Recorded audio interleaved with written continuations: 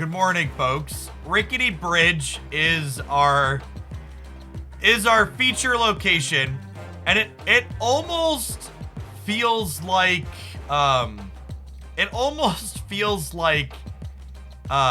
they put feature locations that screw with the new card releases. Like, I think we're not going to be able to test all of the Shanna decks I want to test until this feature location changes. I think we can test a few while playing Armor and Storm, but I don't think every Shanna deck wants to play Armor and Storm. And she's certainly kind of awkward with what this location is looking to do. Benes, thank you for the 2 years. Welcome back. So yeah, I got her in my shop. We're gonna play at least a couple of decks with her, but as is the case, it's hard to like really brew and test on days where the feature location is live. I can't decide, chat, by the way. Do you have any opinions on this? What do we feel about the 3099 variant on Kazar or our Savage Lands variant? I think the Savage Lands variant might be better. I need to put some resources into splitting him. That's close. Yeah, the metal armor on this is kind of neat. The Savage Lands is technically more exclusive, right? Usually I like to, if it's close, I usually like to use the one that's more whale based. Oh, you think less people have this one for now? I guess that's true. Long term, the Savage Lands one will be more rare, right? Because it won't get another rerun. But in the short term, more people have this. I also did a little bit of an oopsie. It's like a happy accident.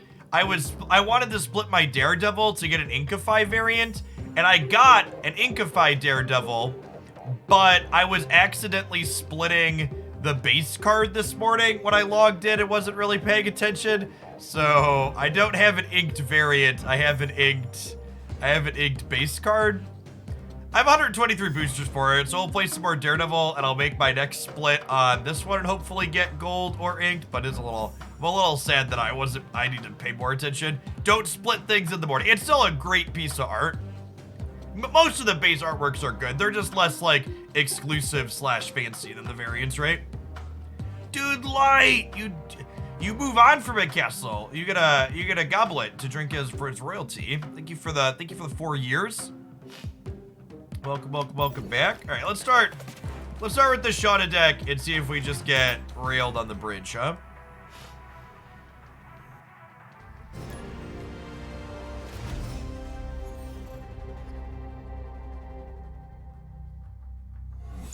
Thanks for posting Coulson Dino. I just got the Dino bundle because I love Dino and instantly got rewarded almost back to back with Coulson and Maria Hill open. It's nice. Yeah, I like that. I like that build a lot.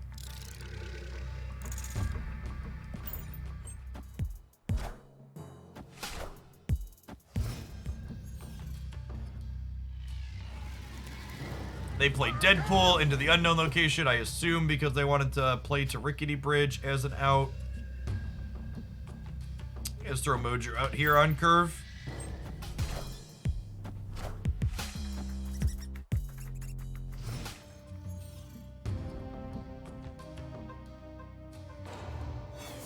Let it flow. Let it flow. Do do do do do do do.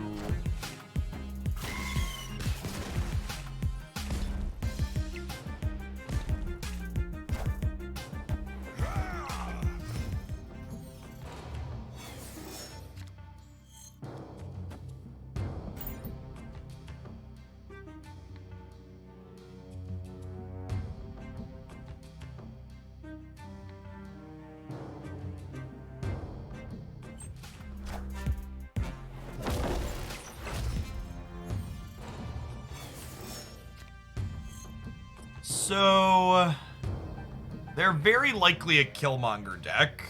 I think this means we just armor here, huh?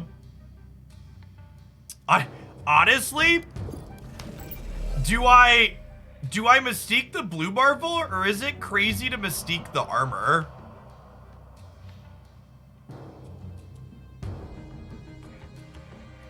Is that nuts?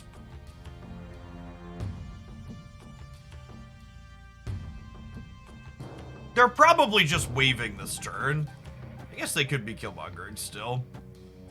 That'd be greedy and Mystique the blue marble.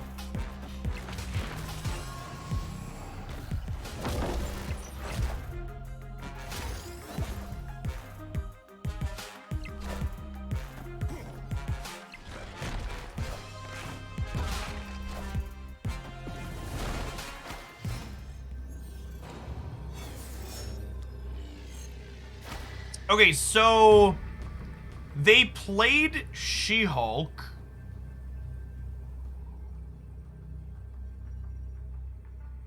They could have Killmonger, I guess. I guess the way this breaks, if they death here and Killmonger anywhere, they win here and here. So it's gonna come down to that, and they don't have it. Okay, cool.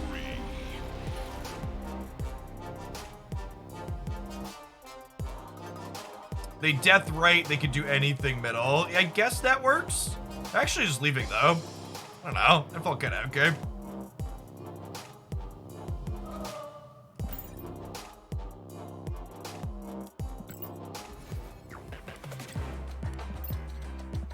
I'll play 1 cost card. This is a good deck for that. This deck plays all of these different cost bases except for 6.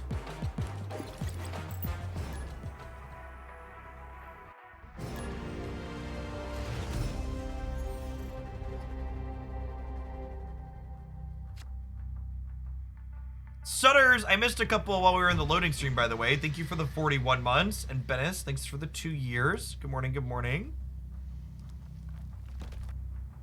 Am I putting these into Shuri's lab, baby?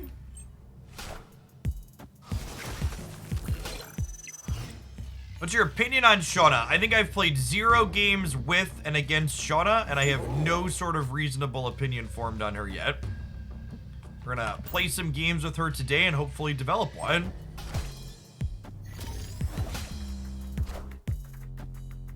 I actually think it is an incredibly good thing that the strongest cards they seem to keep releasing in Marvel Snap are the season pass cards.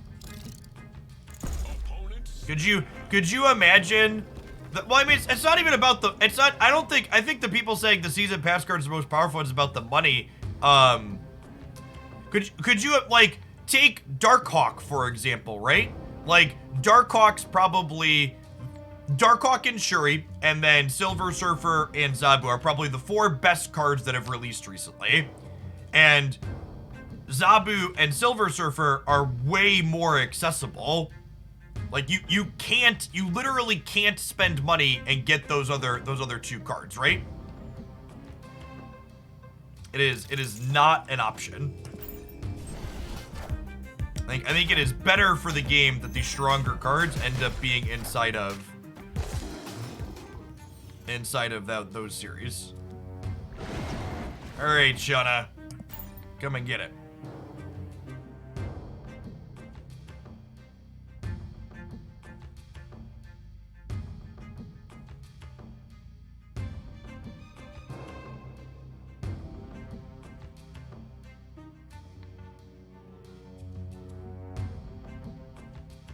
This is my warning shot. That's not even a warning shot. I banned them. I didn't time them out. This is your reminder, chat, that if you come into my chat and you spew strong opinions of a card that's been out for less than 24 hours, I'm gonna tell you to bugger off. Shanna might be great. She might be terrible, but we definitely don't know the answer to that question as of right now. We might know the answer to that question a little bit from now, but as of right now, at this very moment, not a clue. No, she adds to her own path too. Yeah, each location. She's worded differently than Squirrel Girl, says each other.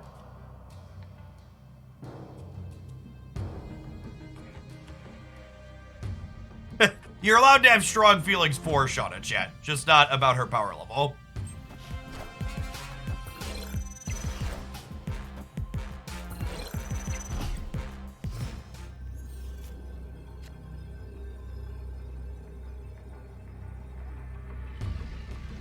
If I Kazar and then Squirrel Girl is 2, up to 13, and then Kazar puts us to 17, and then Sunspot is 18, and then we're winning all 3.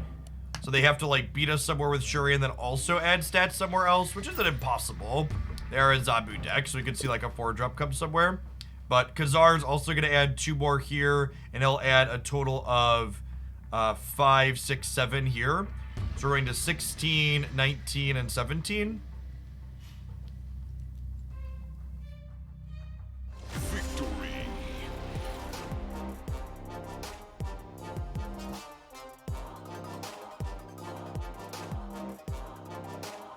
Alright, chat. 100% win rate, Shanna.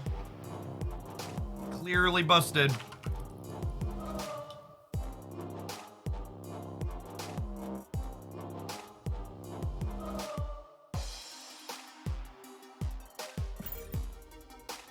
Shut it down. I have a YouTube video. We're done here. Is Shanna Series 5? Yes, all new non-season pass cards start Series 5.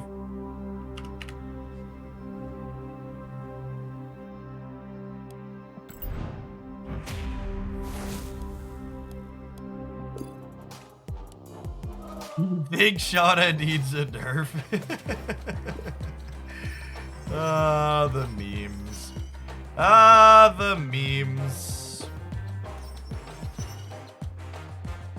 I think Shanna's a cool design. I think that's a good take to have, really. Shauna's a cool design. 15 Zay to the Watcher boosters, chat.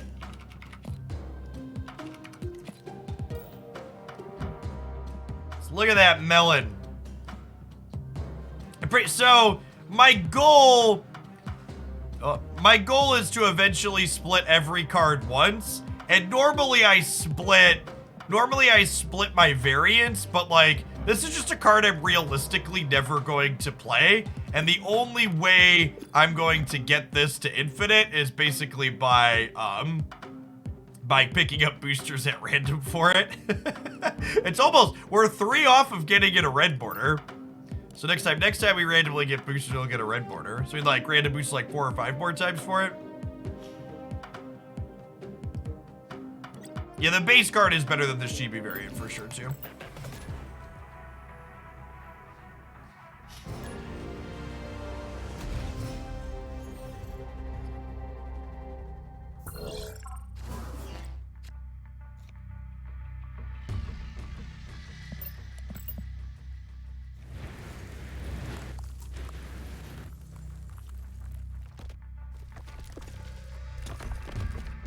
For the person that said they would rather they have powerful cards be Series 3, cards will never start in Series 3. They always have to start somewhere. So your choice between new powerful thing is always, does it start in the Season Pass or does it start in Series 5? And cards starting in the Season Pass makes them more widely accessible.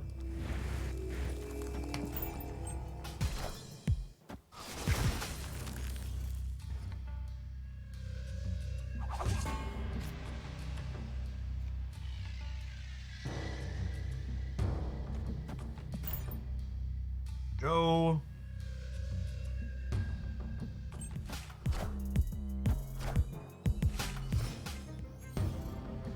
I think the Kazar Zoo decks in general are very reasonable. Agree.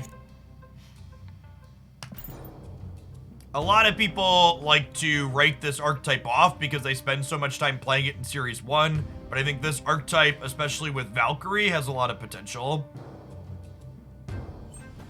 Starting without Valkyrie to see where we go. We'll probably test with Valkyrie later as well. Wind, aid my hand. Insert Spider-Man meme here.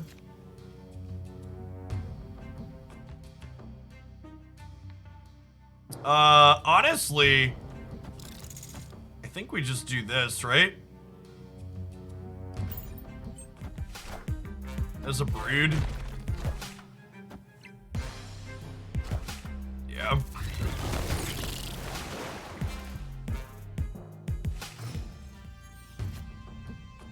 So they're gonna get up to 15 here, but I'm gonna be bigger than that with Blue Marvel into Kazar, right?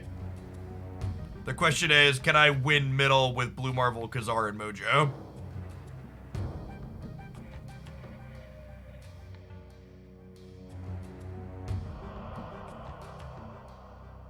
I would not recommend buying any Series 4 or 5 cards with your tokens if you are not Series 3 complete.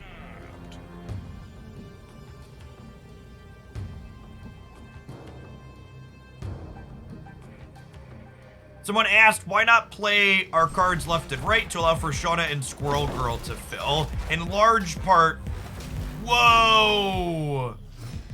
Well, that's a good beat. This card is so good, chat. Good stab from the opponent. In large part because I didn't have Squirrel Girl or Shauna in my hand, right? I also only had 2 cards available here, or 2 spots available here to fill. Yes. Polaris is definitely an underrated card in Snap. People undervalue how meaningfully disruptive her ability is. Hey, Rasix, thanks for the prime, appreciate it. Morning, good morning.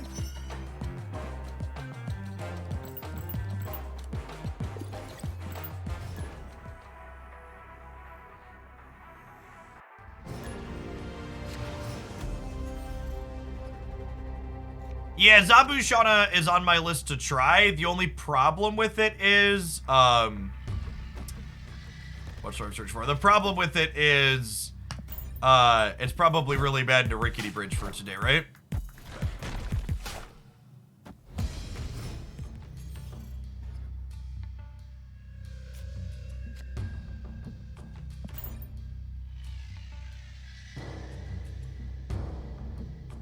This is Marvel Snap. It is.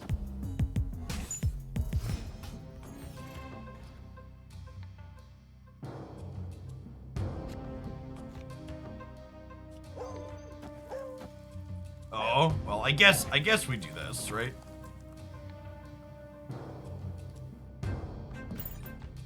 I agree that Silver Surfer is considered a must-have, or Brews is considered a must-have for Silver Surfer.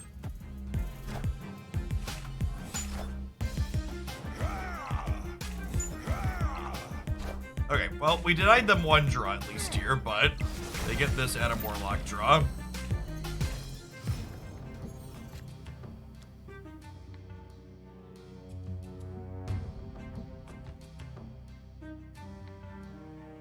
Oh, did I do these backwards, chat? Did I go Kazar into Iceman? I went Kazar into Iceman. Yeah, I'm dumb.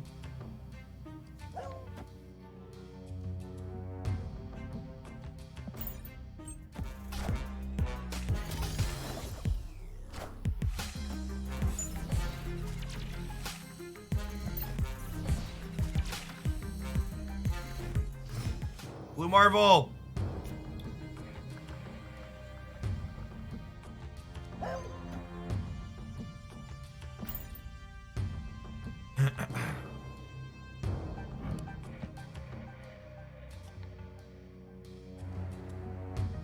When I'm playing Cerebro 3, yes, most likely.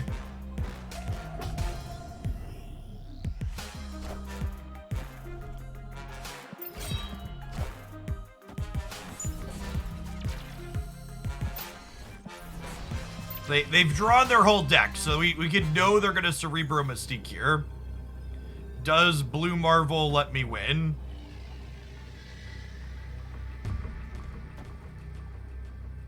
Two Blue Marvels, so they're gonna go... they'll gain plus 12 in each of these spots with Cerebro Mystique, so they'll be 21 in each. My Blue Marvel in each is going to be 4...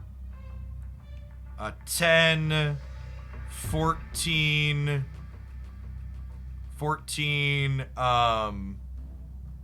17 only. Yeah, I can't Mystique the Marvel because of the Cosmo chat. I guess the Squirrel Girl is plus 2, so I'm 19 in each. Double check that. This is 4, and then 5 is 9. And then 6 is 15, and then 4 is 19. It's 6, 5, 4, 4.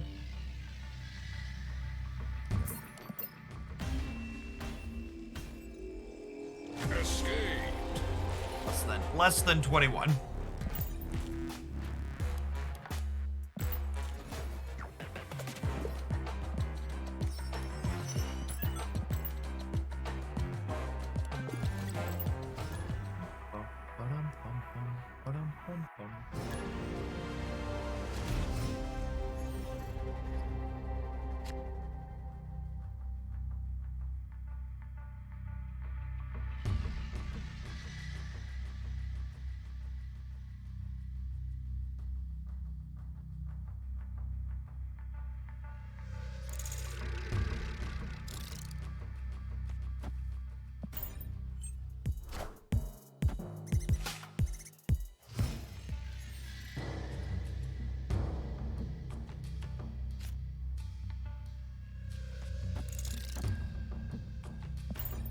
Get this center filled up here.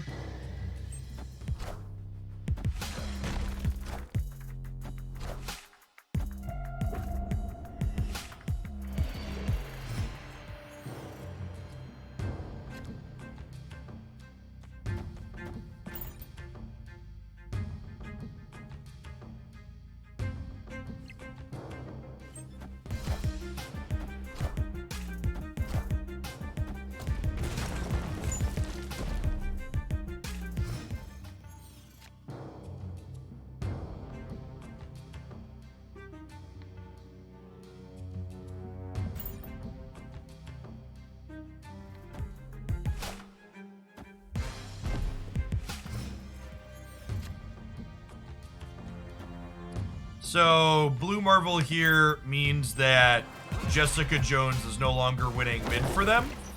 Friendly neighborhood Spider-Man here. Which means they need to commit something else in order to have that happen.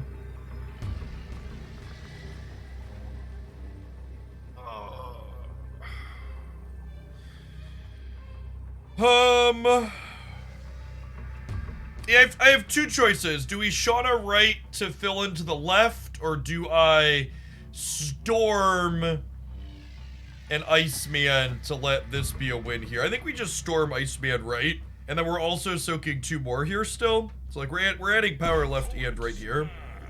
A bonus stat. I think this is a decent spot for us to stay, he says, before he gets Killmongered.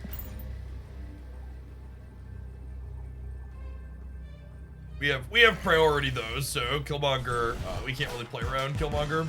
Wind, aid my hand.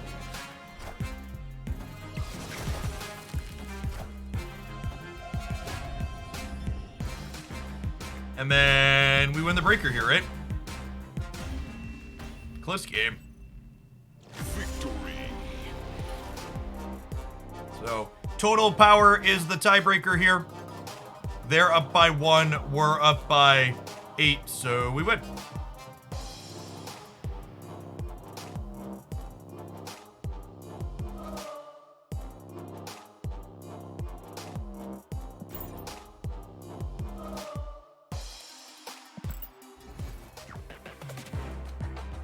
Rebel Yellow, thank you for the brand new prep. Appreciate the support.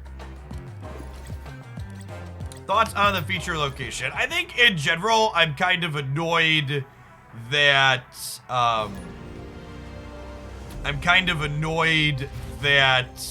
the feature locations seem to always favor destroy decks, but it is what it is.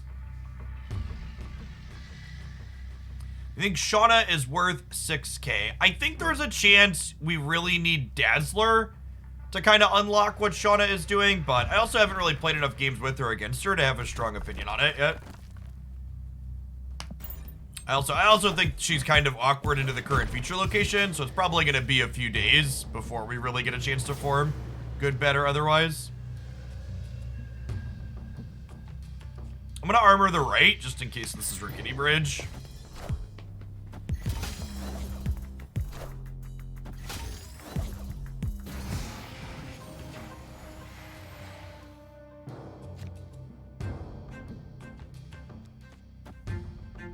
It's a shame that Adeline's here, because her hand's actually pretty good. Yeah, but I agree with the comment, too, that worth 6k token is also a super subjective measurement, right? Like what cards are worth is varying to different people depending on like where you're at in your Marvel Snap collection. What's worth it to me, where I'm at as a whale, is different to you if you're like a free-to-play player, for example. Mr. Fantastic into the Armored Path is interesting. Oh, they're Ant-Manning there, sure. Okay, so I'm going to Blue Marvel. I think I want to make them play for all three here. So I'm going to Blue Marvel in the middle. And then next year we can Mystique the Marvel.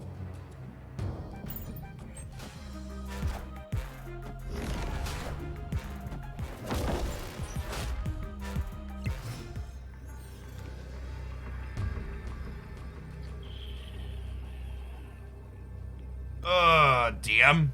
Or did the Destroyer, huh?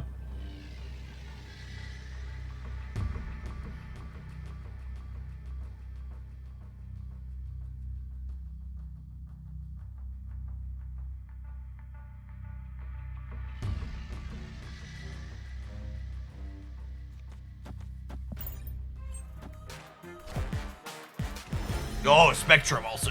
Torches us real good. Oh my gosh, and we gave them Titania. That's a good one. That's a good one to remember, that we need to always put Shanna last in case she puts Titania up. That's a good. I'm glad we traded cubes for some knowledge there. That's a good muscle memory thing to note. Is we should always play her last in case that one flips up.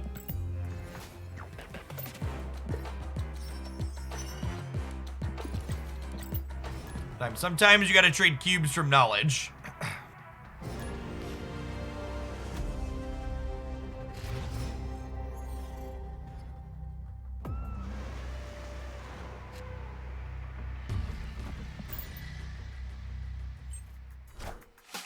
You either win or you learn. No, there's a third option. You could go complain on Reddit that things are unfair and rigged and the game is pay to win.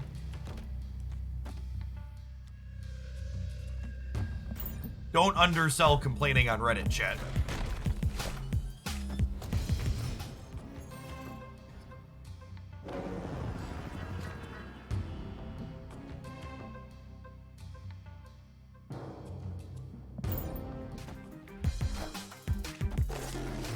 What is the max on golden coins? So there's a credit limit in Marvel Snap. You can only have a certain amount of credits at one time, but there is not a limit on gold. Well, what's the limit on your credit card? That's the limit on how much gold you can have.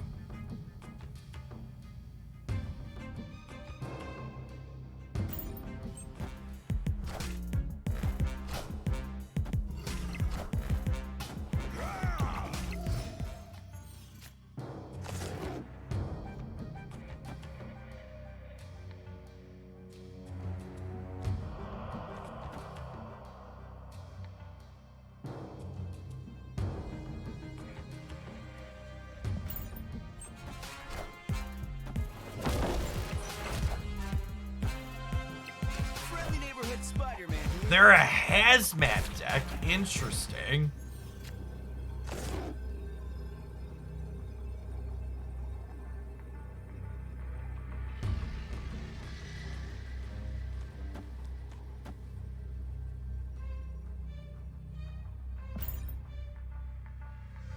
I believe, chat. Shanna into Squirrel Girl is gonna win us Baxter Building.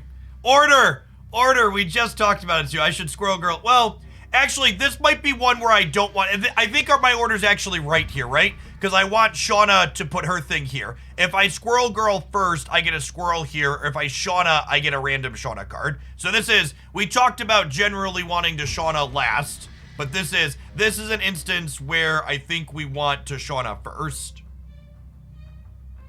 Because of the Shadowlands having one spot open in it.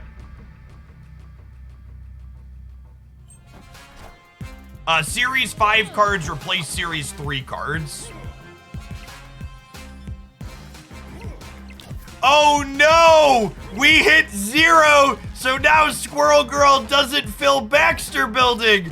Oh no! Oh no! Wait, are we still good? Oh, we got him anyways, chat. Doesn't matter. Doesn't matter. Won the game. Victory. Doesn't matter, chat. Easy dub. Easy dub.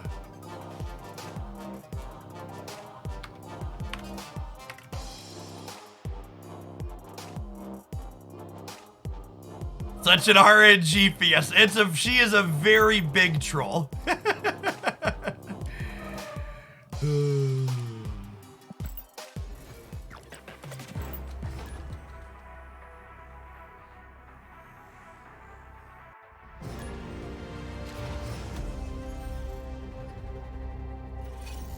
Chat, you are always welcome to offer constructive, actionable feedback on a deck that I'm playing or cards that you see my opponent play. But a comment like, my opponent's deck is trash, is going to get you a one-way ticket to being banned in my channel. Be helpful or don't press the enter button.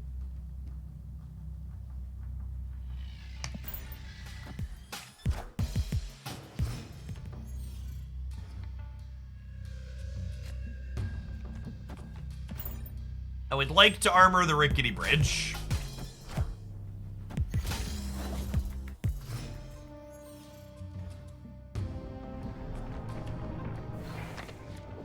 Ooh, that's an interesting one.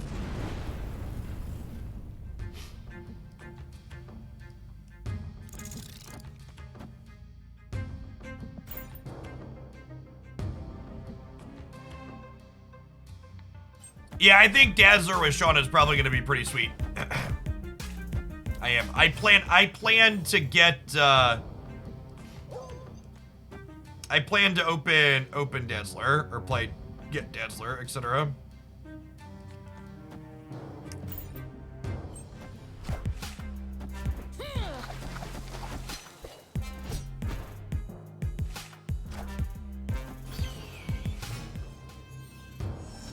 Okay, we take those.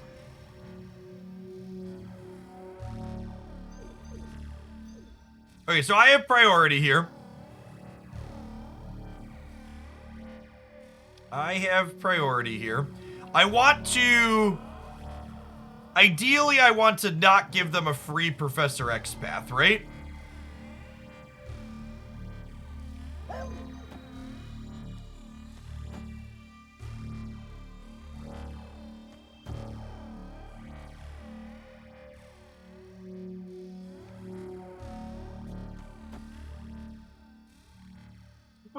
What if we do this? They can't if they Professor X here, they'll be 17, I'll be 13. That's not good enough. Is Storm here then? No.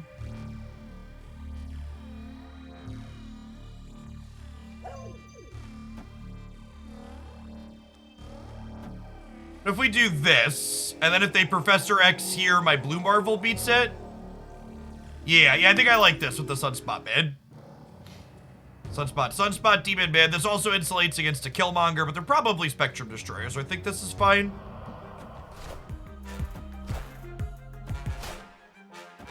Wind, aid my hand.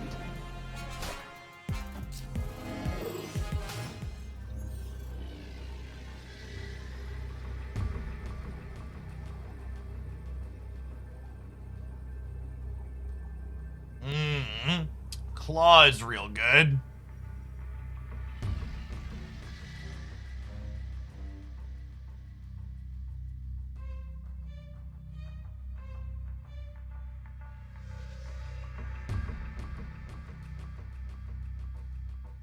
Yeah, I think we're just dead, unfortunately, here, right? 'Cause I can't beat the middle. Yeah, maybe I played around Professor X too aggressively here. And I should have left this open to be able to Blue Marvel here. Marvel left means I beat them playing here or here, chat. Marvel does not beat Spectrum, chat. It's only +5 here in the middle. I think we're just dead. Onslaught's kind of unlikely. Usually Spectrum or Destroyer, especially with the Daredevil here.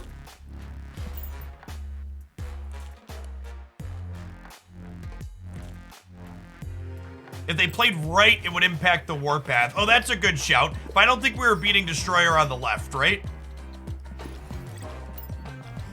I think was unlikely.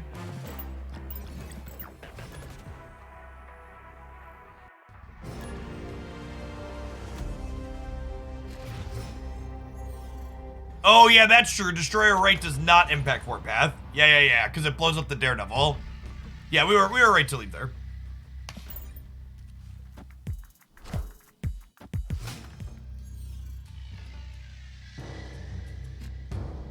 Crimson Cosmos. Feels bad, man.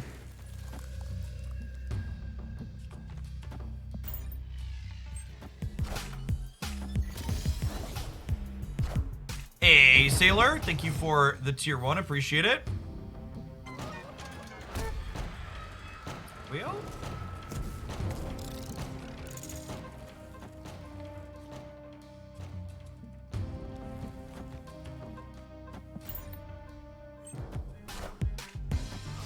Oh, yeah, maybe I should Mystique the armor. That's a fun shout. Yeah, I think you're right. I didn't think about that. I need to think about that. I need to think about that more frequently. Doesn't this deck get wrecked by Killmonger? Yeah, and Darkhawk gets wrecked by Shang-Chi and Enchantress, and every other card gets wrecked by something else in Marvel Snap. Can't play a creature, it dies to Doomblade. There are counters to everything in Marvel Snapchat.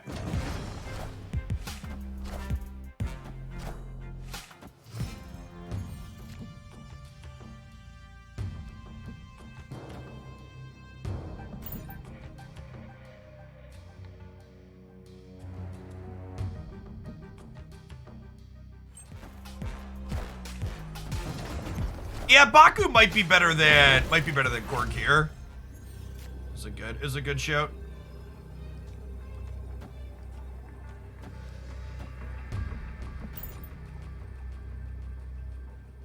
Opponent snapped. Shanna does not flip up demons or rocks or vibraniums, I don't believe. Can't play scissors because rock exists, yeah. However, by sub, I shall play nothing but Cerebro 3 today. Thanks for the 33 months, Doug Doolittle.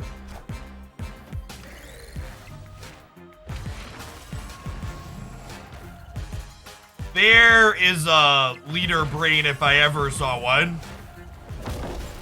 Thanks, bud. Appreciate the cubes.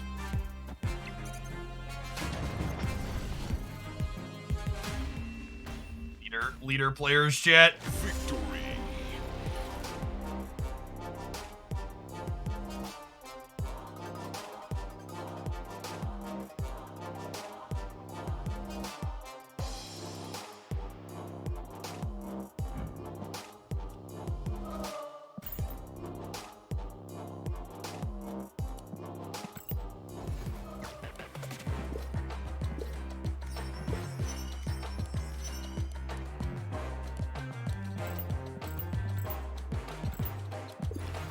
The Cerebro Surfer deck? Yeah, we played it on stream earlier this week. Forgot I got a max variant.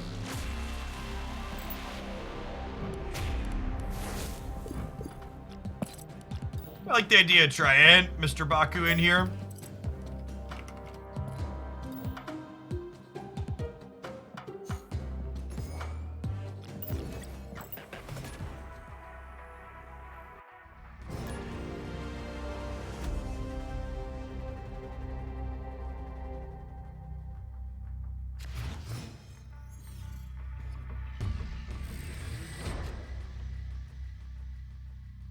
Yeah, I think potentially playing Killmonger plus Death with Shanna as potential is one of the Shanna decks I highlighted in my 5 Shanna decks video yesterday.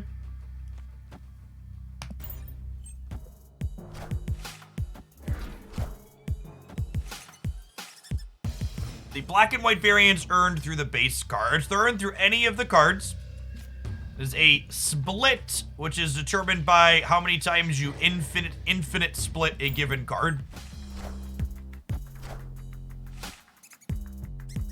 For people asking other Shanna decks, this is the first and only one we've played so far today. I've been live for less than an hour, and we did not have Shanna yesterday. So folks asking, have we tried X, Y, or Z yet? The answer is no, we have not.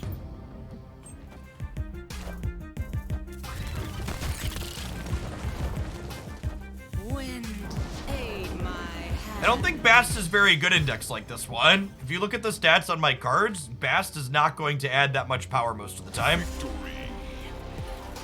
Opponent retreated because they accidentally played into Lechika Golia and the vault's about to lock them out and I flooded here. Well, they were already locked out here, right? Awkward play from them.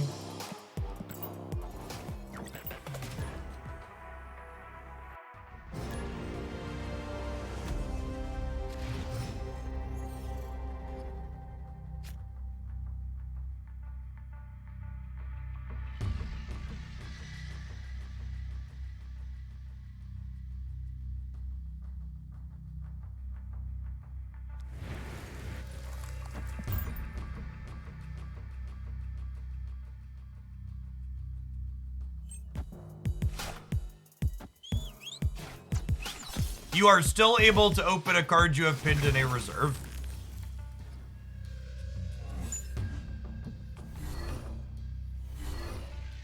It's kind of weird to me that that question comes up so much. I wonder if it's implied or says somewhere that that's not the case.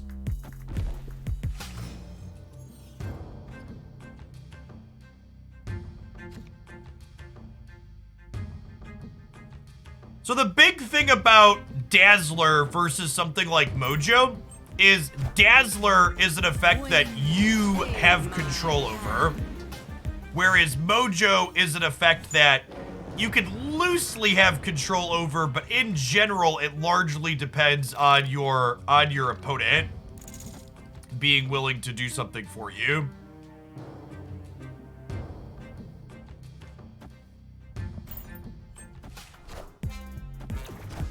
Which is an important distinction, I think.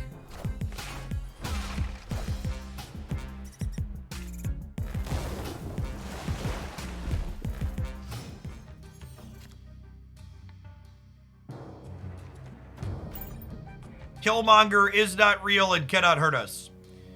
Killmonger is not real and cannot hurt us. Locations can disrupt your Dazzler. Locations can disrupt everything, chat.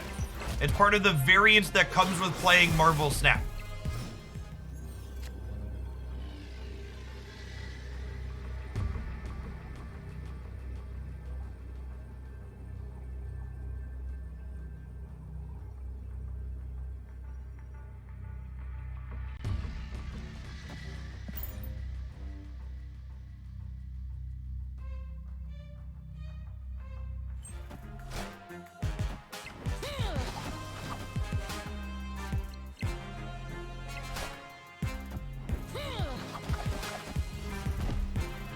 Leader players, chat.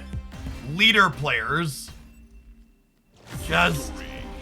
it's all they know how to do. Play leader on 6. Think they win the game.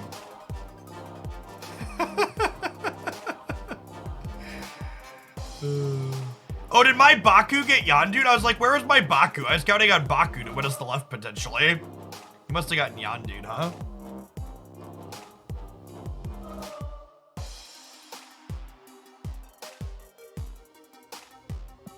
Oh, I got Sokovia. Yeah. Take her.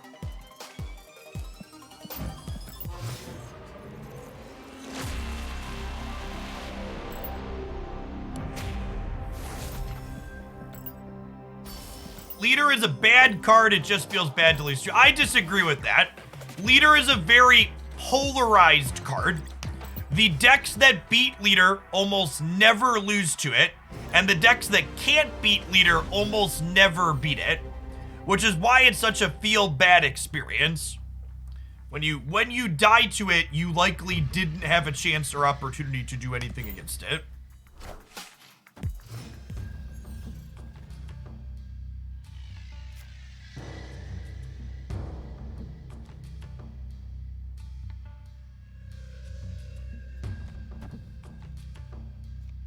Part of me wants to be greedy and play Mojo into the Rickety Bridge, but in the event that they're playing a deck for the feature location, that'd be loose. So I'm gonna storm Rickety Bridge this turn. Breaking news.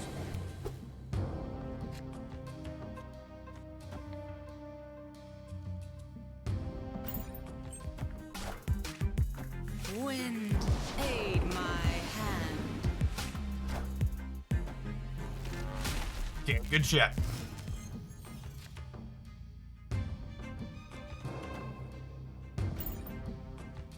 I assume we're mostly dead to Galactus here.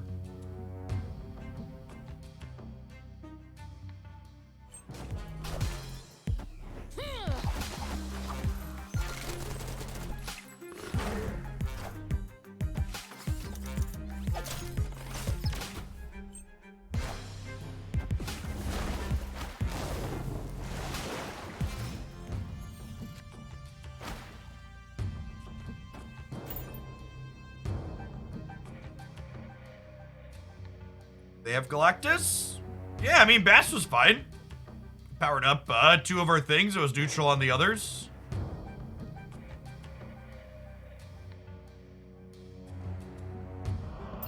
We're in the tank here. Do they not have the Galactus then? Just have something else to do at the same time? Oh, leader gamers chat. Leader gamers. This archetype is very good against leader chat. Things that play to the board are good into that card.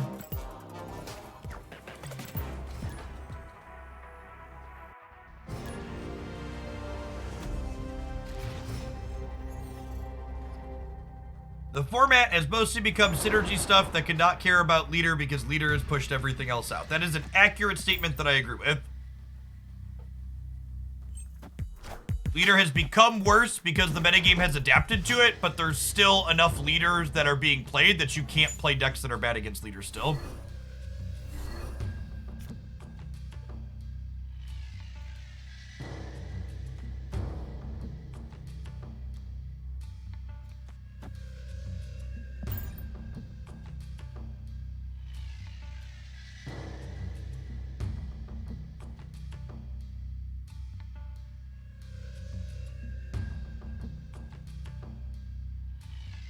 They discarded Daredevil, as they could be Cerebro too, but Hood means not. This just in. Juggernaut. Interesting.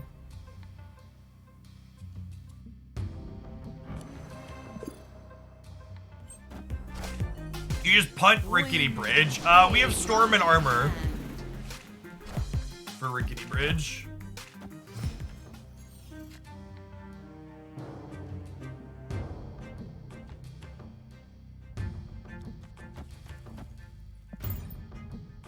They have Juggernaut in priority here, so they could kick us out of the flooding.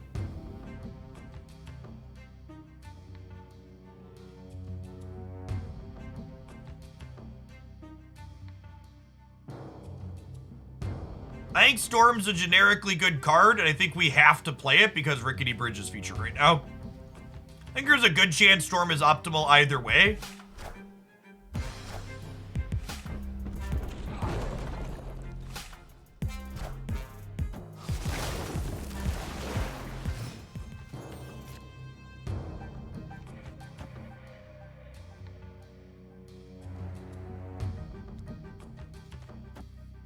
Play for the left side here, right? We want to blue Marvel means we beat this here. That seems great for us. Thank you.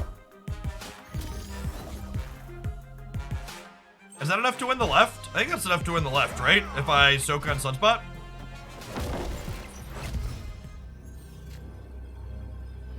I don't even have to soak all of it on Sunspot. I get to do this, and then we soak 2. And Mystique is copying blue Marvel here.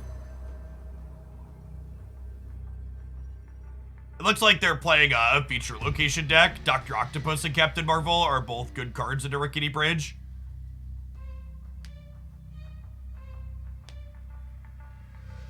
Doc Ock is good into Rickety Bridge, chat. He pulls 4 cards out of their hand and they all die.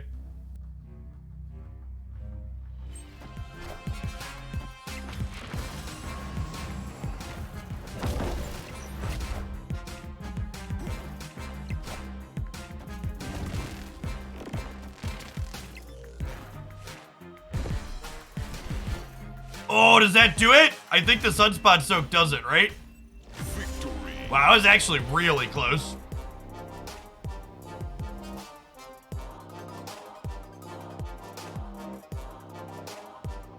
Really close. I thought we lost there for a second, then the Sunspot popped off. It was like, all right, yeah, good stuff.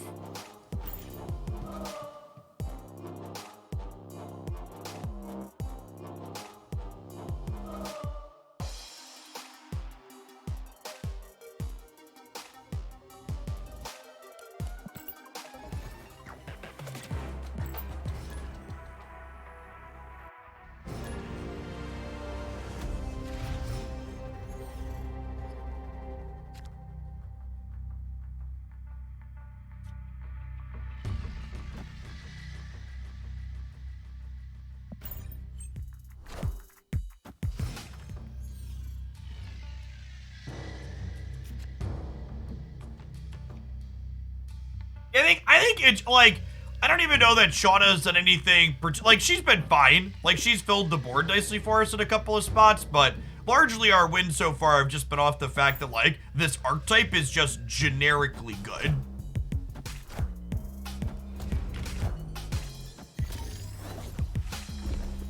Welcome back, Pendito. Happy Wednesday.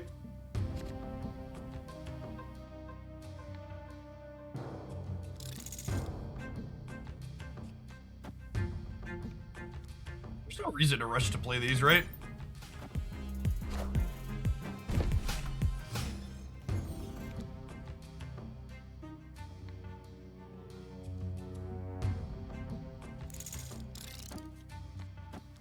I think I want to play them this turn in case they Professor X here.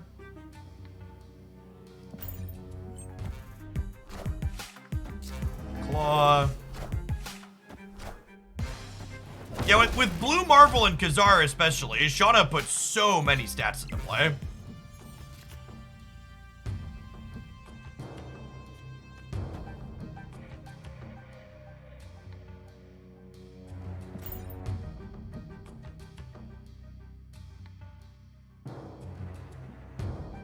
She's almost like a 4 energy Doctor Doom. Yeah.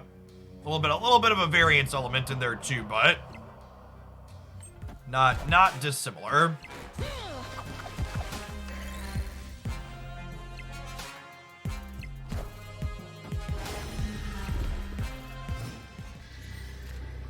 Opponent snapped.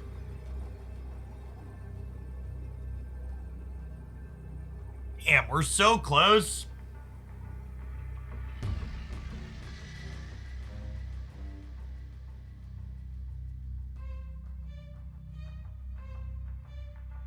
Sleeves to the Destroyer, right, unfortunately. Yeah, we're short a couple of power mid. Kazar here kicks us up to 19. We're short 3. And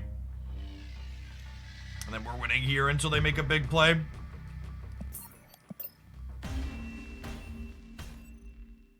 Escaped.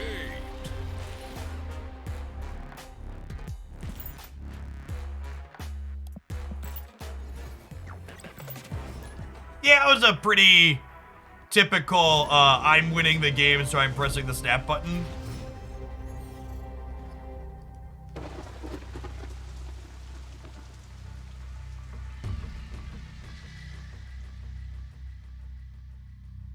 Shauna does not work with Bishop chat. Shauna's on reveal does not count as playing the cards to trigger Bishop. Yeah, Dazzler will like Shauna for sure. I am picking up, I'm opening my reserves until I have 6k tokens for Dazzler, and then I'm holding them until it rolls over. Is my plan.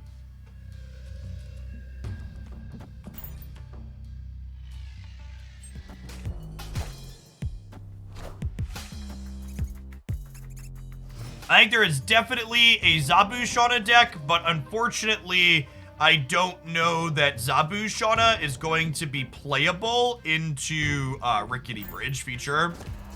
I guess I could just punt those games, but I don't know that I want to do that, really.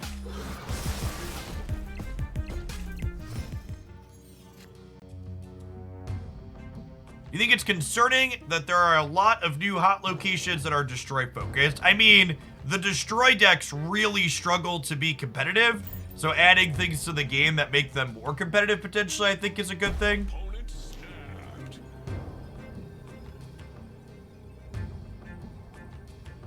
They definitely should not have eaten their demon. Maybe they didn't realize that they would get the raft trigger if the Carnage went flipped up. They might have thought they needed to play the Carnage last to get the raft trigger, but that's not the case. They got a free destroyer. That's pretty good.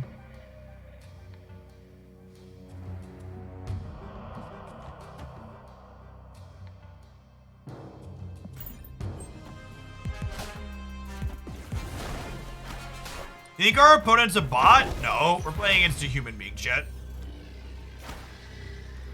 He's a real, living, breathing human.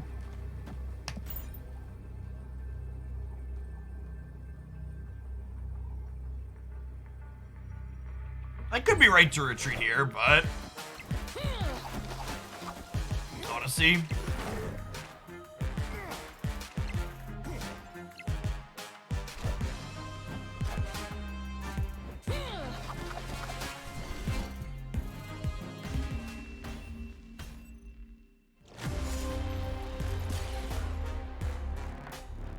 like, one of the stock good decks, chat. This was almost assuredly a human being.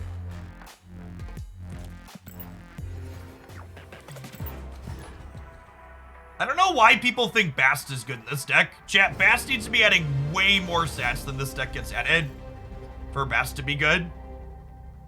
If Bast adds like 1 power to 1 or 2 cards in your hand, then you've played like a 2 or 3 power 1-drop, but it's worse than just other 1-drops you could be playing.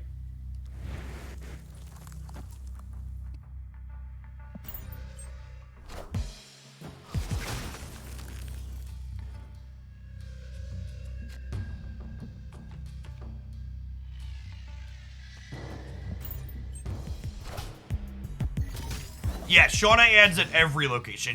I think she's a very reasonable card, chat. I think there's a good chance you don't even need to be playing a dedicated Shanna deck for her to be good. So there's a good shot she's just like just fine on rate stats.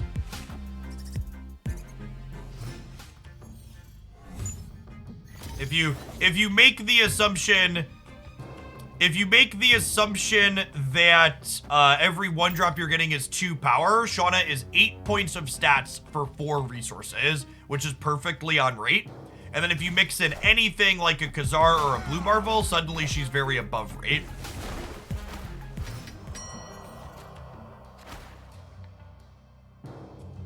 Okay, so we're super dead to Galactus then, right?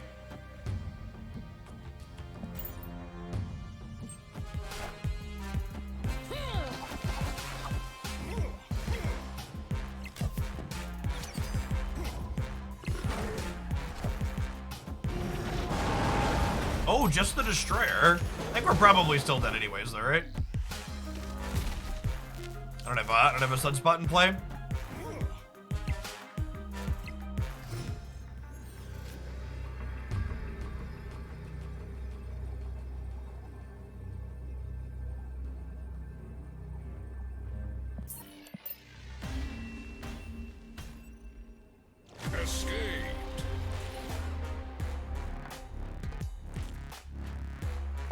Speaking of, I think I want to try her. I think I want to try it just like on rate deck.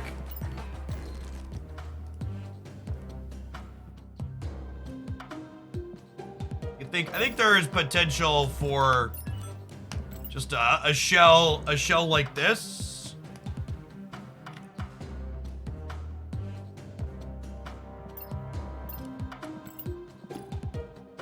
Or like we're just kind of playing her with generically good cards.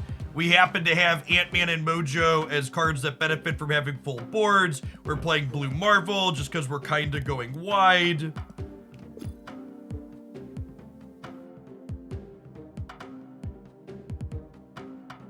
We have Dr. Doom. Dr. Doom's basically 18 stats when we have Blue Marvel. She might be okay with Valk. We'll probably try her with Valk at some point.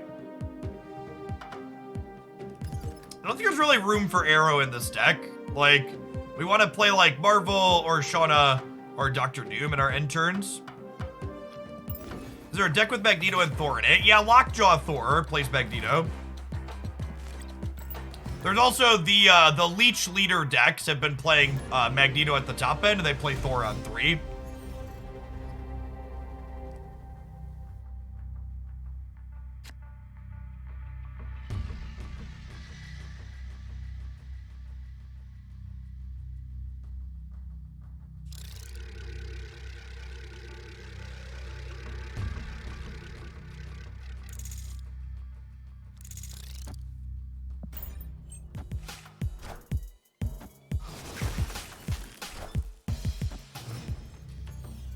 If you're looking for my card shoutouts regarding featured locations, you need to make sure you check the community tab on my YouTube channel moving forward.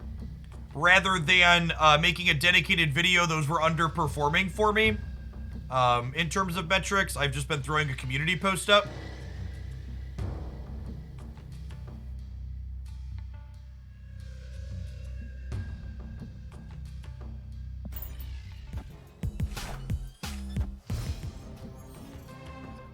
I feel like a jargon video is just kind of one of those things that just won't perform well, so I can't really justify doing it.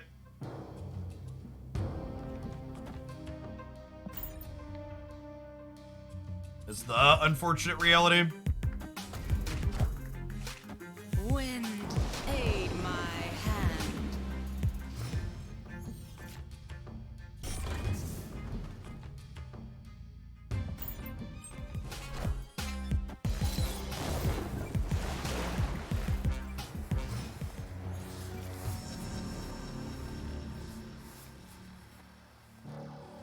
I think it's worth blue marveling here. Let's see. We could get Professor X on the right, I guess, so that makes our last turn bad.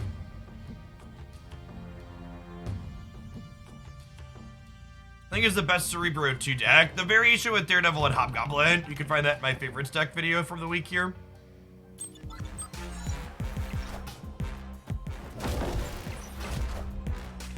I mean, I could do a jargon video or like add in an extra. The problem, Chad, is like I'm already spending a pretty incredible amount of time pumping out content every week. So there's only so many hours in the day.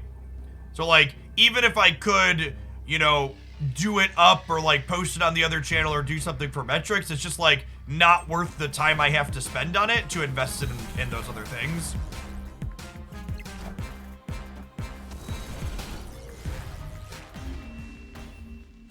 We beat your leader? Victory. Yes. What is wrong with leader players, chat? What is wrong with leader players? Do they not understand that they need to be ahead for that to be a good play? They not get it? They must not get it, right? All right, I'm gonna take a 60-second ad roll, stand up and stretch. Actually, I'm gonna run and grab, fill my water bottle. I'll be back in a minute, chat. Don't go anywhere. We're gonna play more Sean today.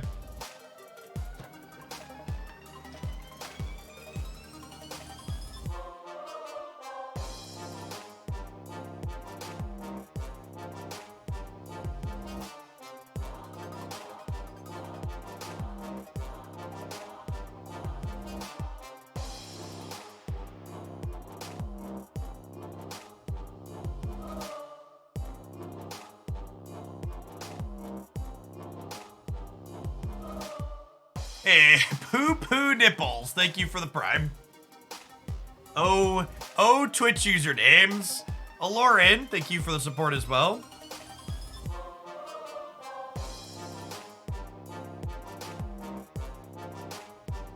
Yeah, the toughest part about YouTube stuff is that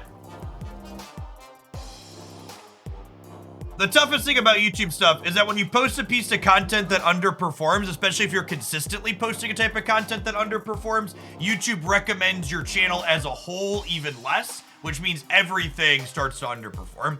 Which is why when you see people get into particularly sick, when YouTube channels really take off, you'll see creators basically just post exactly the same type of content, one video every single day, because if they have one type of content that does well and they can post that content every single day, it keeps the algorithm happy. Bob LaPonge, thank you for the brand new Prime. Try and refresh the channel, or refresh the stream allegedly average, or clear your cache and log back in.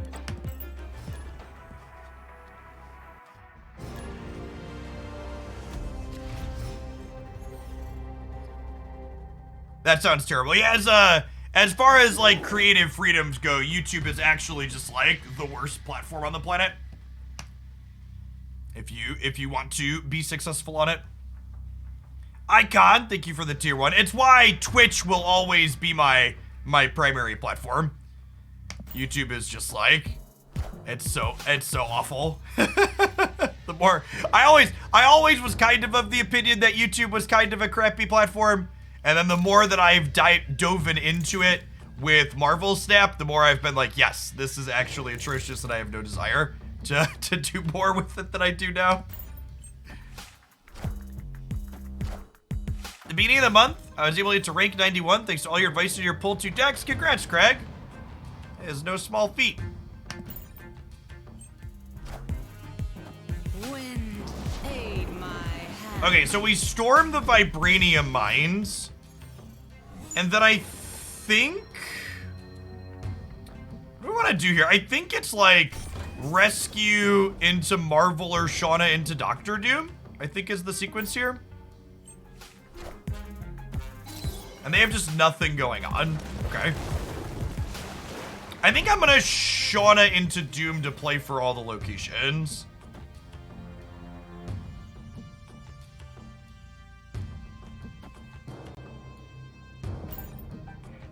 And I'm gonna play the rock out after Shanna. So that way, if Shanna hits a 0, the rock gets zeroed instead of my Doctor Doom getting zeroed. Whoo! Yahtzee! That's the good stuff right there, chat. That's the good stuff right there. I like the way you do that right there, right there. Papi! Alright, Jesus, take the wheel.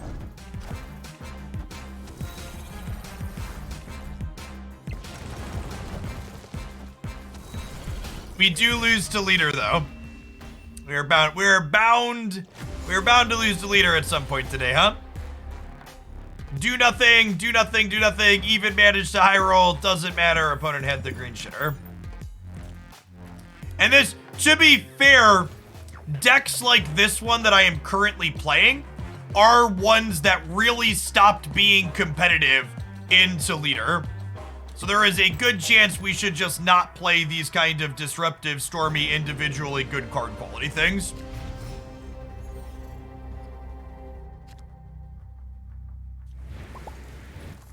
It is very likely this archetype remains unplayable while leader is prominent.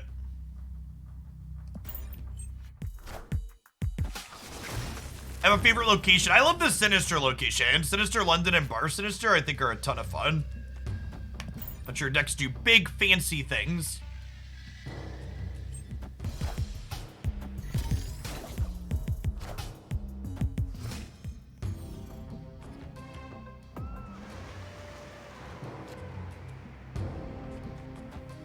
All right, well, let's shut this down.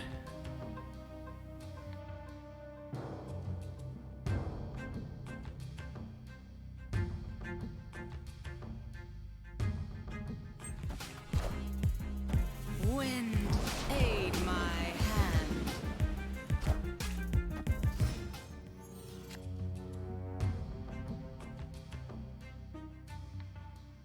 Well, I guess we'll do this, but I don't think this deck could ever beat Galactus.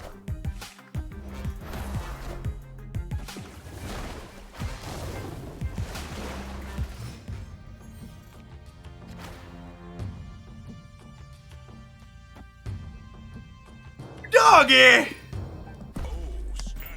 Who's a good boy? Yes, you are. Yes, you are. Or can it?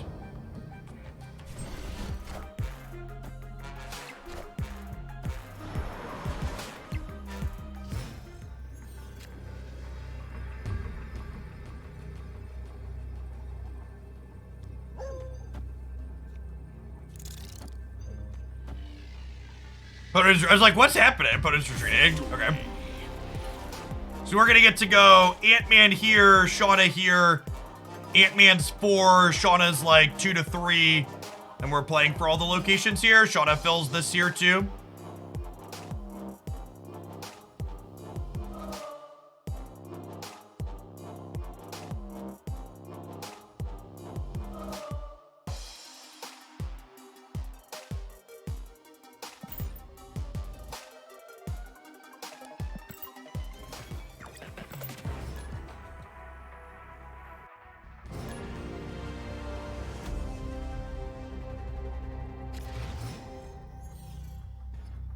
That's true, actually. With Cosmo and Debris, this particular build is actually probably not terrible into it. Does a max spender, do you get enough tokens to get every card as soon as it comes out? Moving forward, I will, yeah. So I'm currently missing Sauron and Super Skrull because they released a big injection of cards all at once when Series 4 and 5 came out. But I'm pretty much caught up at this point.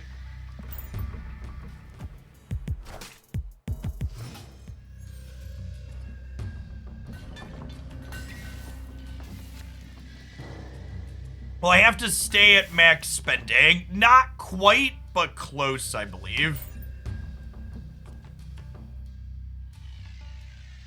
The loose math is when your Series 3 complete, $100 in gold turns into 2,300-ish collector tokens.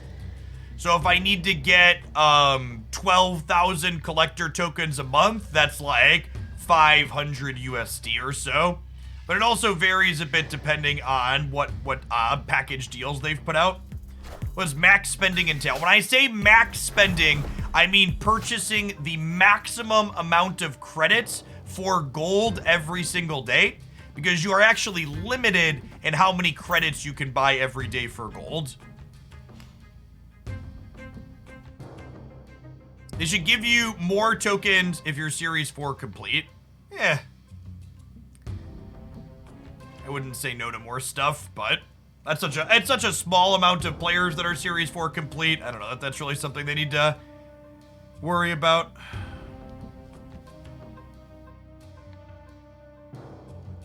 The fact that you can't buy one card with $100 is grotesque. So, it's an interesting model, right? So, a lot of people focus on the fact that getting every card means that you have to spend this large amount of money, but they ignore the fact that your first card is free and your second card is $10, and it's the third and fourth card that get expensive when Marvel Snap has explicitly said they don't want players to have every single card right on release. So it's like, on one hand, it's like, yeah, I would take everything for cheaper. But on the other side, they also said they don't want that to be the normal case experience. I don't know. People bitch when you could just spend money and get every card, but then they also bitch when you can't easily spend money and get every card. Because remember, it's not even just about spending money to get those cards. You're also playing a ton too. In order to use $500 worth of credits in a month, I have to play over 100 hours of Marvel Snap that month. So it's very much not, okay, I spent money and I got these things. It's, I spent money and also played a fuck ton of Marvel Snap and got these things.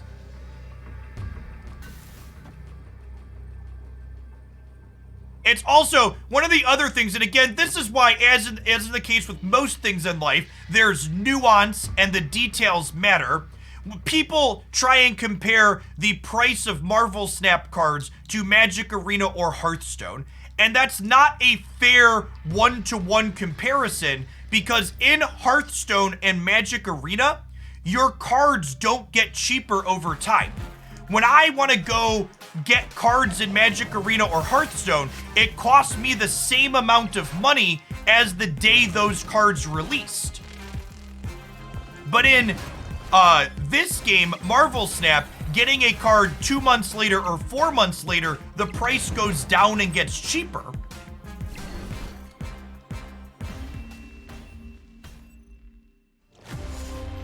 So you're very much paying a premium in Marvel Snap to have early access to something.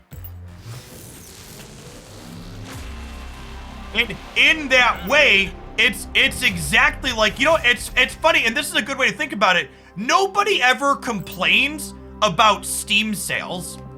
Why don't people complain that the AAA game costs $70 at release, but if you wait 6 months later, the game is basically free or at a minimum half off, right? But that's fine. We're fine with Steam games and AAA games becoming cheaper over time. But Marvel Snap implementing a similar model where things get cheaper over time but charge a premium upfront for perfect access, like, cards do rotate out though, but they don't get cheaper when they rotate, Educated Collins. When a card rotates in Magic Arena, it actually becomes harder and more expensive to get when it rotates because you can't buy the booster packs for it in their shop anymore. You have to craft it. So you're right, they rotate, but they don't get cheaper. They get more expensive. It's the inverse. They become more exclusive. Whereas in Marvel Snap, the inverse happens. Cards become more accessible the longer they've been in the game in the client. So I have all the Series 4 cards. I do, yes. I'm currently missing 2 Series 5 cards. I'm missing Sauron and Skrull.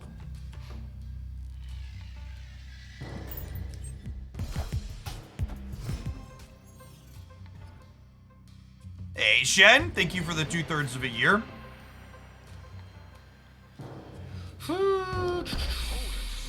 We're just building up Paula here.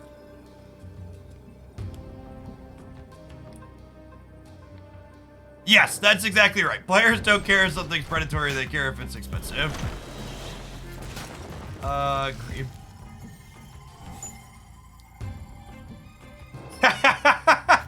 Well, now we're just hoping to draw Blue Marvel. No!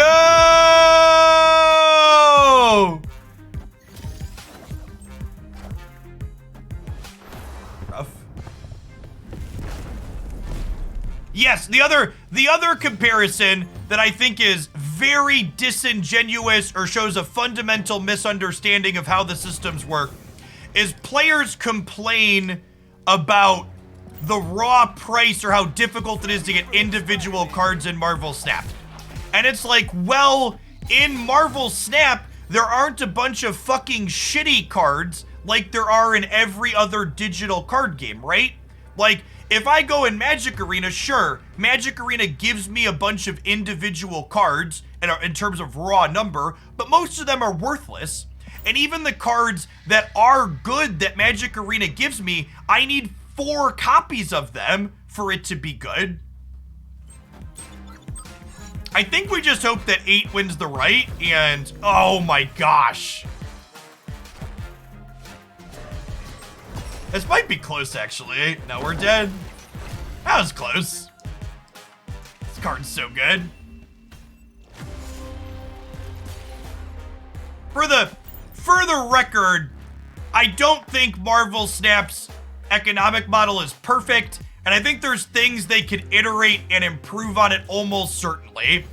I just think the people that make it out like this system hasn't been thought out and there aren't upsides to it are just like anything in life, there's give and take, and some parts of it are better and some parts of it are worse. And in my opinion, the good on average outweighs the bad in Marvel Snap's economic model.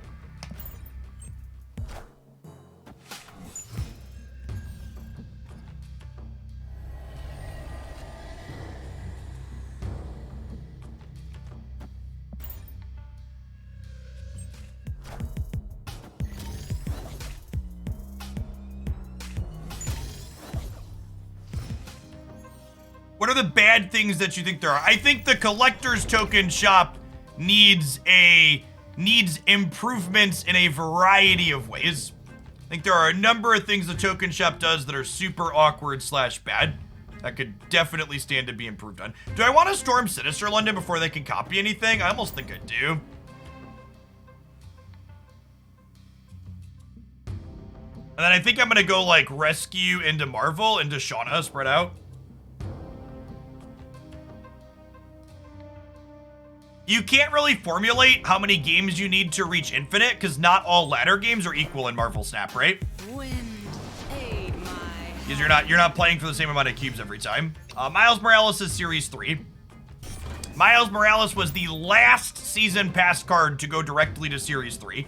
Starting with Black Panther Series pass cards go to 5 and then 4 and then 3.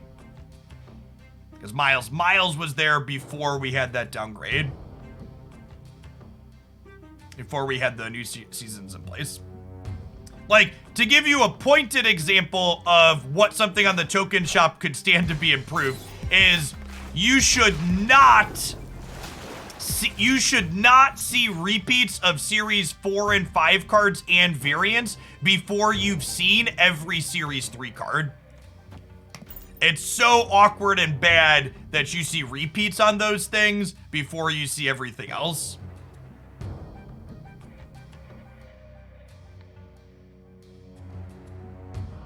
The model is different. You get a decent amount for free, but buying your way to all the cards is very expensive, and it's also a fine model. I agree. Their goal is people shouldn't have everything trivially, and they can't, and they don't.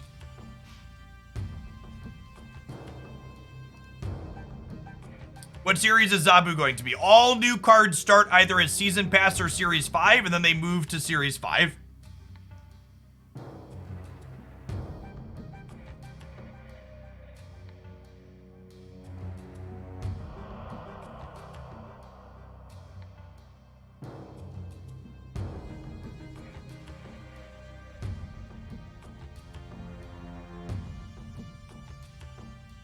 And honestly, Big Mega, most people playing Marvel Snap play it in the way you're describing. A majority of the people that engage with Marvel Snap are playing the game for 15 minutes to an hour every day, and they're just like having fun with the cards that they have and moseying along.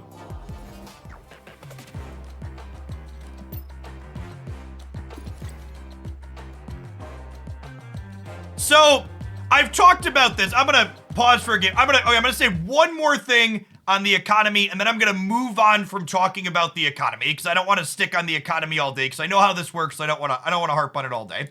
Someone said they need to work on new card hype because right now nobody has access to them. They kind of fall flat. So, this is something I've talked about before. So apologies to people that heard me say this. When Marvel Snap released, there was a lot of complaining from new Marvel Snap players about content creators posting too many decks with Series 3 cards. There was a big cry for more Series 1 and Series 2 only beginner decks because that's what people had when Marvel Snap released. And today, 3 months later, beginner content focused on Series 1 and Series 2 only cards consistently performs worse for me than decks full of Series 3 cards because most of the people heavily invested in Snap are no longer at that point and no longer care about that content. And similarly, with Series 4 and 5 cards, we're at a similar junction where there's a bunch of people who aren't Series 3 complete yet, so they're mad and that content's not relevant to them. But we're going to get to a point where even free-to-play players are Series 3 complete, and suddenly they care about Series 4 and 5 cards because they're getting them every single month regularly now because they'll be Series 3 complete. And like the definition of like what a budget deck is changes over time as the target moves and like where the invested players are. Like I would wager by the time we get to April, May, June, the time frame when free-to-play players who started playing at release become Series 3 complete towards the middle of the year, there will no longer be nearly as much complaining about the system because people will be in the end game where they get to engage with Series 4 and 5 cards. And that's not to say that there won't be new people coming in that still need to get up and work their way through it, but the new people coming in and getting heavily invested in the stuff will be more the exception than the rule. This has been my TED Talk on the Marvel Snap economy. I'm gonna play some Rickety Bridge games with my pay-to-win Shanna now.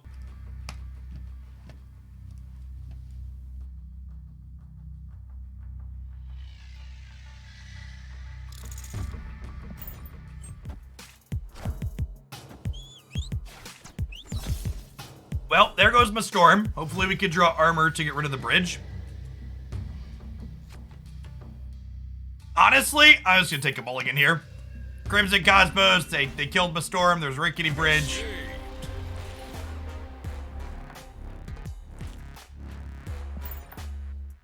Take a mulligan on the match.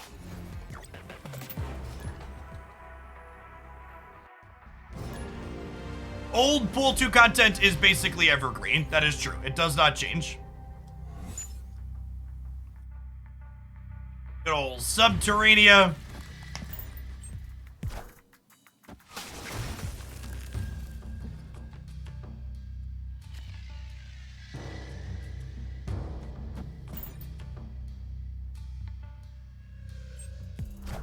Is this the best opener in Marvel Snapchat? Turn 1 Iceman, turn 2 Scorpion. Most obnoxious 1-2 NA.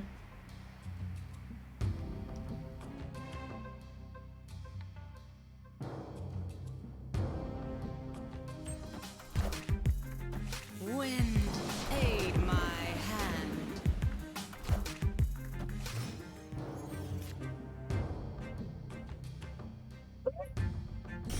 I'm gonna say one more thing about the motherfucker I just banned. Someone said, I think you are way wrong, and then they made up a bunch of fucking numbers without showing any of their work. Chat, I am not way wrong. I have spent literally entire nights of my life, hours and on hours, calculating and running the numbers and understanding the Marvel Snap economy. And you could get way the fuck out of my chat if you want to come in here and tell me all my work is wrong based on your goddamn feelings. Fuck your feelings. I have the numbers to back up what I'm talking about. Get out of here. All of my spreadsheets with my work are linked on various YouTube videos on my channel. And if you want to go pick through them and point out calculations that are wrong and explain why they're wrong, I'm welcome to talk about that. But don't just come in here and tell me you feel that it's wrong. Because I've done the work, and I've put in the hours, and I've done the calculations.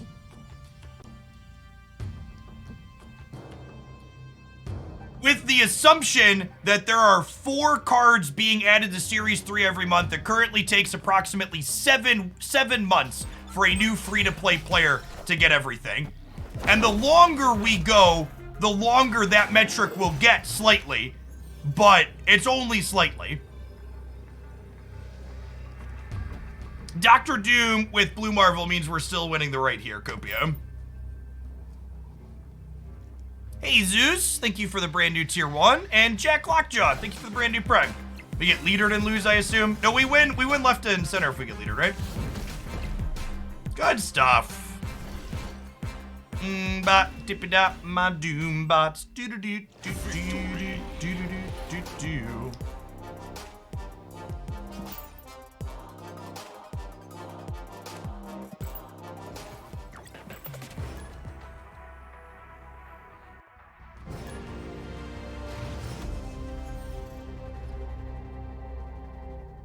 For those asking about variations, buying season pass, how much money you need to spend, etc., this video here breaks it all down in terms of free-to-play players. Wait, is this it?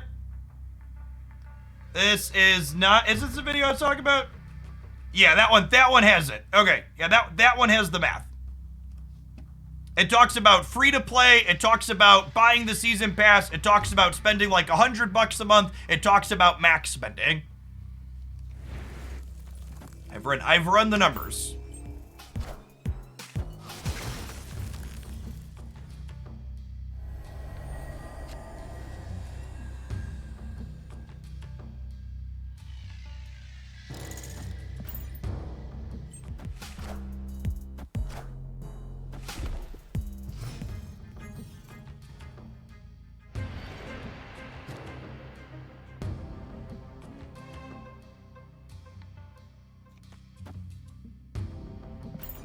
Hopefully with Sunspot, they're on a Killmonger deck. I think it depends on how much you're spending in Snap Pella. If tokens are kind of a premium for you, I'd probably wait until Titania downgrades.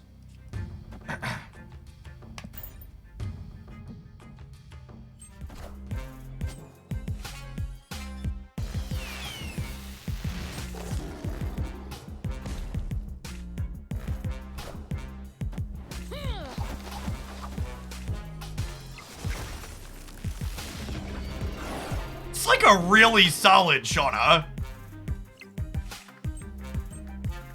Kind of hoping to draw a blue marble here. Some armor.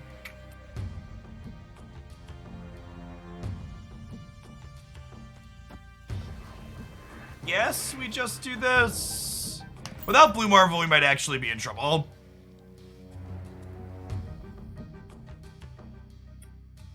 So we're kind of limited in the Shanna decks I can test today and tomorrow because I basically don't think we can play Shanna without playing Armor and Storm because Shanna's just really bad into Rickety Bridge. You have to have at least 2 ways to address it, I think.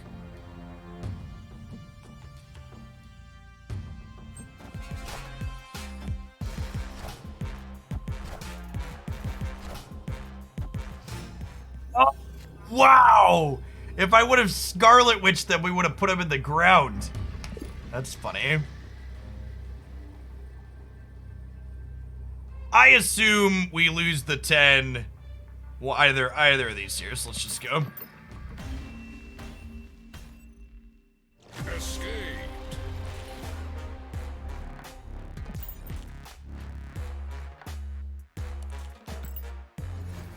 I Cosmo'd the left, chat. We couldn't storm the left.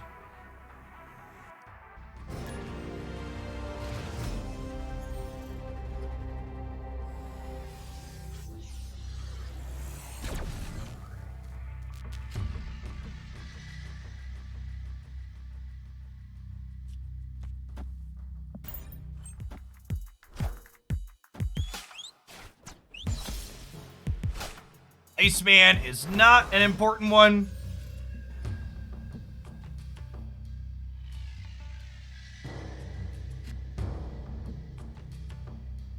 Gonna armor the right proactively just in case it's the Rickety Bridge. Armor does look good in the gold background. Hopefully we get a few more boosters to give it a gold border as well today.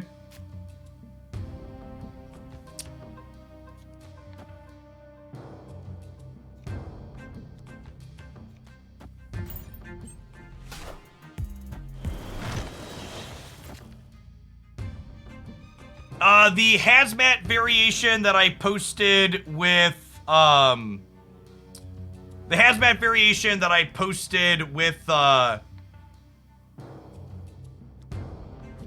Ironheart is my favorite hazmat variation. I think it's okay. I think it struggles against destroy decks.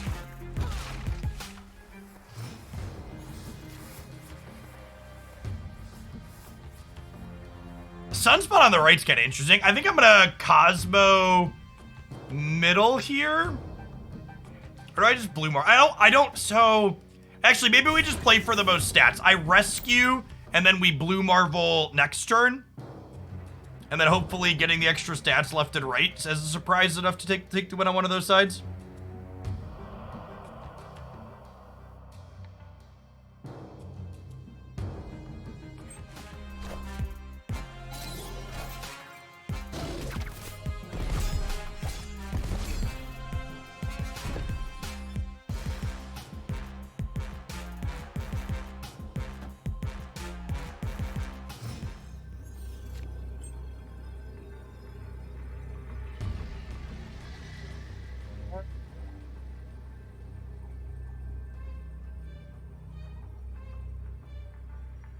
I think it's just blue Marvel middle here.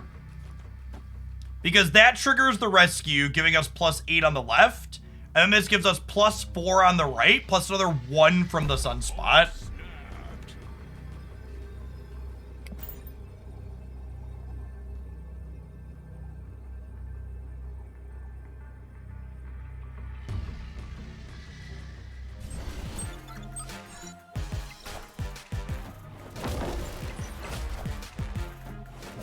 Leader players, guys, gals, and non-binary pals. Leader players. Press the snap button, lose while playing leader. God bless them, everyone.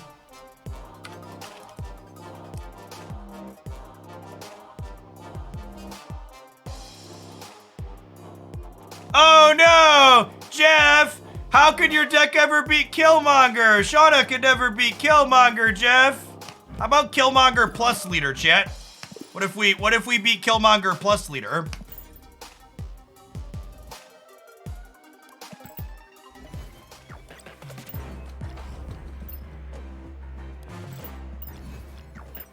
Well, those are Moon Knight boosters. That'll make it a red border Moon Knight? It might.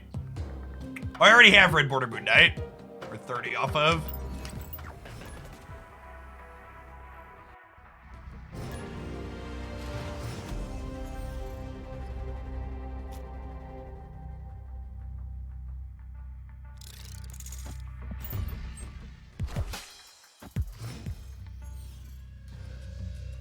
I upgrade the Inkified variants. I kind of like the look of how they are with the base borders, and I'm also not made of credits yet.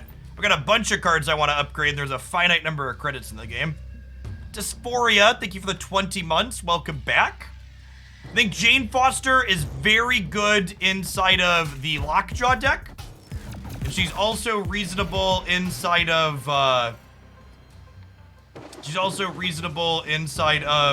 like the Silver Surfer, Lockjaw, and Valkyrie stuff. Outside of those, only okay. Maybe I'm supposed to Widow's Bite the Murray Isle and get the free stats there, rather than killing it on Rickety Bridge.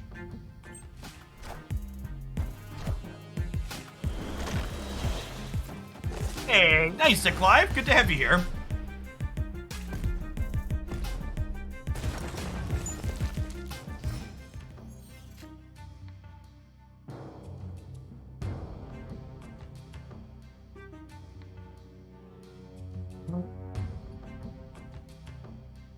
Don't have priorities, so we can't surprise Cosmo anyone. I'll storm the Rickety Bridge, I think.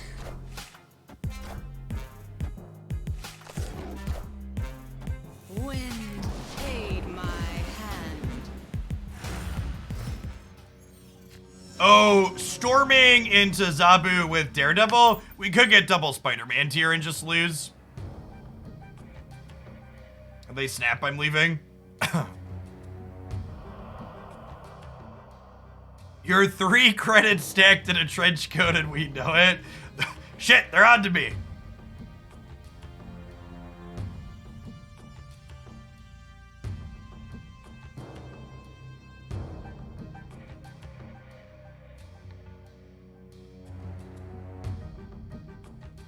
Is priority random? It is not. Whoever is currently winning on board has priority.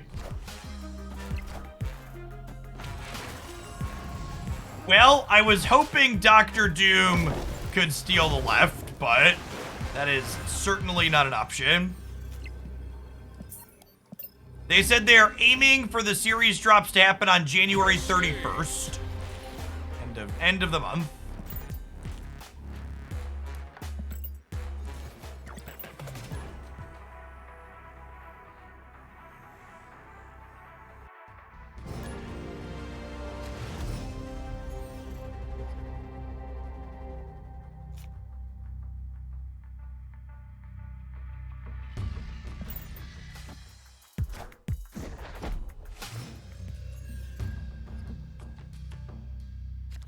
Last time it took them a week to publish a patch. Yeah, but last time they just have everybody come back into the office for a holiday break, so. This deck probably doesn't work very well without Shanna. Things like Blue Marvel, for example, get worse if you don't have more ways to spread power around the board. I also don't know if this deck's even good with Shanna. We're just playing games for the first time trying to figure it out. I've been pretty impressed with Shanna so far. The idea that she's just like a pretty good on-rate thing that also has decent synergy with things like Blue Marvel seems accurate.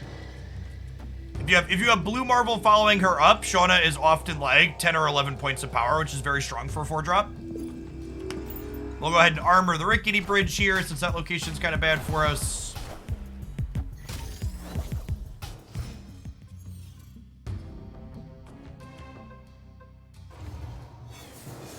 Nice. Makes Shanna a little bit more awkward, I guess, though. Let's play Rescue into DC here. Oh. Okay. I guess.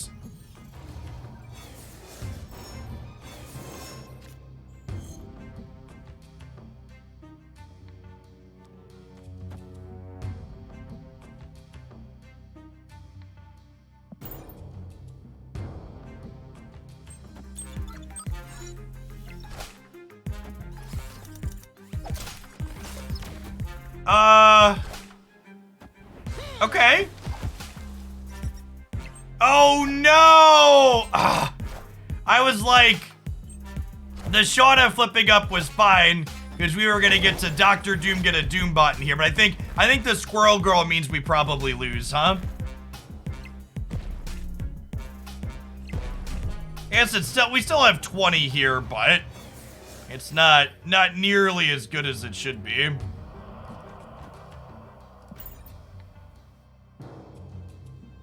Yeah, Doc Ock rips things in a random order.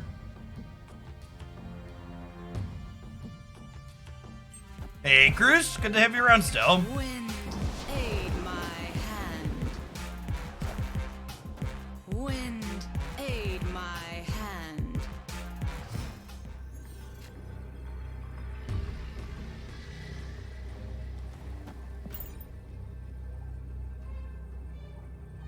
We could potentially win the tiebreaker here, right? Because if they also play to Rickety Bridge, they both die, and then we're up 16 on the left, so.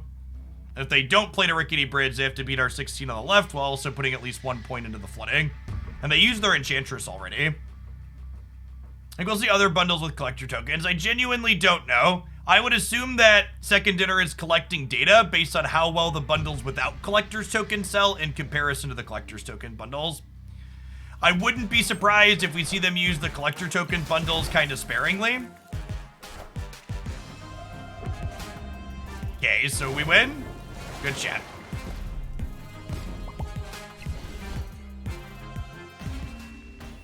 I don't think Dazzler is likely to be good in this specific deck because I don't think we fill the locations consistently enough for her, but I think a Dazzler Shanna deck is likely going to be good.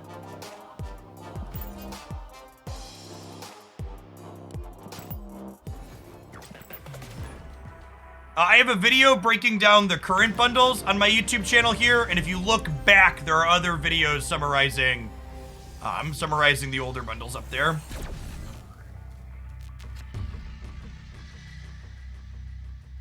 To her credit, chat, decks that leverage Shanna well are probably reasonable into leader. I said earlier, decks like this are kind of bad into leader, but the more we're playing, the more my opinion on that is changing. Blue Marvel really helps break that parity a little bit.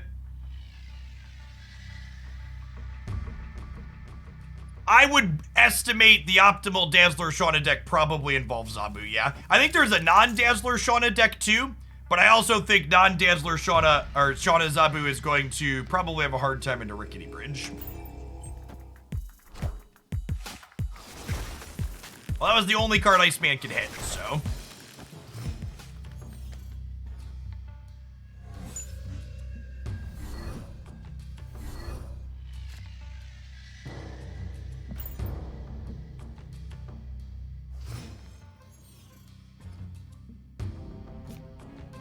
I will say the more that I play with it, the more it feels like Storm is probably a must play with Shanna. Especially if you have any other way to get more stats into here, like really neat effect. Aid my Project Axe, thanks for the brand new Prime. She's felt really good.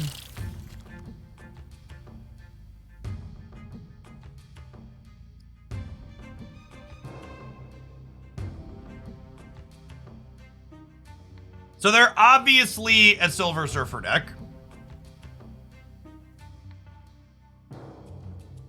Where am I playing Cosmo is the question. Probably here.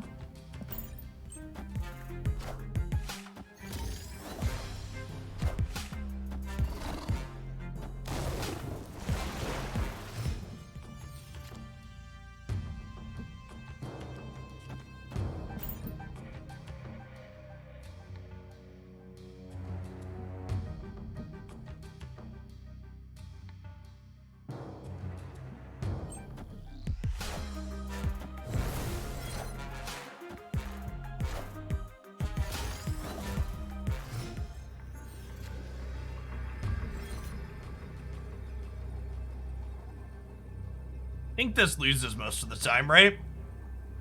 How many stats is this gonna be over here? This is 6. This is 8, 12, 14, 19. If they Surfer here, we're technically winning left. I bet we're gonna lose center and right though.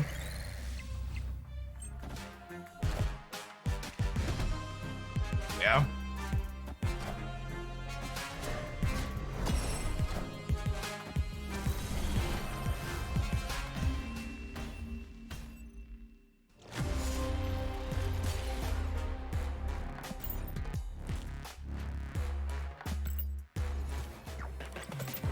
I think Ebony Maw is a tough sell because we're also playing Storm, and you really don't want to lock yourself out of playing to 2 of the 3 locations is problematic.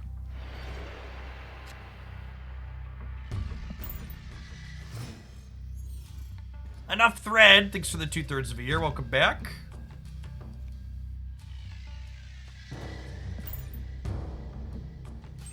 We're being here.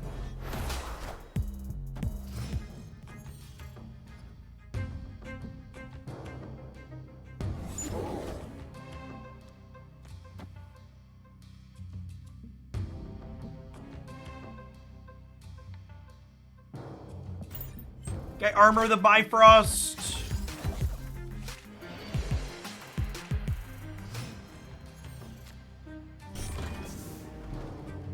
If we rescue left, her trigger will still be left, so I'll get to blue Marvel left next turn.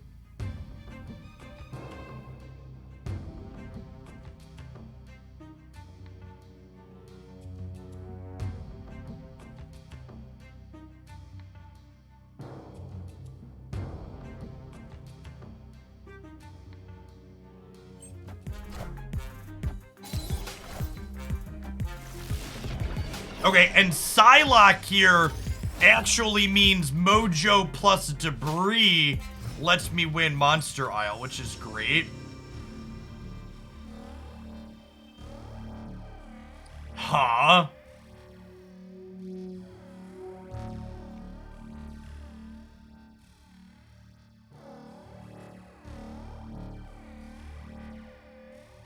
I think I Mojo Debris this turn.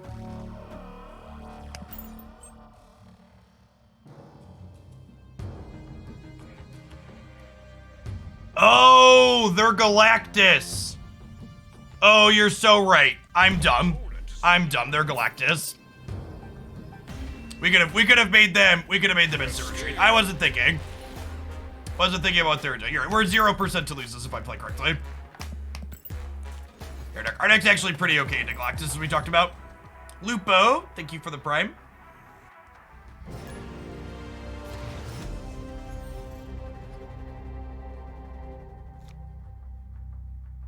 Give Blevins a free cube.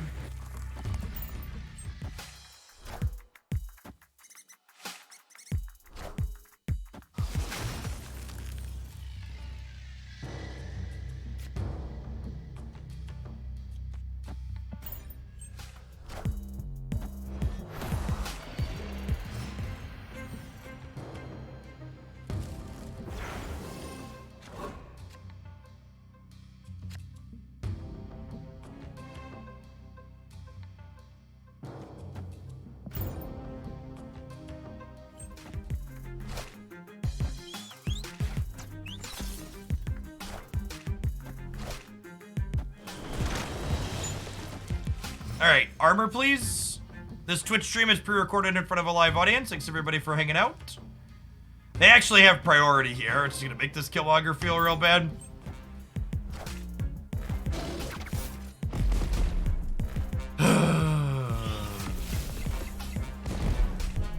Their death is very free.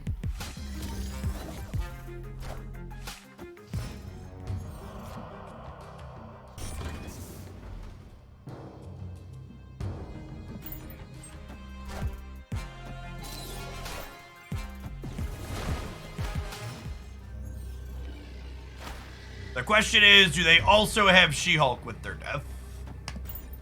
And leader for our Dr. Doom.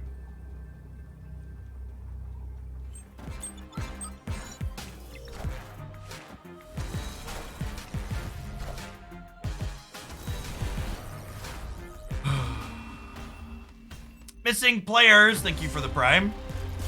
Do Shanna's cards count as played? They do not.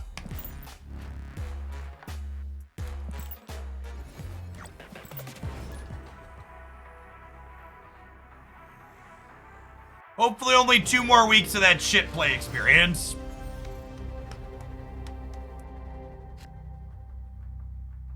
Hopefully only 2 more weeks of that shit play experience.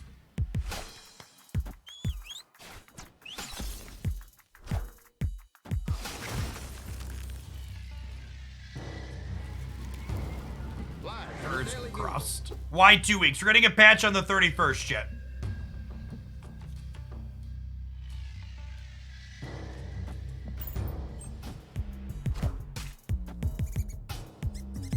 I think they will touch Galactus. I hope so. The more I play against Galactus, the more I come around on the idea that it's a pretty awful experience that I hope gets changed.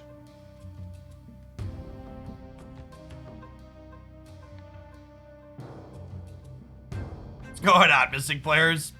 I think they should change the Wave Death She-Hulk interaction. Yes. I think the Wave Death She-Hulk interaction is incredibly frustrating and annoying.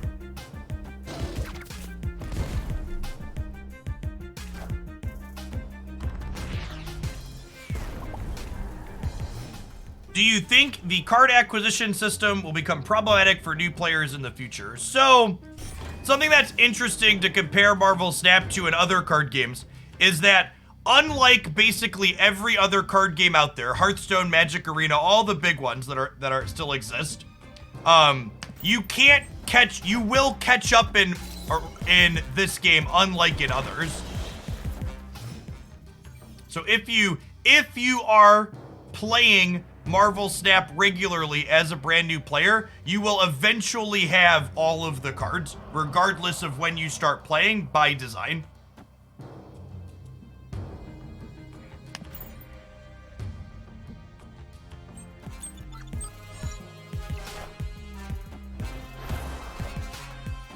Wind, aid my hand. I think Galactus is a prime example of a card that should change based on how negative it feels to play against, not purely based on power level. Games should be played for fun, and Galactus is a pretty deeply unfun card. And I get that fun is subjective, but on average, I think it's less enjoyable than not. It's like lose the leader again, right? It's like Death Leader. Oh, just Death Killmonger. We're good? We beat Death Killmonger. Deal.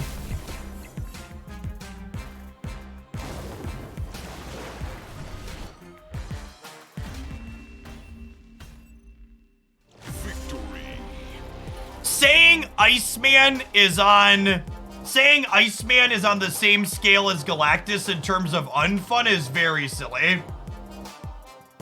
All right, hold on. At the risk of, this is the part where people call up Legends of Runeterra. And at the risk of getting my channel banned, I'm gonna commit murder live on stream.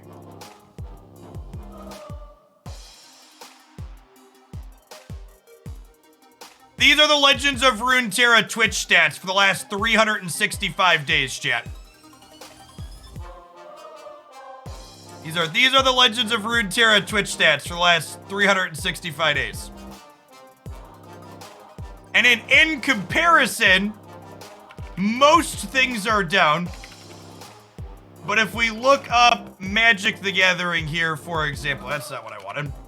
If we look up Magic the Gathering here, for example,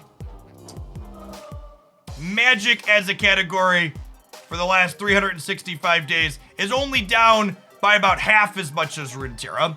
So card games in general are down on Twitch, but Runeterra is down more than most.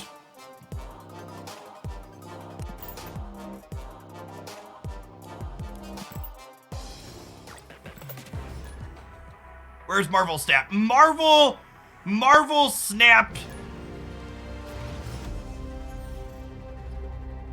Marvel Snap's current Twitch metrics aren't reasonable to look at, to consider. Someone said, isn't everything done in January? The stats I just showed on my screen were for the last 365 days.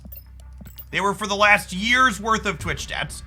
Marvel Snap's Twitch metrics aren't reasonable to draw any long-term trends or conclusions from because the game hasn't existed for a year. I'm not getting into the why Runeterra is what it is. I'm not going to bicker with you right now about that. I'm just going to tell you that pointing out and saying that this is a successful model is just not the case. Why are card games down in general? I think people are kind of burned on card games. That's not true, Athamenes. So someone in chat said things were inflated for the pandemic, but they're now correcting. So Twitch as a whole. All right, hold on. Now you're gonna make me look at the actual metrics. So Twitch as a platform is down 7.5% in terms of average viewership comparing 2022 to 2021. What that means is any category that's down more than 7.5% is underperforming against the platform as a whole, and that game is probably struggling or having problems. So everything on Twitch was down as we readjusted to people going back to work post-pandemic. But we could also look at what did the average look like and what should we expect from that.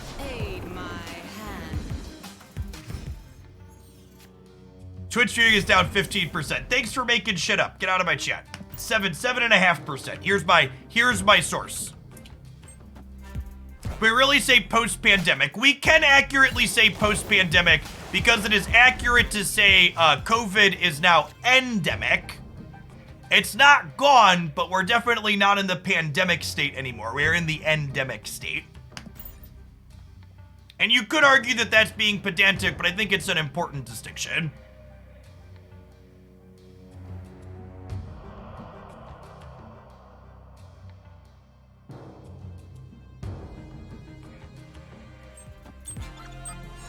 Yeah, Taff.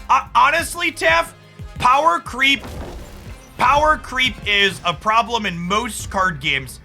And I honestly think it's refreshing that a card like Shanna can come out in Marvel Snap, and it's like, yeah, she seems like she's fine, but like, is she busted? Do I win every game with her? Do I need to have Shanna to be competitive? And the answer to all of those questions is, no, I definitely don't, right? And we'll see how long they can keep that up for. Hey, look, chat. Bot, dippy dot, my doom bots. Really love my doom bots. Whipping up some doom. Yeah, yeah.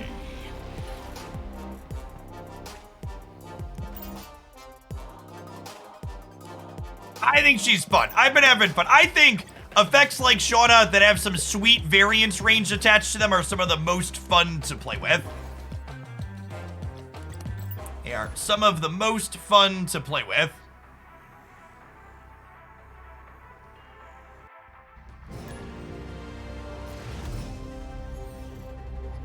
Do Shanna's one-drop Sugar Rescue? They do not.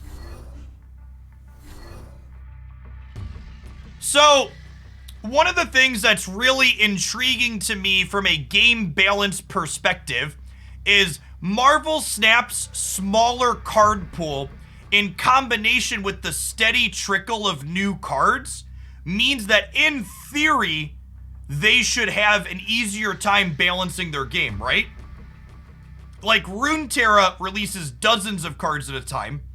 So does Hearthstone. And Magic releases hundreds of cards at a time. And it's much harder to balance bigger injections like that than it is this steady one new thing happened, one new thing happened, one new thing happened.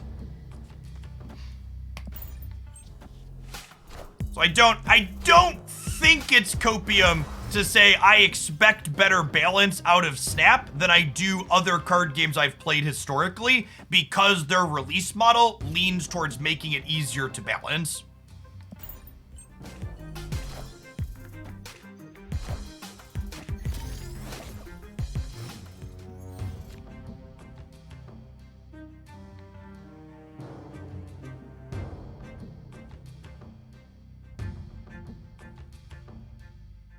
Yes, the fact that Marvel Snap Series 5 cards aren't immediately accessible to everyone means if they shoot and they end up missing, they have more time to correct it before it becomes a widespread problem.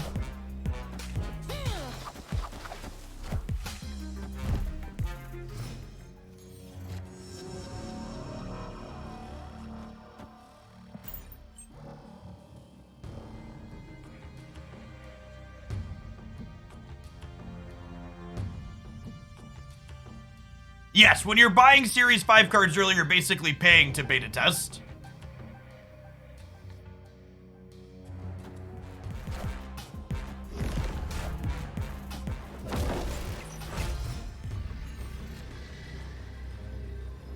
Unfortunately, we're very dead to the Destroyer, huh?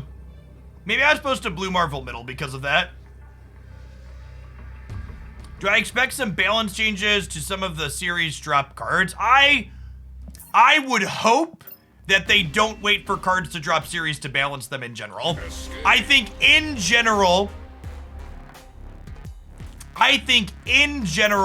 we saw slow balance passes for the last month because of the holiday season. I am hoping that we will see more regular and consistent balance passes than we saw at the end of 2023 or end of 2022. Yeah, I think she's a sweet card, Infinity. I've been enjoying the variance element she has brought to my game so far. Zephyr, thanks for the quarter of a year. Welcome back. All right. Armor, I choose you.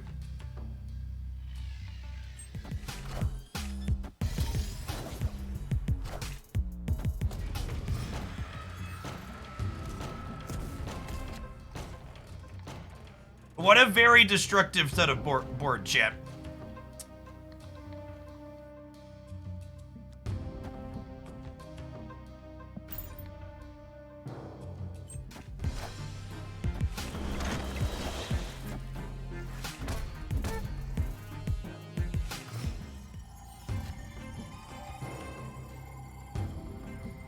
I can't tell if they're Galactus or a Destroy deck. If they're Galactus with the Wolverine, the Debris Middle is great. They could just be like a Deadpool Destroy deck with the location, though.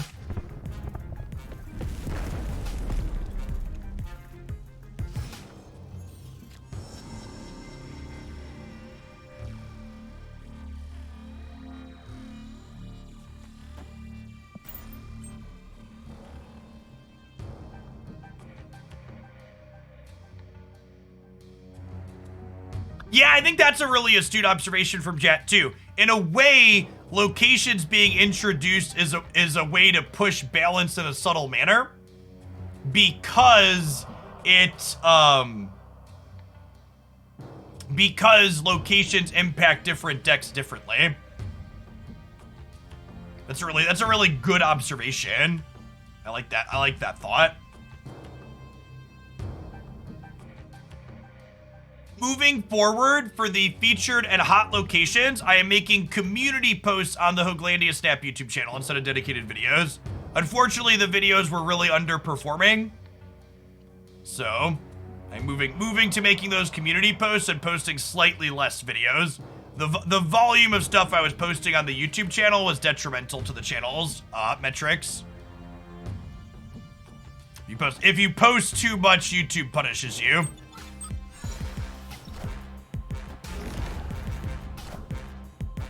Wind, aid my hand. Okay, so blue marvel's our best draw here because it lets us tie the center.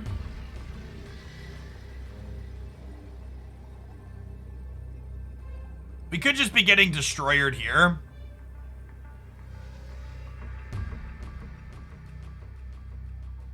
Yeah, I think we're done, unfortunately. Escaped.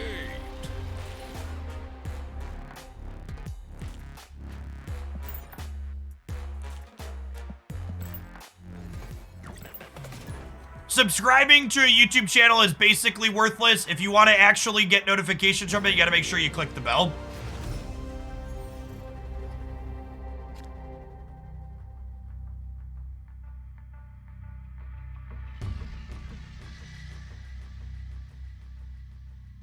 Community post is in Discord. No, there's a community tab on YouTube. It's kind of like a status update type thing. All right, post to text post. Do sponsors care about sub count on YouTube? Not ones that understand the industry. Some bad ones do on occasion. After this video chat, we'll take our 1-minute ad break for the hour. Appreciate everybody hanging out. I think I'm gonna try Zabu Shanna after we're done with this one. Let's armor the Rickety Bridge here.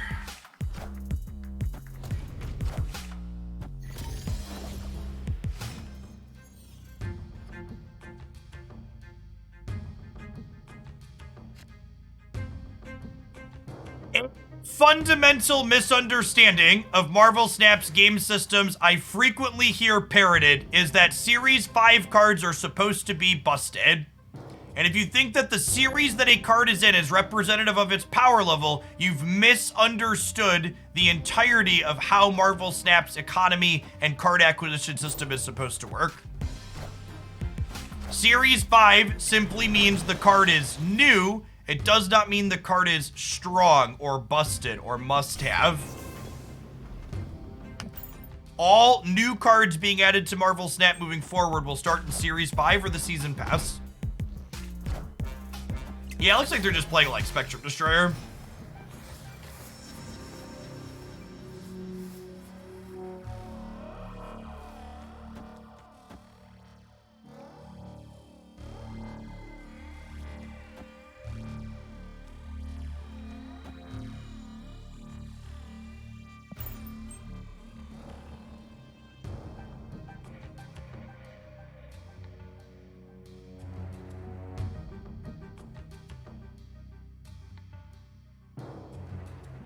Why was Orca Series 4? Orca was added as Series 4 because it was supposed to be Series 4 in the initial Series 4 and 5 editions in November, but there was a bug that prevented it from being added.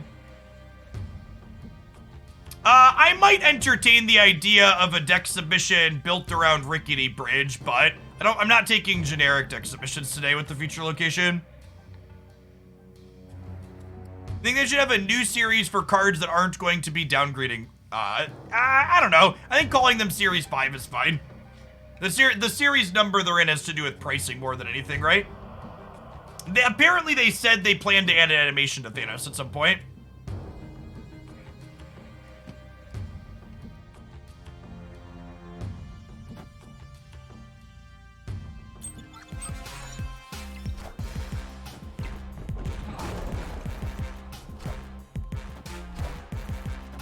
Wind, aid my hand. Is it worth building around the feature locations heavily? Only if the manner in which you're building allows you to still have a reasonable deck into other things.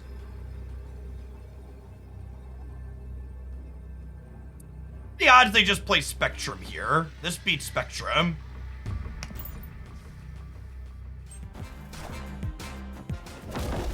Play two things. Ooh, I think we're good. They thought they were gonna get us with the Claw and Blue Marvel. Got him. Yeah, I think that's fine, Duck. All right, non-subs, I'll see you in 60 seconds. I'm gonna take a seat. We're gonna keep playing Shauna decks today.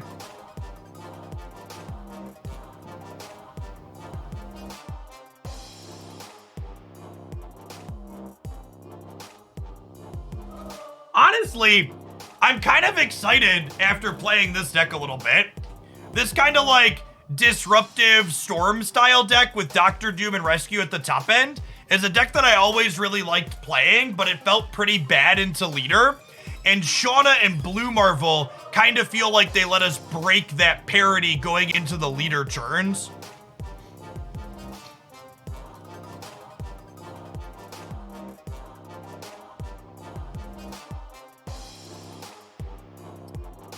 Hey, Duck, could you drop me a deck code somewhere? Could you drop me a deck code? Hey, Hutchins, thank you for the 2 months. Appreciate you re-upping. Yeah, Debris and Cosmo being decent into what's it called is also nice. Galactus.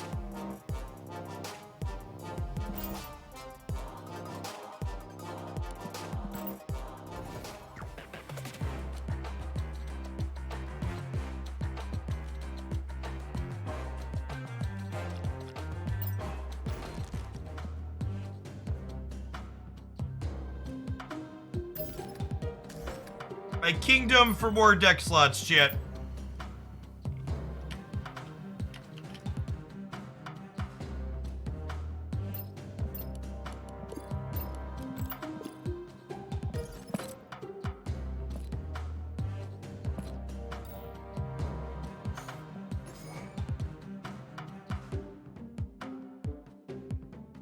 Thanks, Duck.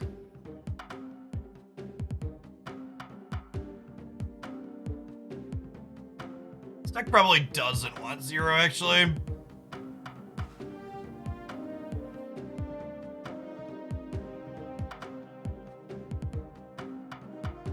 Oh, sorry. Yeah, I forgot to change my scene.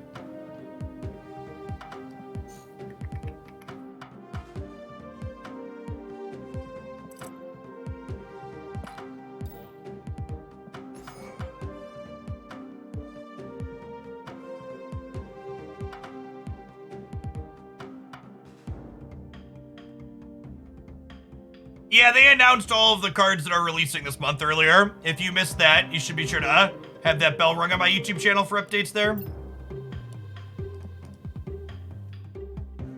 This deck doesn't really have any big cards for Dracula. It doesn't sound very good here.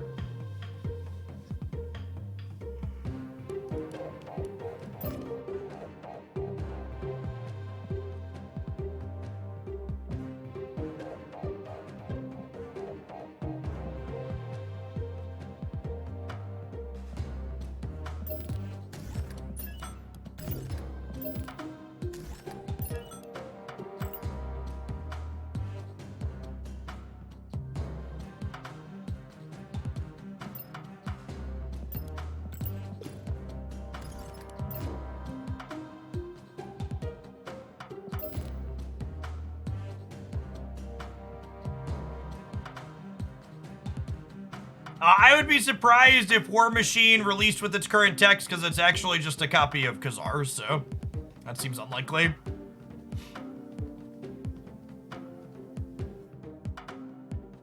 Hey, glad you're having fun with Surfer Lockjaw. Yeah, that one will definitely be getting a highlight. You know, we honestly have a lot of great decks that have highlights coming up. Like, what was today's? We had so many teed up. Oh yeah, today was Surfer Zabu.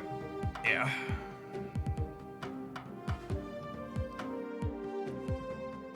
All right, let's play some of this, huh? Zabu reduces both Shanna and Kazar. Oh, my client is lagging. And Kazar, and then we've got a strong guy here as a stat line plus Hell Cow to get our hand empty at the end of the game.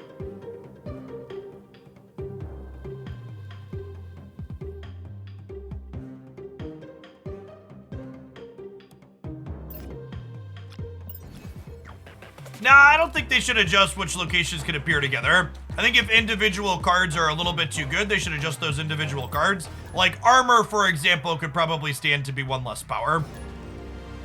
Armor should probably be a 2/2.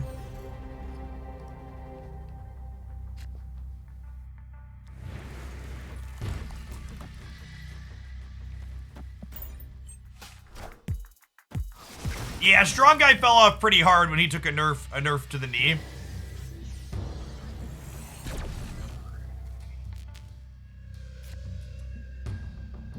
Ooh, that's a fun one. That makes sense to play Crossbones potentially because we're low to the ground and we'll be ahead in locations. I can see that.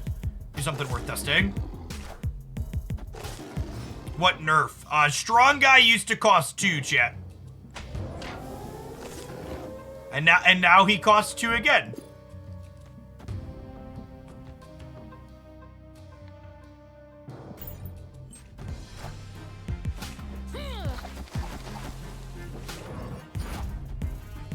Well then. Wind, aid my hand. Aid my hand.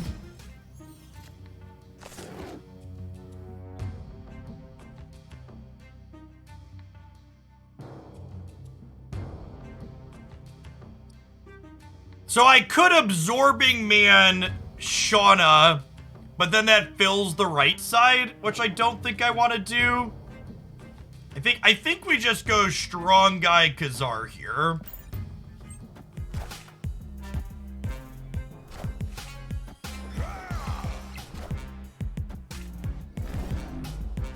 Wind, aid my hand.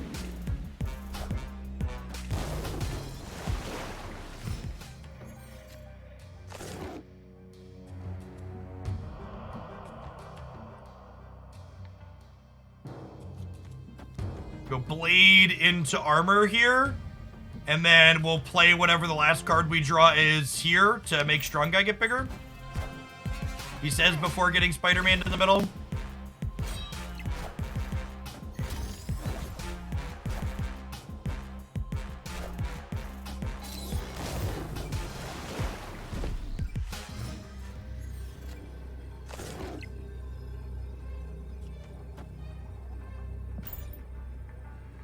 Pretty solid start to the set.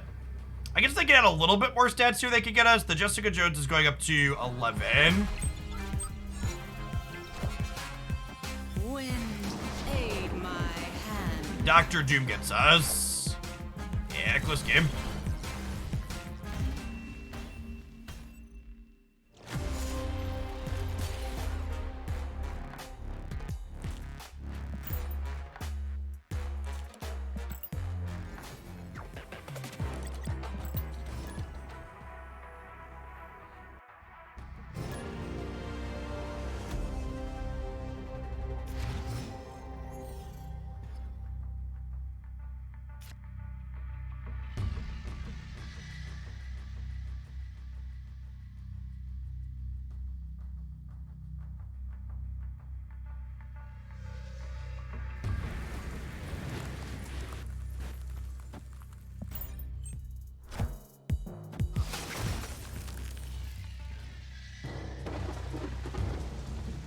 Can Absorbing Man copy Mystique? Kinda. Absorbing Man cannot copy Mystique if she's already copied an ongoing, but if she copied nothing, she'll still have her on reveal, which you can copy.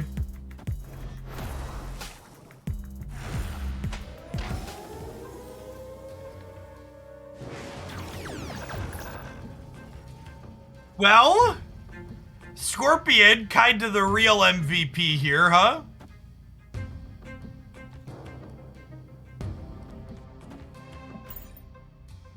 Our hand would be much worse if not for him.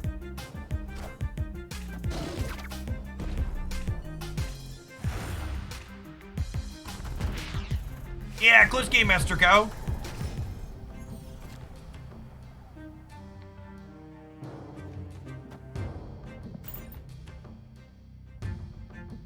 It's more of a heck cow now. It is a little, cow is a little bit worse.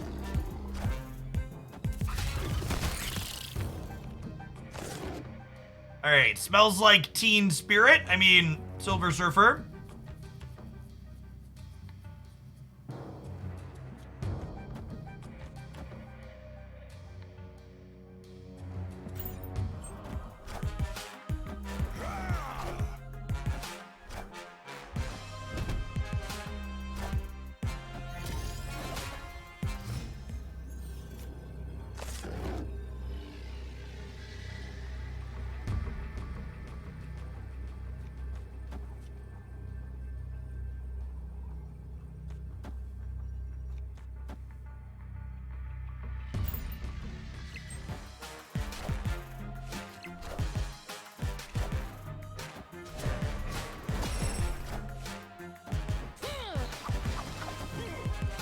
Think we're dead, fam?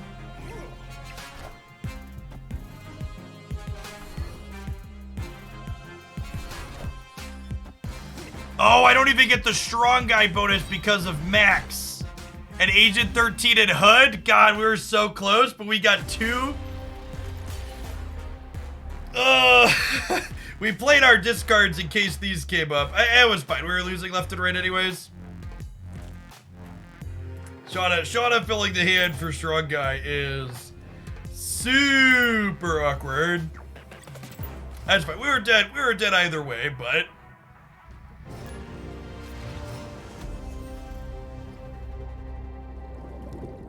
it's the most versatile pull 3 card. Probably Mystique. Well, I guess it depends on what you mean by versatile. Hood probably goes in more decks, but Mystique is a key enabler in a lot of decks.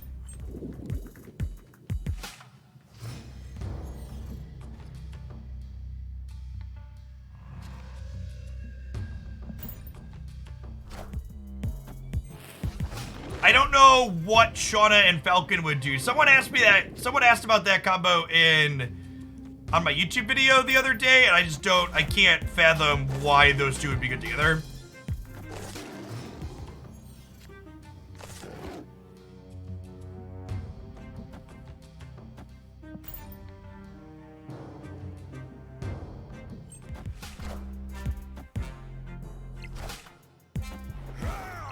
All of the Series 5 cards I have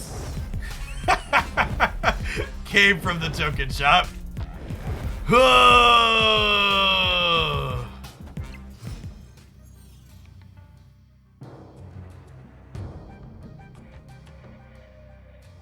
Hell shit.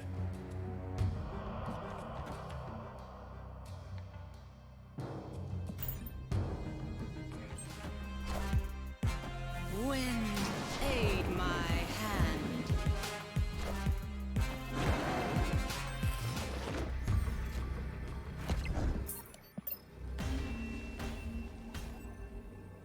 Escape. We might move on from this one rather quickly. This seems less than great.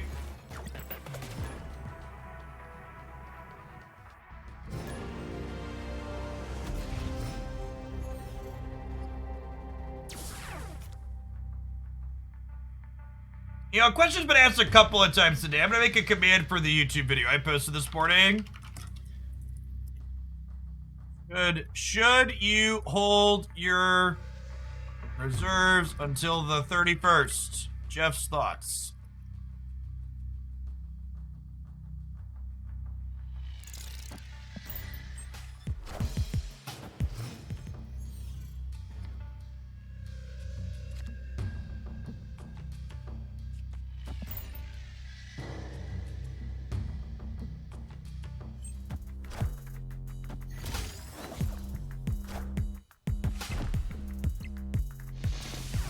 Why is Hellcow in this deck? Because he's utterly ridiculous, chat.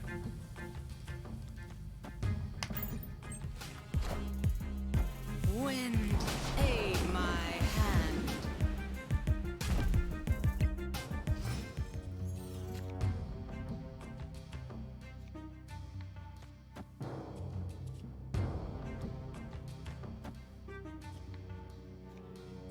Oh, that's true. Cows are female, right? It's not a Hell Bull.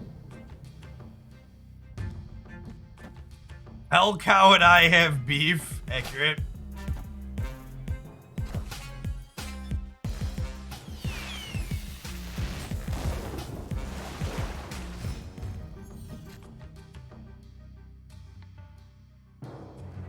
Opponent snapped.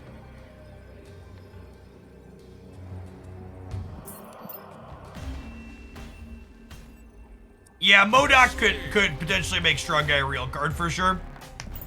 Which would be nice because I would like to split my Strong Guy variant. We have a great one.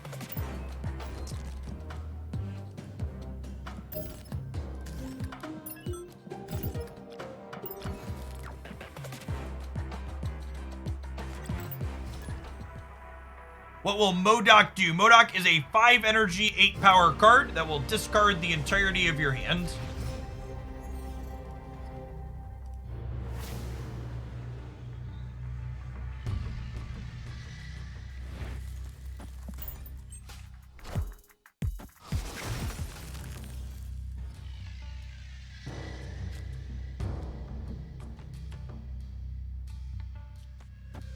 I want to armor the bridge here.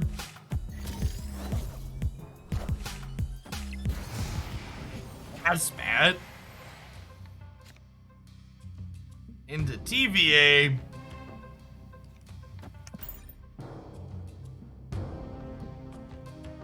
Hodoc will make expansion more fun. There's the best take.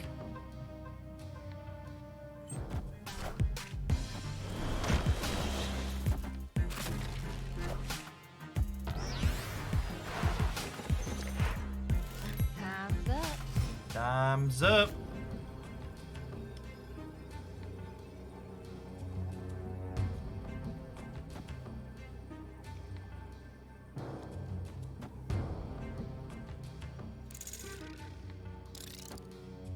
Is it up, chat?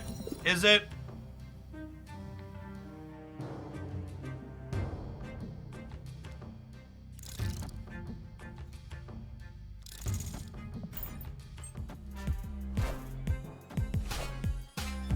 Wind, aid my hand. Fury is terrifying.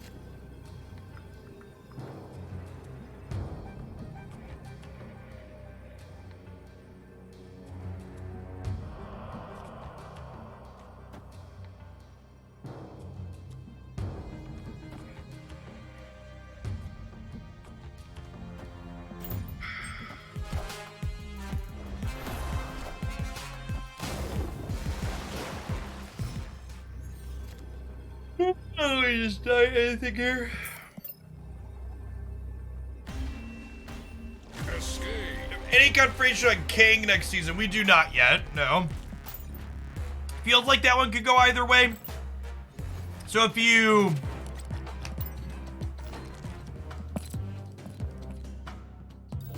we look at unreleased cards in the client, we have Dazzler and Shadow King are coming up. Stature, Nimrod, and Ghost could be the 3 new Series 5 cards next month. Modoc's the Season Pass card. And then Kang and Living Tribunal could go either way. I think there's a real chance that when Kang and Living Tribunal show up, they're like perpetually Series 5 cards, similar to how Galactus and Thanos are. So I wouldn't be surprised if our 3 weekly releases next month are Stature, Ghost, and Nimrod. And then this is the Season Pass, then these are. So Kang is in the Ant-Man movie, but I'm kind of expecting it to be one of the unique and powerful effects, not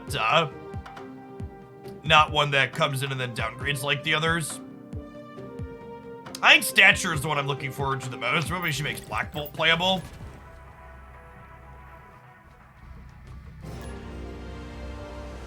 Stature is a Ant-Man character, right?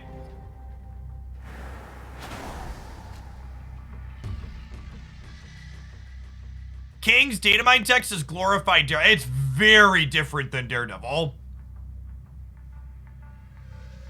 Stature is Ant-Man's daughter. Oh, I didn't know that. Cool. Today I learned.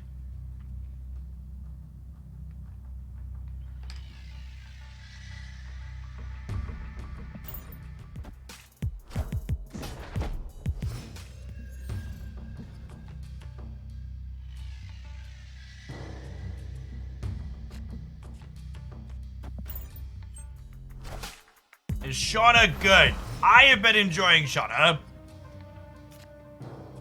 Is she good? No idea. Played half a game with her.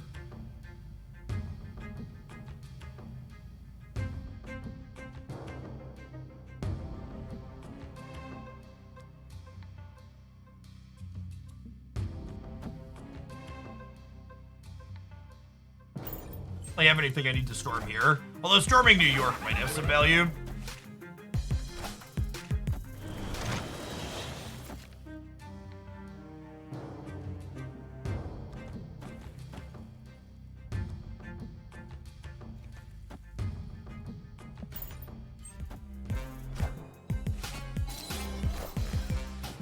Wind, aid my hand.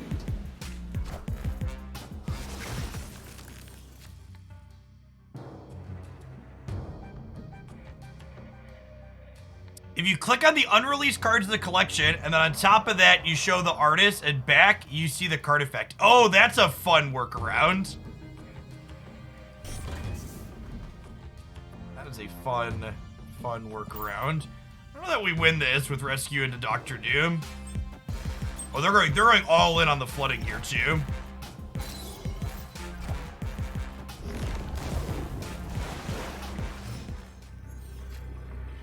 Are we just getting destroyed then?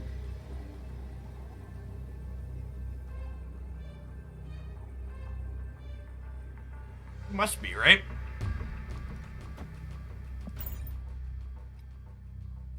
I'll give him a cube for the destroyer.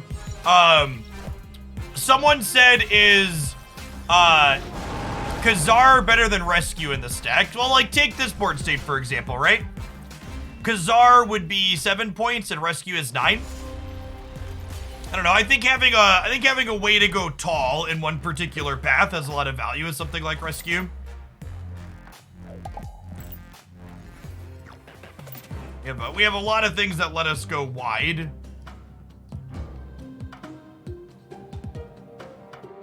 Ha! It does. That's funny. So if you click on the unreleased card and then you click base card at the top, it shows you the artist, and then you click back and it shows you their text. It doesn't show you the stats though.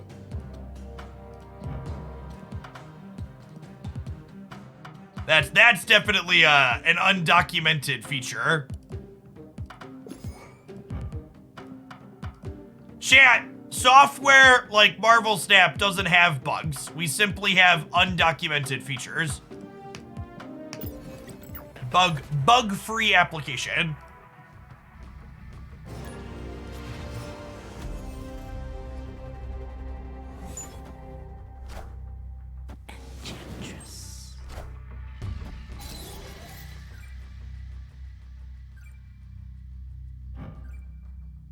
Oh God. Does Rescue work here if I play Ant-Man? Or does it not count till next turn? The animation is here now. Science. Alright.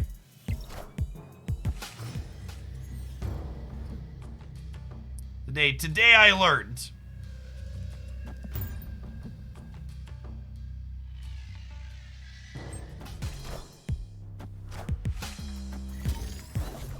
Shanna Yoshi, thank you for the 2 months of Prime. Appreciate the support.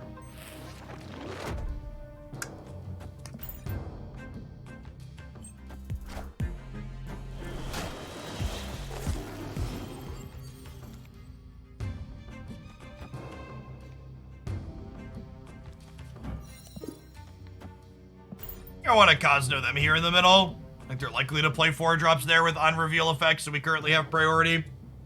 This makes my Shanna less good, but this is the best counterplay.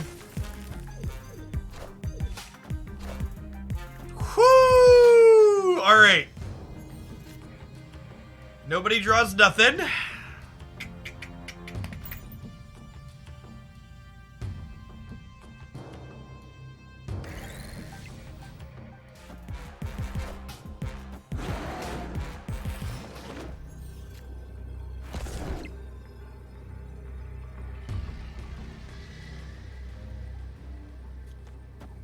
It's Blue Marvel wins the game. Eternal card game always felt like Fisher Price Magic the Gathering to me. It felt like if I was gonna play that, I'd rather just play Magic. There's a good chance Blue Marvel wins mid here. You could have like Moon Girl or something to get us. If their hand size stays the same, they need to go above. They need to get to 4 cards in hand. So if they just play Moon Girl right, we could lose.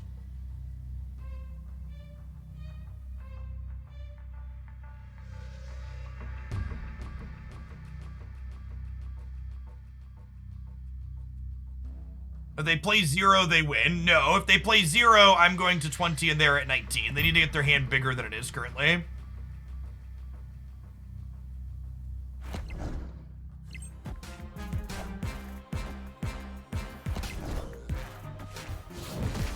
Ah, Shang-Chi's. That was a very long spooky pause. I guess we lost regardless of where they played though, huh? Because of the tiebreaker. If I would have played Blue Marvel here. Well, I try Lorcana. If it has a digital client, probably. I don't really have room for like paper card games in my life. I play paper Pokemon cards with my boys, but Shiny logo. I don't go out and like play anymore.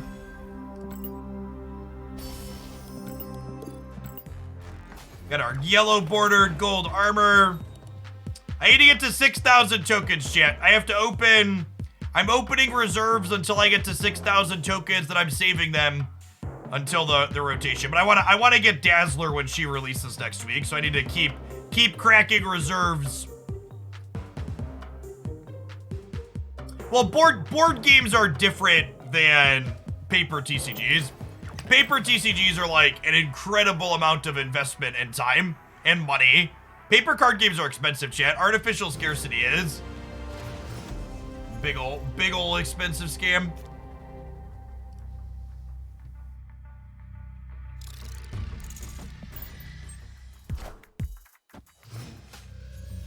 Board games are great, however. Board games have a very good entertainment to expense ratio.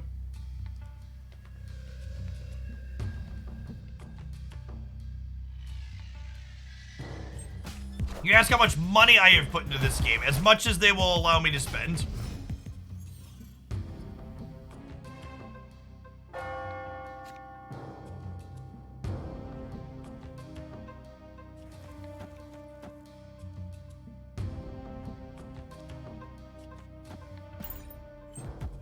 Avengers!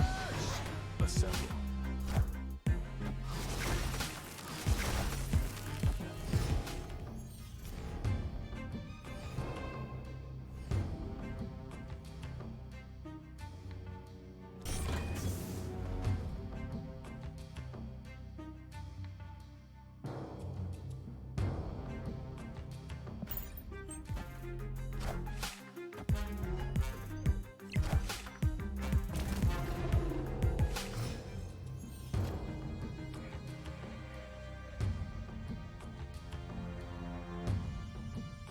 You play any deck building board games? No.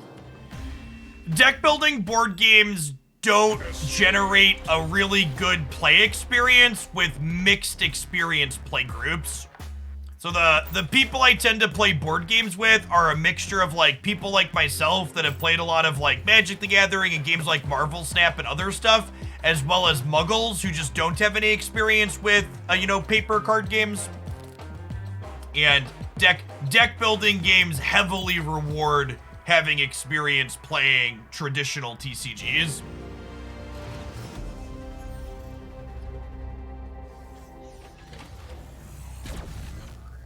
So it tends to not be a very satisfying play experience. Higher variance games tend to generate more satisfying gameplay for most groups for that reason. Yeah, so like and again, for clarity's sake, I have Clank. I have most of the deck building games, chat. The deck drafting games. I'm not saying they're hard to learn. I'm just saying knowing how to play them and understanding how to optimize a card-based game like that are two very different skills, and they're not a balanced play experience when your play groups has varying skill levels.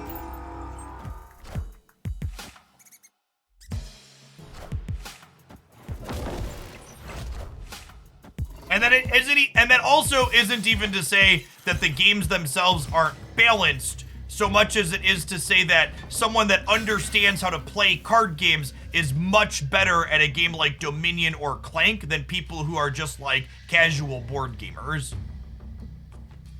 Those types of games allow you to optimize more heavily than the average Euro resource management game does.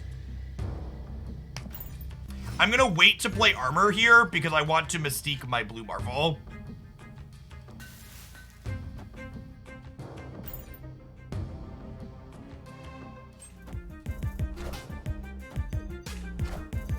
This was a decision.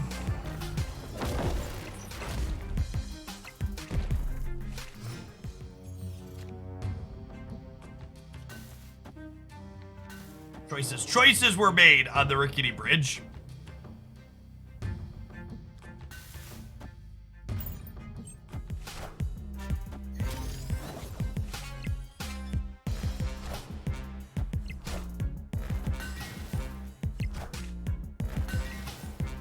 Wind, aid my hand.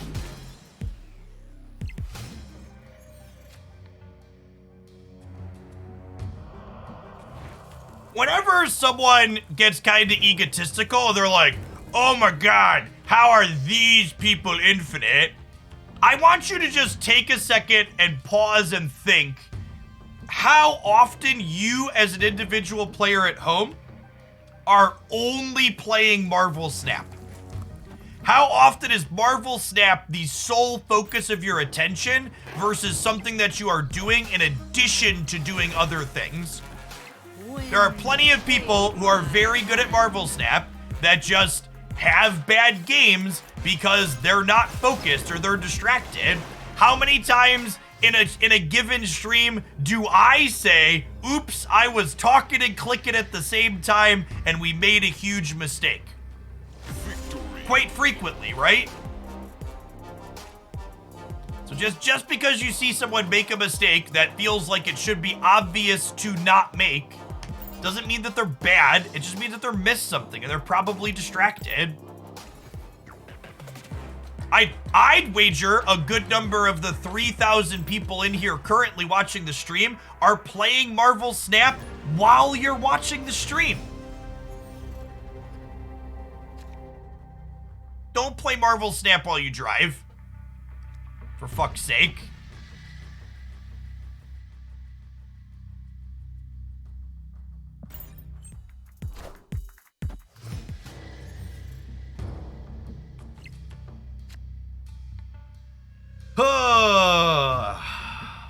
I'm trying to stay positive, chat, but the locations are dragging me down. It's a little bit of a negative board state here. Woo-hoo! There's a good one, chat. There's a good one. I like the way you do that right there. I'll chill on Squirrel Girl for now.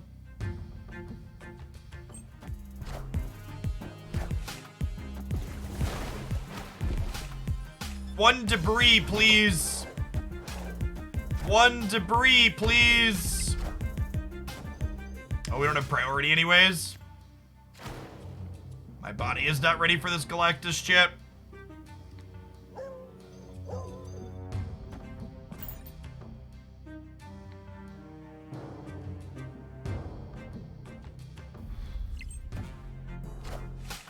Kneel before Galactus.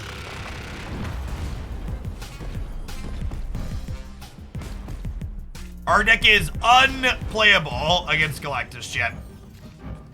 Unplayable. Could Valkyrie be good with Shanna? Yeah, potentially.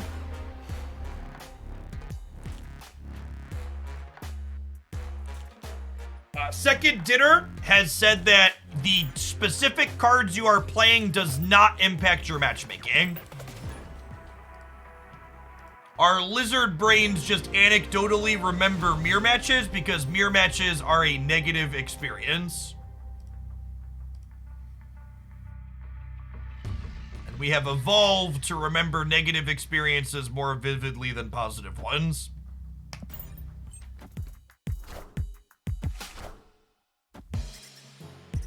Recommendations of the current feature location. Dr. Octopus and Electro are fun.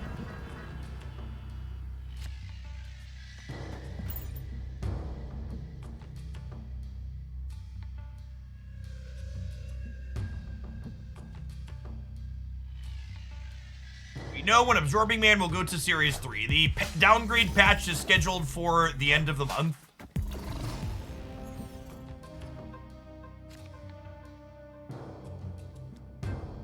It doesn't have any 6 drops in it, so Storming Titan sounds good.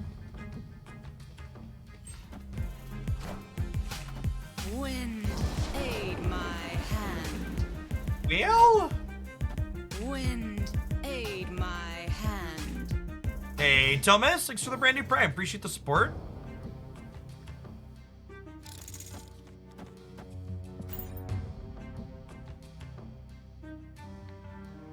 Plenty of room for M'Baku.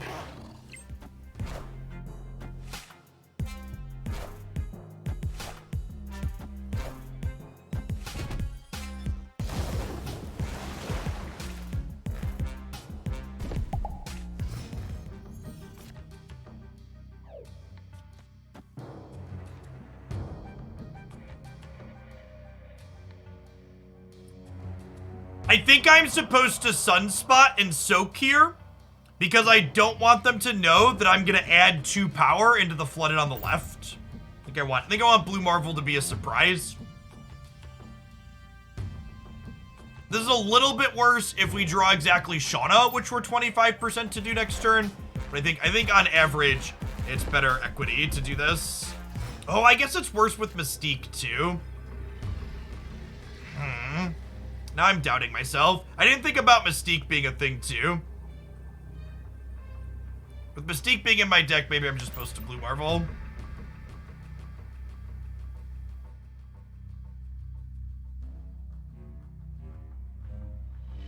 Yeah, could be Surfer with Sunspot.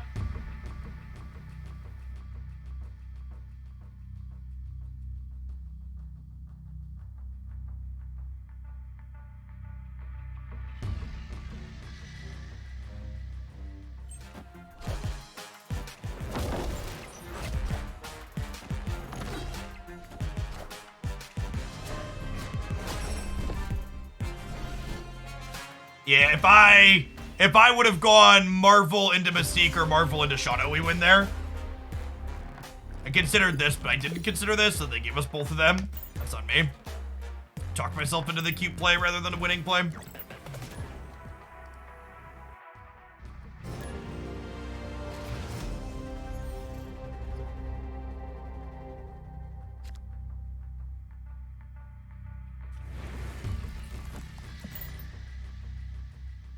I didn't have board space anyways. I only needed 1 more slot, Dinzy, so we 100% headspace.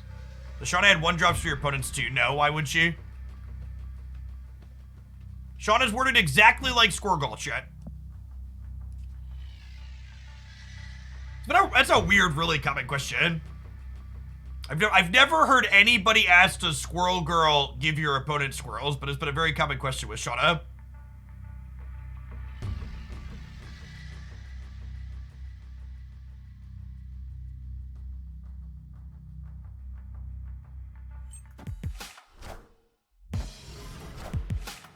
Willem, thank you for the 3 years. Welcome back. Well, Debris explicitly says she adds it for both players. Debris explicitly calls out that she's going to happen for both players.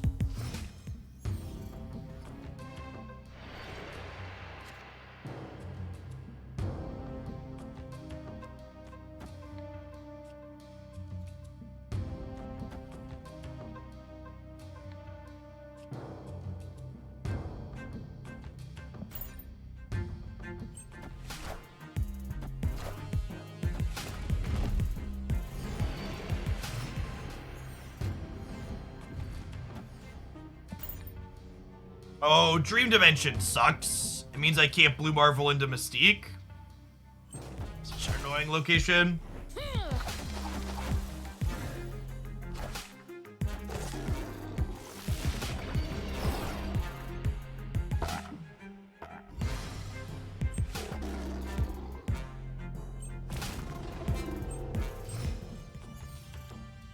Why would you expect the gamers to read the cards? Harsh but fair. Harsh but fair. Opponent snapped. Yeah, I'm gonna leave. The Dream Dimension puts us too far behind here. I guess it means they can only play 1 4-drop this turn. I don't think Mojo into Blue Marvel gets us here.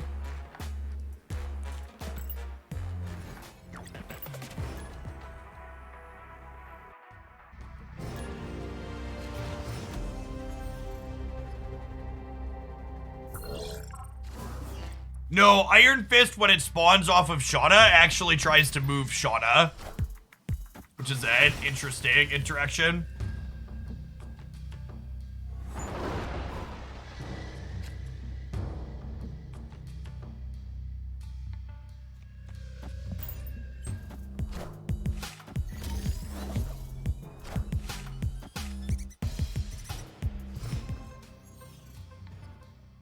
Probably Storm only. I think that archetype doesn't really love the feature location, and getting rid of it is beneficial.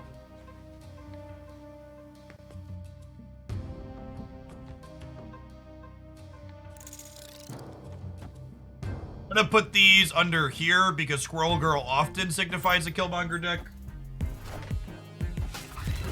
Never mind, they're Patriot. Patriot with Washington, D.C. is a rough beat.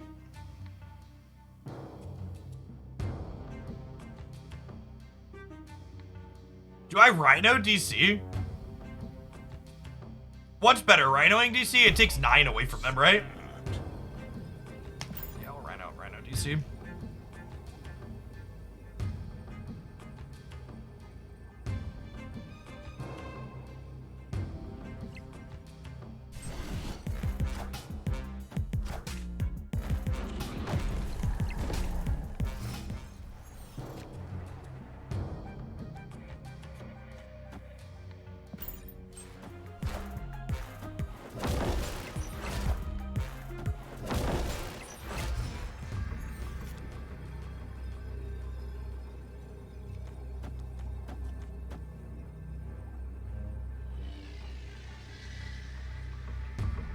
I'm adding 4, going to 21. If they Patriot Mystique, they go bigger. We beat Patriot, we lose to Patriot Mystique.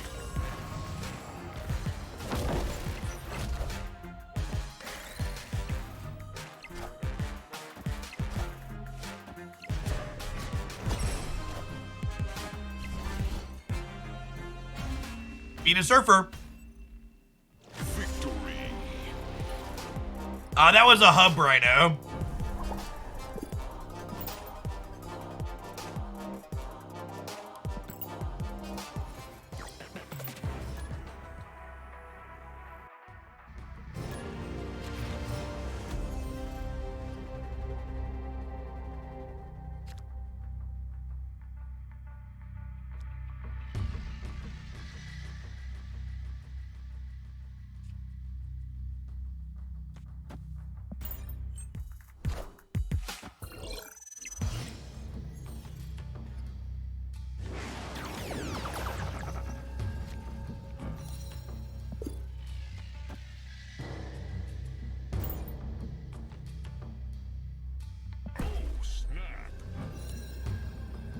Could be worse.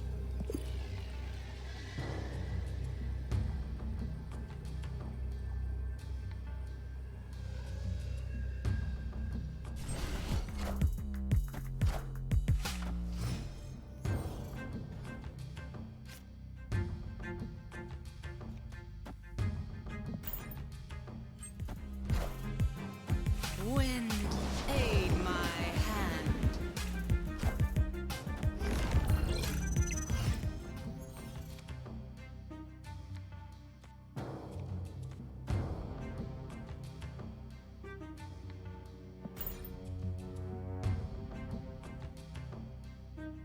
So we add 7 here, and then we just soak on Sunspot and beat them left.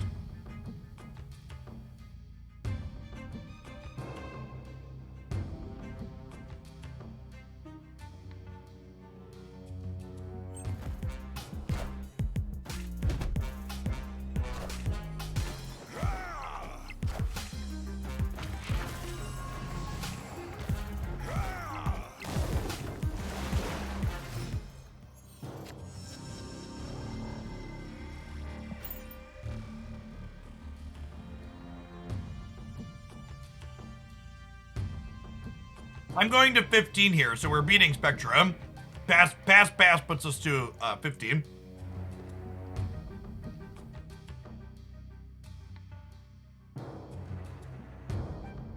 And we're beating Claw into the Flooded.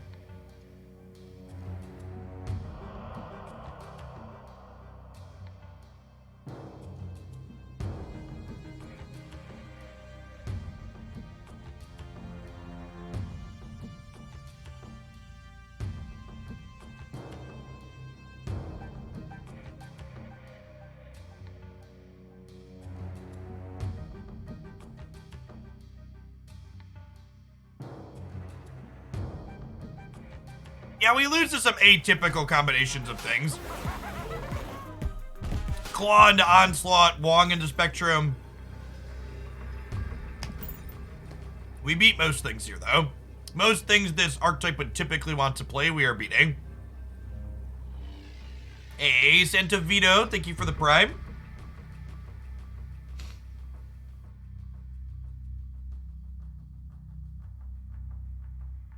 Yeah.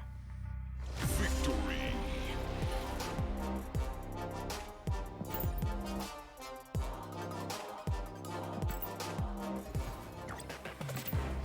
You lose to Magneto. Yeah, that's a fair take. That's a pretty unlikely card for the archetype, though.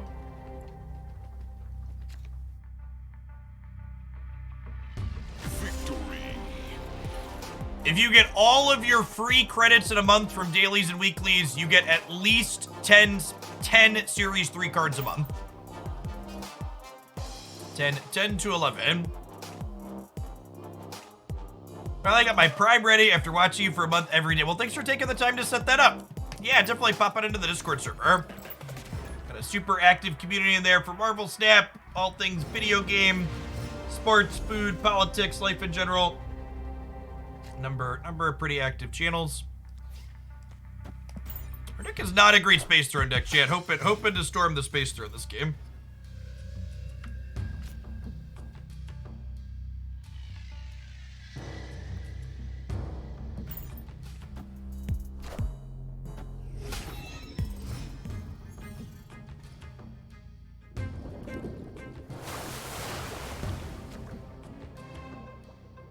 Hey, the Bod Man and Eric, appreciate it.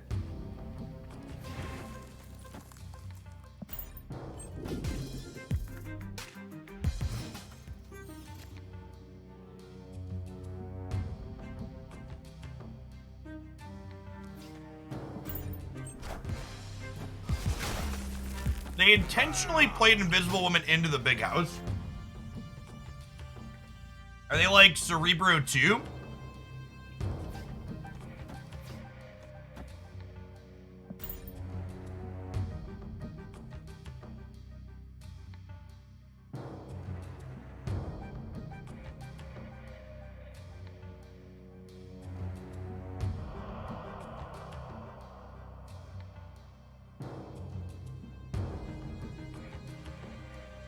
Dear God, someday give me the confidence of a mediocre person posting bullshit on the internet that they know nothing about. It never fails to surprise me. It never fails to surprise me how confidently people will post just blatantly wrong information. Someone asked how many cards you get per month free to play, and someone said 4 to 5. No, it's 10 cards, chat. It's 10 cards. Again, if you want to see my math, I've done all of my homework. You can find it up on the YouTube channel, broken down in a number of different videos. Yeah, this looks like Cerebro 2, chat. So I don't think we're winning the Space Throne here, but I think we can win left and right. Oh, Brood probably gets us. We have died. This is probably Cerebro into Mystique here.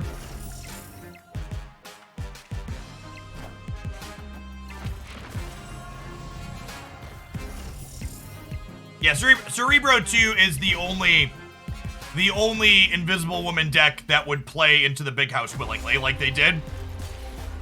And if you're someone who's struggling to climb up the ranked ladder, and you're wondering what you could do better, if you can't look at my opponent's turn 2 play and go Invisible Woman into the big house means they're very likely playing Cerebro 2, that's where you're falling short.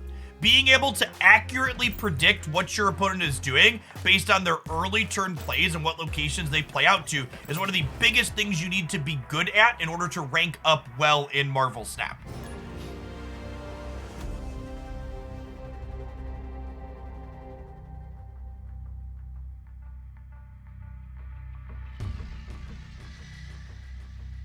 We could have won that with Sunspot into the Space Throw. Potentially. I didn't know what they were going to play into the Space Throw, though. I guess we could have assumed it would be 7 power if they were Cerebro to them. Could be Hela 2. No, it can't, because Hela would not play Invisible Woman into the big house. Again, the context is key. And looking at everything that they did and those details matters. Yeah, I think that's probably one that gets us, right?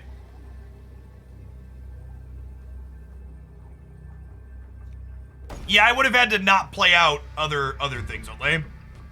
Patriot would too, though, right? Patriot doesn't typically play Invisible Woman. You're right that there's a very small chance it could be Patriot, but on average, I think Cerebro 2 is a lot more likely. Do you ever use that into reverse psychology the enemy into thinking you're playing a different deck? In order to reverse psychology someone, you have to know that they can read what you're supposed to be doing to begin with. You can't level someone that doesn't know what they don't know. Which is why, like, the bluffing mechanic and a lot of other things in Marvel Snap, when you're playing Marvel Snap at the level of the random rank ladder games, mostly isn't applicable because most of your opponents aren't thinking that hard about these things. They're just, like, pushing buttons and playing cards out. Demadin, thank you for the brand new Prime. Appreciate it.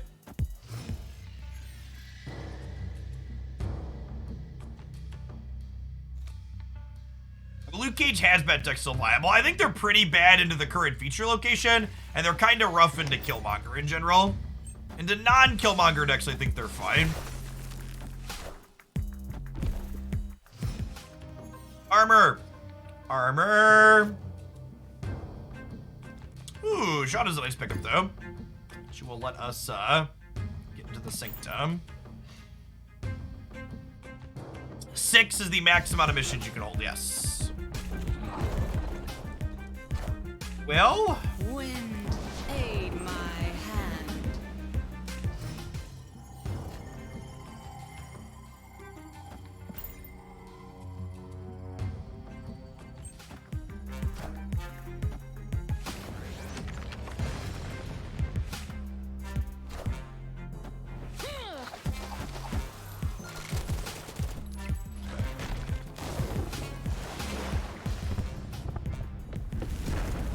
I've been quaked. How long have I been playing Marvel Snap for? Like the end of May, beginning of June? Like 7, 8 months?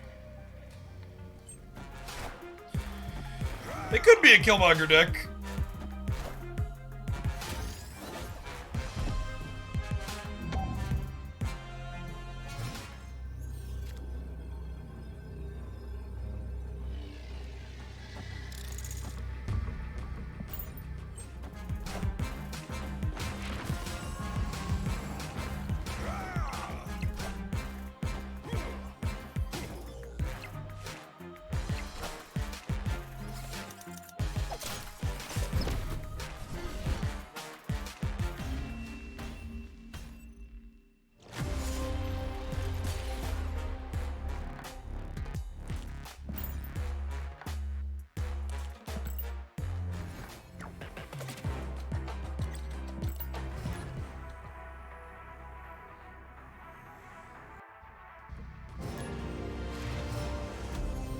Someone in chat says, I recently ran into the problem of being short on boosters and not credit. Is that a common phenomenon? That is not a common phenomenon at all. You can always get more boosters by playing the game. Typically, if people are enjoying Marvel Snap, they have copious amounts of boosters.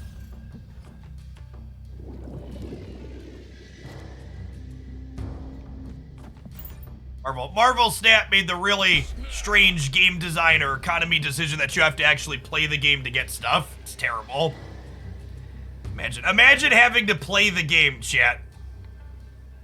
Absolutely atrocious.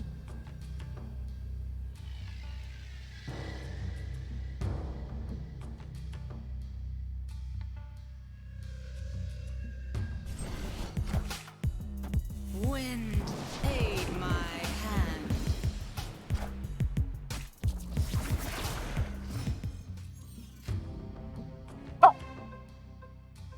It's actually kind of fine for us, right?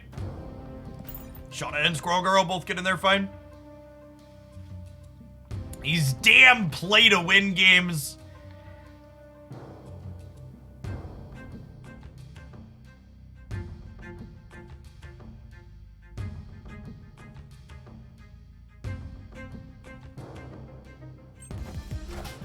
Genshin Impact freebies on Prime Gaming. My anime characters. Armor! Where is my armor at, chat?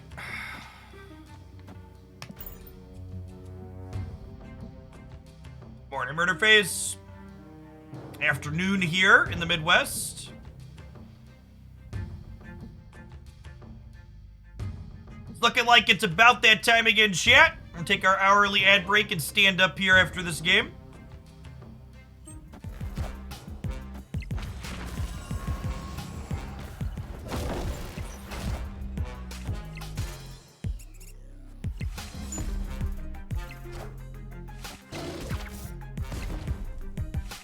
Not me.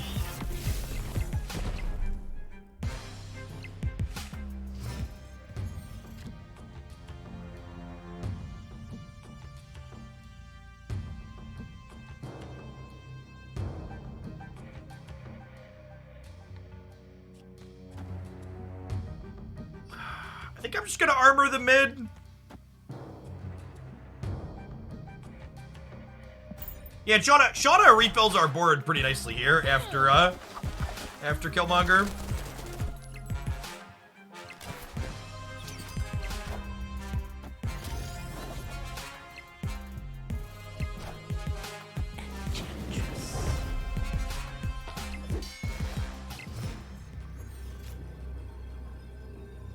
Actual worst straw in our deck, chat. He was supposed to sneak in there later.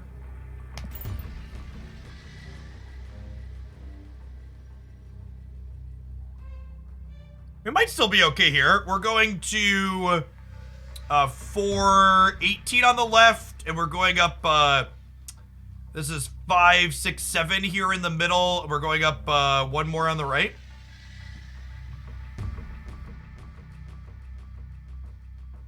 It's a fun game. Opponent's out. Victory.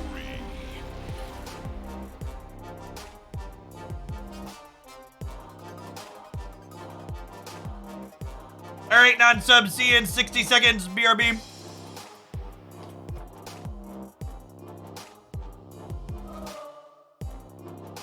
To grab a few bites of my food here.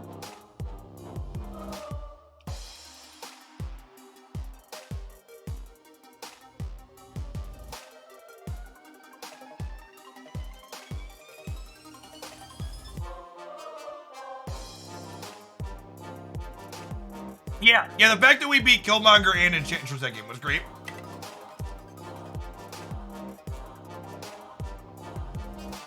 Agree. Randomly generated cards should use your favorite variant. Someone should go suggest that to Second Dinner.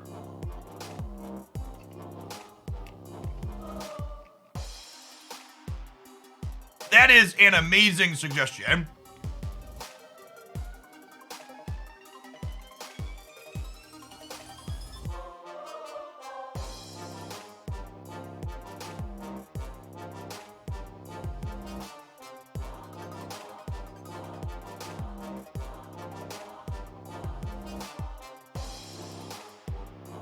Hey, Dots, thanks for the quarter of a year. Welcome back.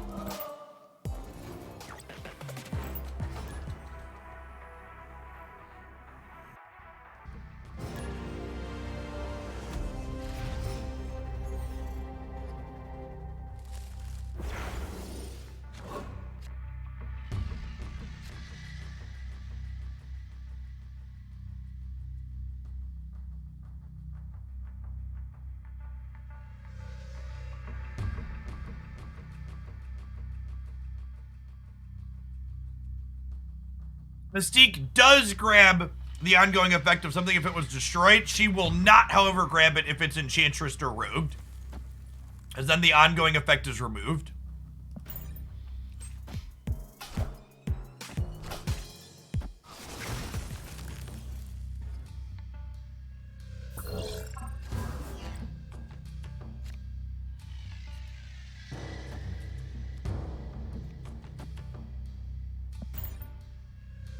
We'll definitely play Hood out here.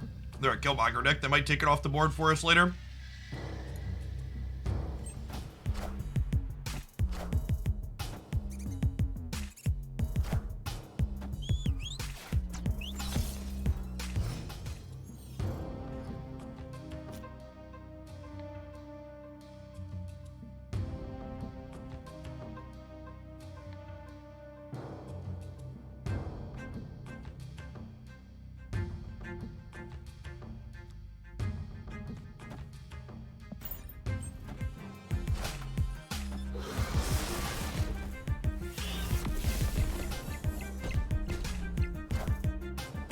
Wind, aid my hand.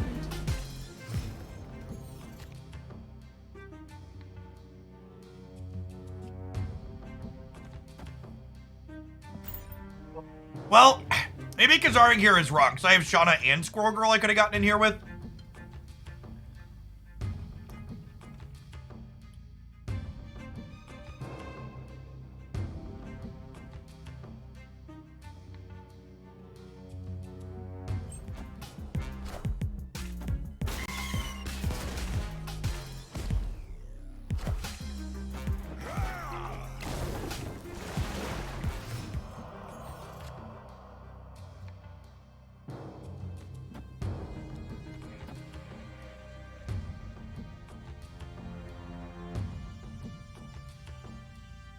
I think we Shauna and Squirrel Girl here. We Shauna first because I want to get her thing into here. And then we can Blue Marvel if they wave, or we can Demon plus Blue Marvel if they don't wave.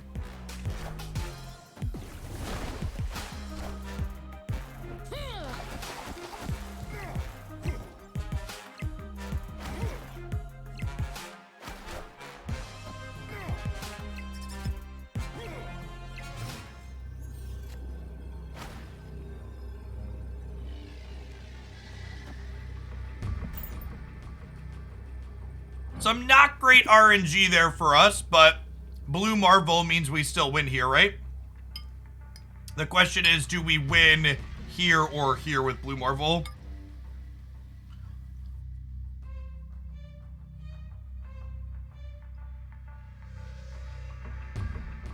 Opponent snapped.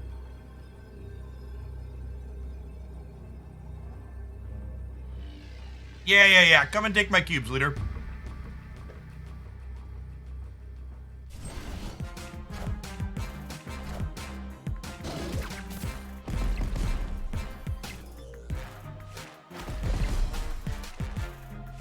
Killmonger will also take my cubes. Got me.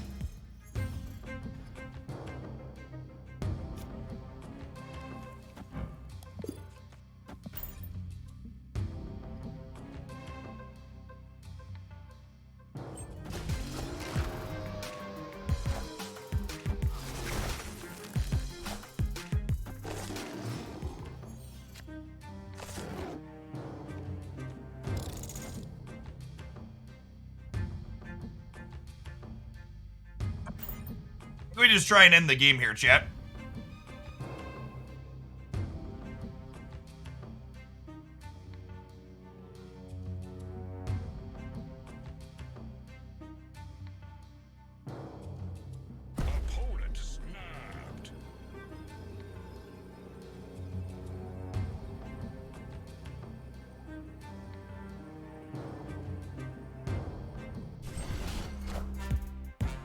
Wind, aid my hand.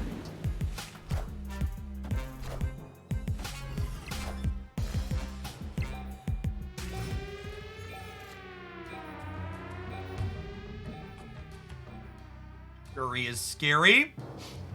If I Kazar here, it takes me to 6 plus 9 up to 13.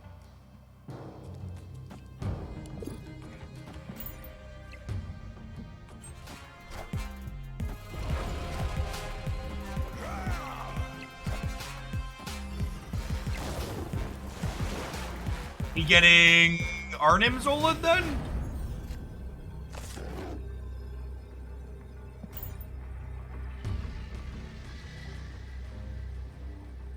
Must be, right?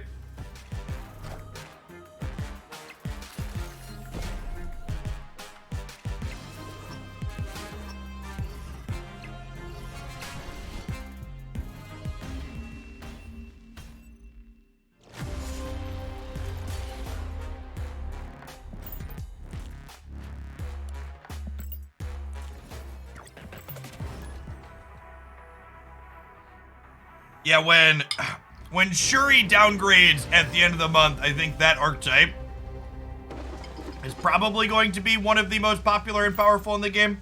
That's very, very good.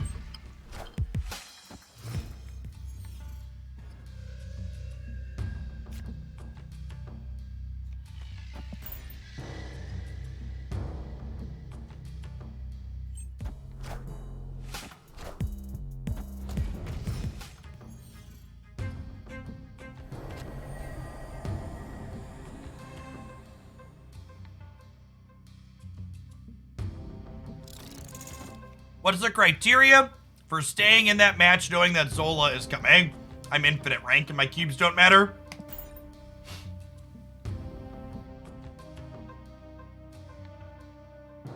Hey, Swerve, good to have you here. It's the best way to combat the Shuri archetype. Shang-Chi's pretty good.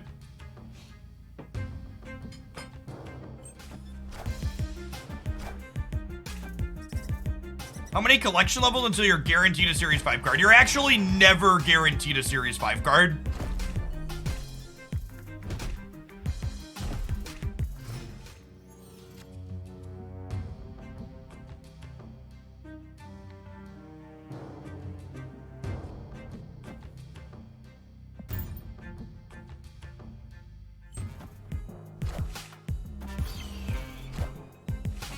Wind, aid my hand. 1 in 400 for a Series 5 card. 1 in 400 for a Series 5 card is the odds that you will open one randomly. You are not guaranteed a Series 5 card after 400 reserves. I'm gonna Shanna a second, just in case she generates a 0.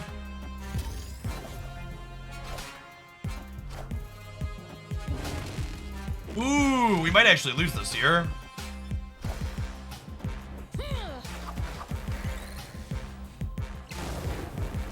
By a little bit.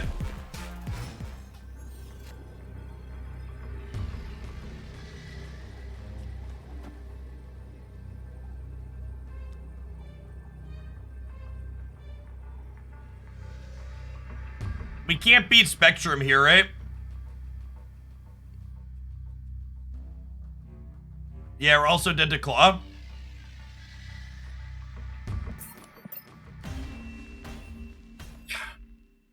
Escaped.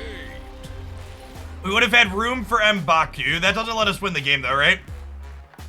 Because our center is only plus... so we'd be 3 plus 6 is 9, and then M'Baku's another 3 up to 12.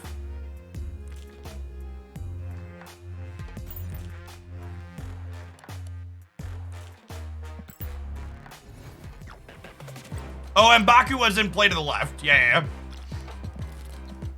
All right, we had a viewer submit a Dr. Octopus deck for the feature locations. Let's dork around with that for a little bit. I'm playing Shanna all morning.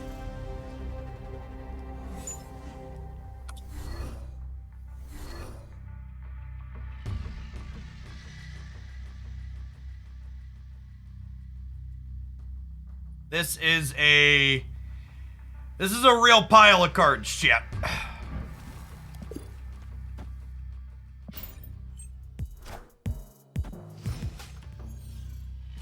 Shanna review. Shanna seems like a reasonable, playable card.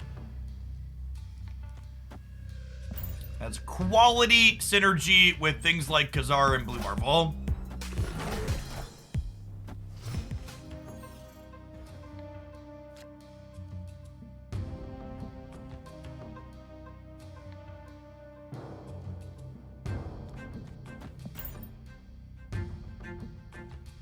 The high location generically wasn't good for Shanna, but I think Shanna decks kind of want to play, they kind of want to play, what's it called anyways, so I think it was mostly fine. They want to play Armor and Storm anyways.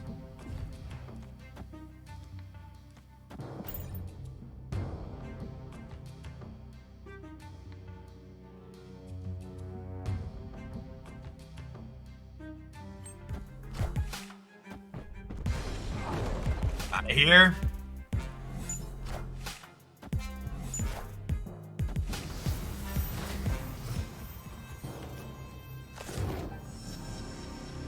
Wongers is terrifying, chat.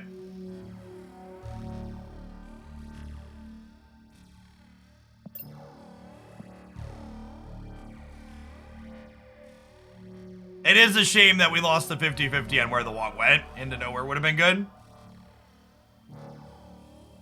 Hey, nice on Pie. Congrats on Infinite. Plenty of time to spare. I'm not sure if I'm docking London or docking Sokovia. We'll see what they do.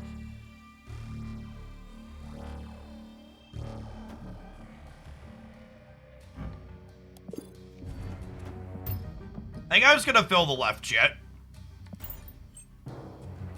This may or may not be right.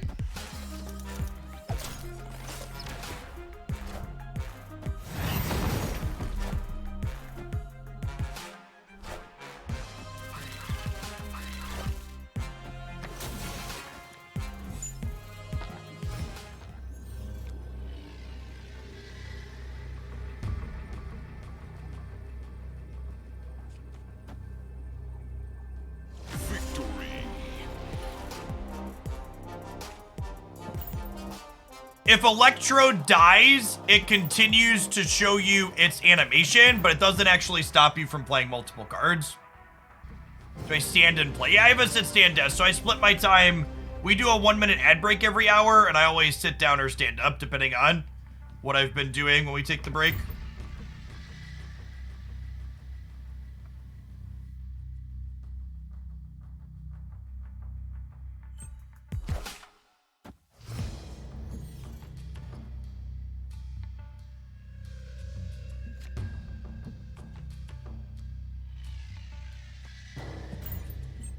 I think the Kazar Shanna is my favorite so far. I play a little bit more of her. My favorite Shanna deck will go up on the YouTube channel tomorrow for sure. Face the might of Asgard. Mjolnir.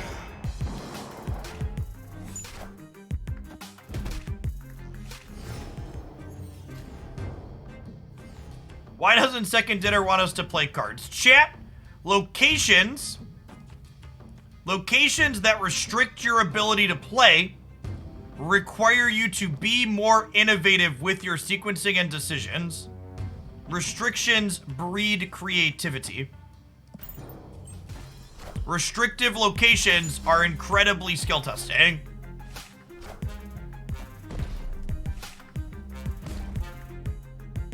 Enough said.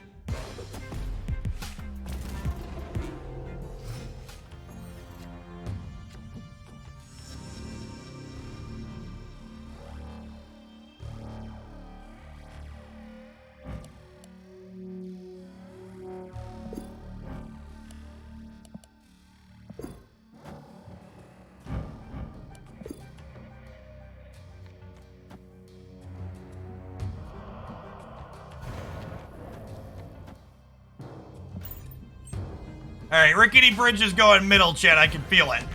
Oh, yeah. And then Quake gets kicked to the left by the Iron Fist. This is exactly like we drew it up here, chat. Asgard. Mjolnir. Mjolnir. To me. Union to me.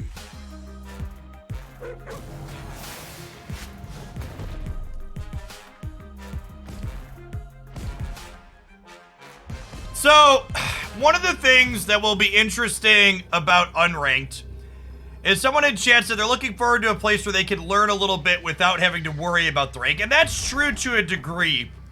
But another thing is, people are going to play differently and play different decks in Unranked and likely play a wider range of mostly bad things in Unranked. So, on average, I think Unranked will be a fun, stress-free way to play Marvel Snap, but I do not really expect Unranked to be a good way to learn how to get better at Ranked. I think the value in playing Unranked to make you better to try and climb up the rank ladder is probably pretty minimalistic. Because the key to being able to climb is snapping and retreating, and playing Unranked is very explicitly not going to help you learn to do that better.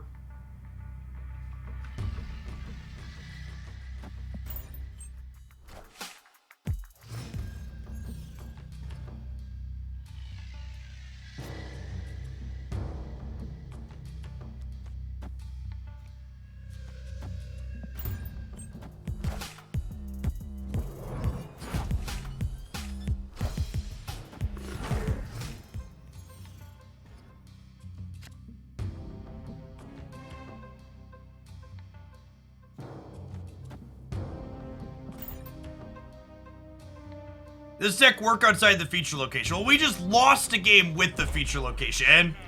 I kind of expect this deck is just not very good. We're gonna play a game or two and we'll see.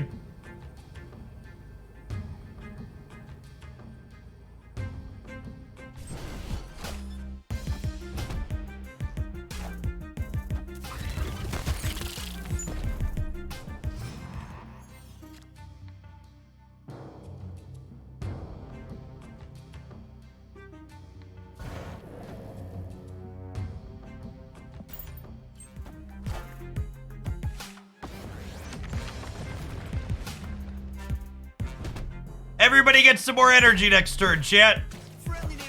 Alright, I won't play into the altar of death, promise. Clear for takeoff. Scouts honor. I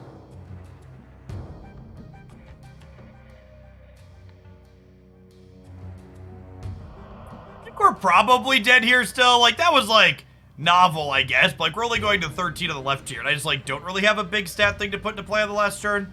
Like, we're obviously winning the middle, but winning a second location seems real challenging. Maybe I'm not supposed to play Daredevil, I'm just supposed to try and hope I draw Doc Ock and that he's good enough. All systems go.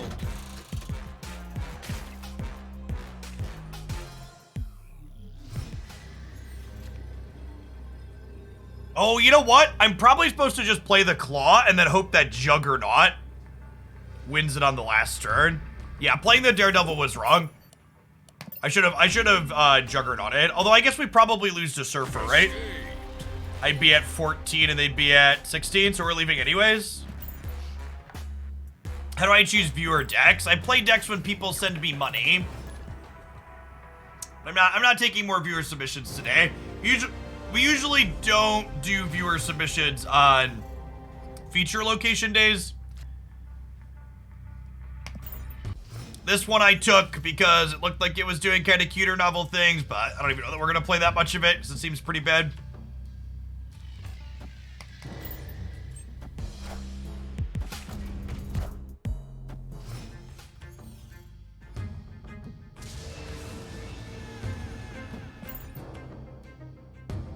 Juggernaut with Fist Tower is fun.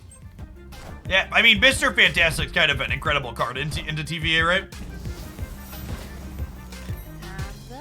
Or we're Juggernauting the middle because they played Wong there.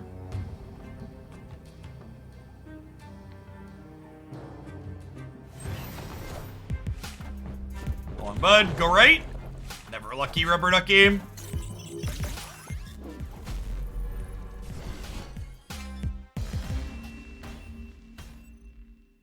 Victory.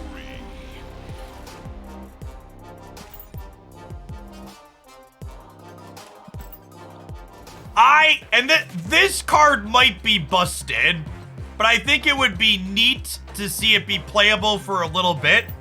I would like Quake to be a 2-2 or a 2-1 and have her read switch the position of the other 2 locations.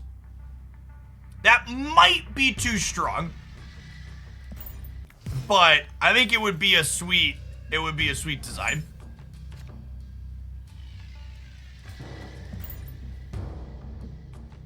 Yeah, Quake is currently entirely random and only when you play her center.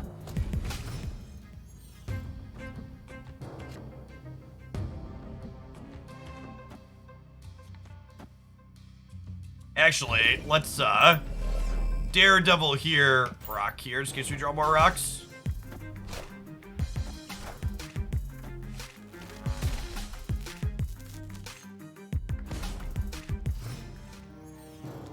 I notice your YouTube channel doesn't have an on-reveal center deck highlight. Do you have any you recommend? No, there's no on-reveal decks. There isn't really a competitive on-reveal deck in Marvel Snap. In my opinion, the people that are trying to sell you competitive on-reveal decks either don't understand the game competitively or they're just trying to sell you something they think you want to hear. Yeah, I guess that's a good one. Do you count Silver Surfer as an on-reveal deck? But as far as, like, Wong Odin style stuff, there's nothing really competitive that plays those cards.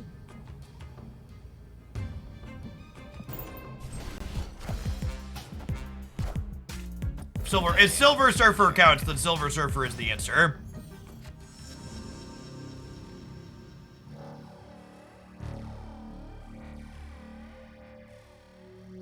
The Shuri Yellow Jacket deck is super novel and a ton of fun and also not very good.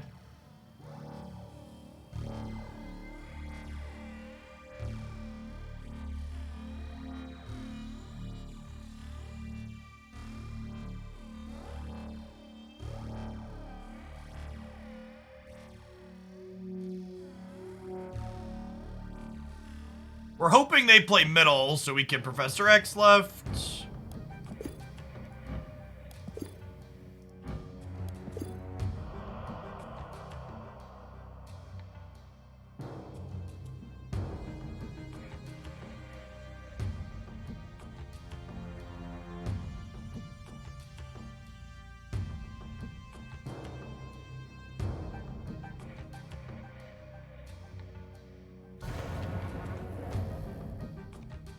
Also, the problem with Professor Xing middle, I kind of want to jug Quake, yeah? That's the content play.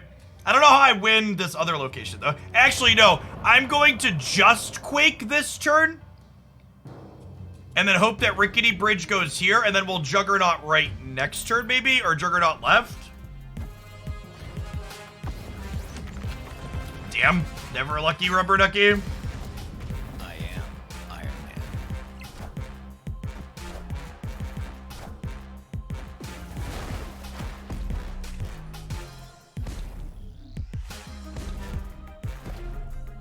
I think Magic just needs a redesign. Her card design is not great. All right, I think I'm done with this deck, Duck. It's very bad. Escaped. Even into the actual feature location that it's supposedly built around, it just like feels real mediocre.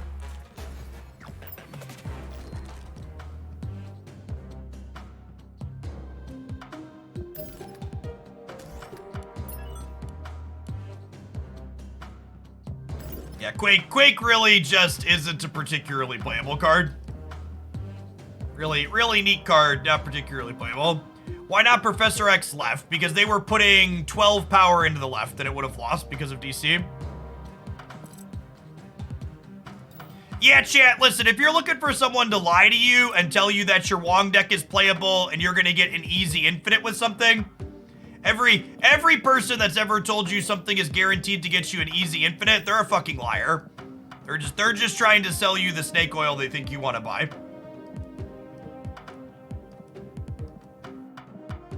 We ain't about to lie to you here. Only cold, brutal truths. What do we want to build? We can build a Doc Ock deck. It's probably just like Electro Doc Ock, right?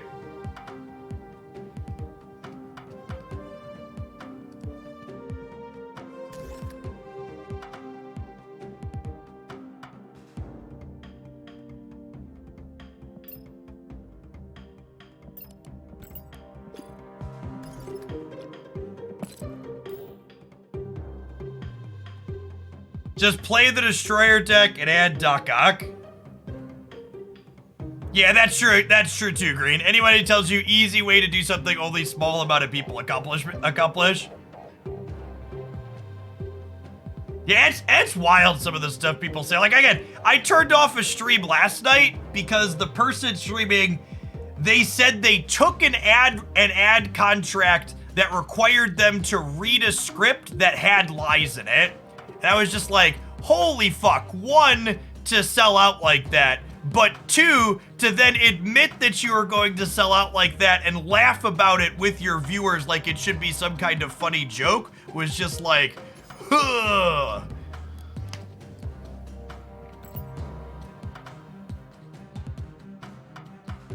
Captain Marvel is kind of fun into this feature location too. More brains, thanks for the third of a year, welcome back. It's better than not telling them. I mean, they're not gonna put in the actual video that has the sponsored cell in it that the sponsored cell has lies in it. So it's not really saying that transparently. Heimdall's kind of funny with Doc Ock. Well, the problem with Heimdall's less good with Doc Ock into the Rickety Bridge, right?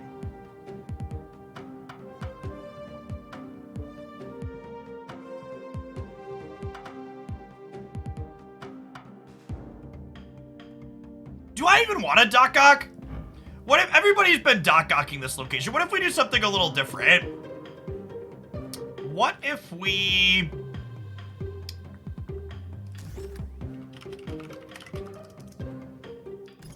So something that's kind of neat is... And there might be too much armor in the game for this, but if we don't storm or armor the bridge, and we play a 1-drop plus either of these 5 drops on the last turn, we clear the bridge and then win the bridge with their effect, right? Is something that works. So we could do something like this with some amount of 1-drops. We can enchantress the armors. That's a fun idea too. I like that shout.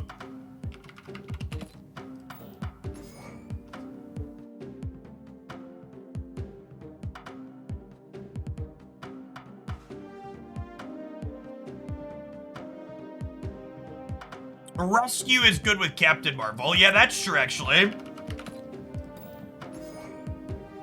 I think Storm is just a pretty generically good card, too. Yeah, Hood's great. Is Doc Ock still good? I don't think so.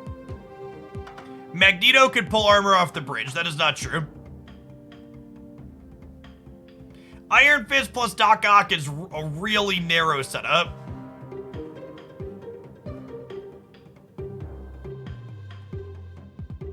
Oh, Nova's cute. Yeah, do we just do like a full destroy sub package?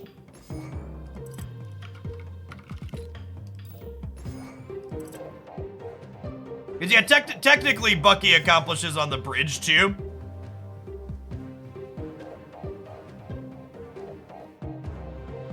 It's kind of a fine core.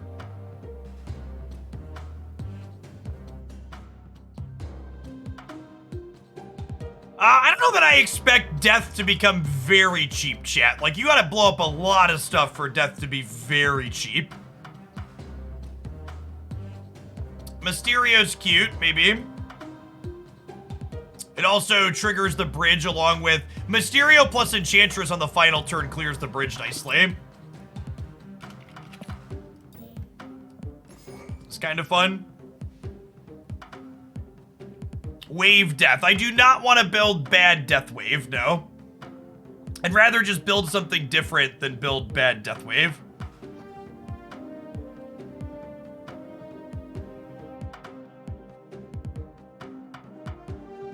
Polaris is a generically fine card. Arrow could be okay too. Zabu. There's 2 4-drops in my deck. Yeah, we've already kind of Like, the problem with Arrow, right, is, like, my final turns are likely Claw Marvel 1-drop or, like, Enchantress plus a 1-drop, right? It's like we've kind of committed to what... We're kind of committed to what's going on at the top end. I'd kind of like another random utility 1-drop. I think I'd take an Iceman. It's a fine thing to play on curve, but it's also that we can play on the last turn to clear the bridge. Sure. And, like, looking at this, right, like, we're mostly a reasonable collection of Marvel Snap cards. Like, the only thing we've kind of done here that's bad is I have 3 things I kind of need to destroy with only 1 way to destroy them.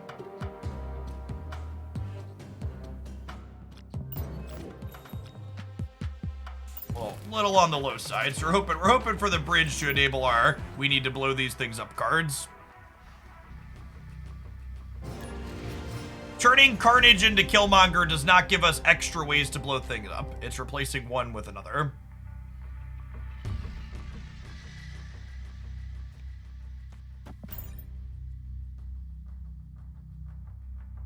Well, that's why we're playing Enchantress Zombie Token to turn armor off on Rickety Bridge. They played Quinjet into a face-down location on Rickety Bridge Day. Bold strategy, Cotton.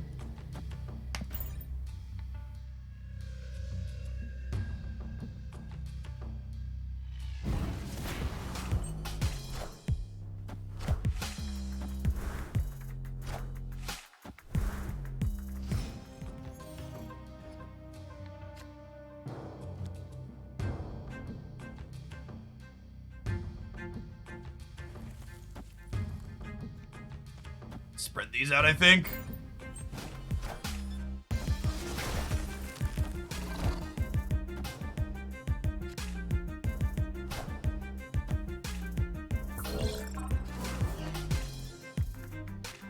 I'm surprised they didn't change Kiln or the Mirror Dimension, because we could have 2 Kilns here, right? Another hub, sure.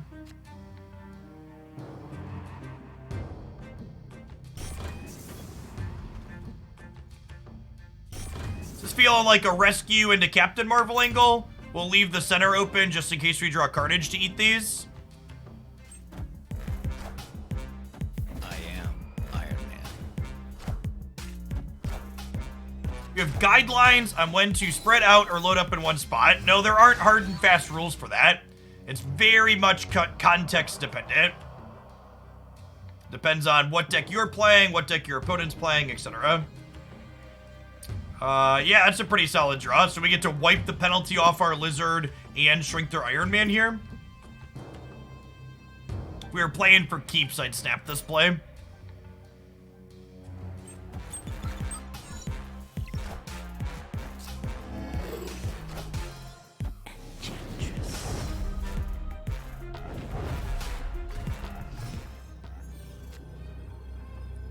And I think we just go Captain Marvel into Mantis here, right? Remember, I'm +5 here on the left, so Captain Marvel jumping over into Kiln should win us the game there.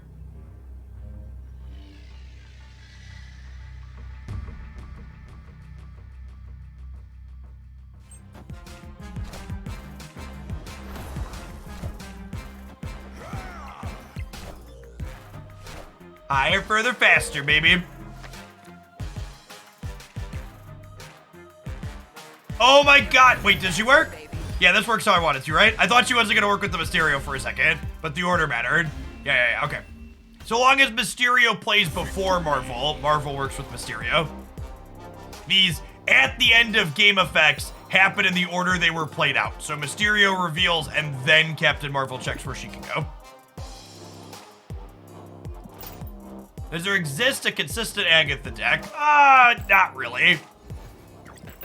There isn't an Agatha deck that's good for climbing. Every time I've seen a Agatha video come across my YouTube feed that claims it's busted or good for climbing or gets you easy wins, the person who's playing it is almost never infinite rank. Funny how that works. It is fun. It's amusing. It's neat. It's novel. I hope people have fun playing it. But it is very much not a you should play this deck because you think it's competitive.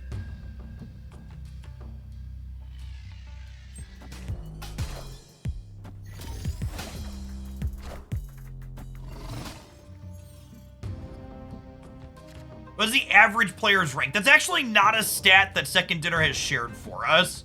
So they did tell us that on average, 3 to 10% in a given season reach infinite, but they have not publicly shared full like distribution breakdowns of who hits what ranks. Wind, aid my hand.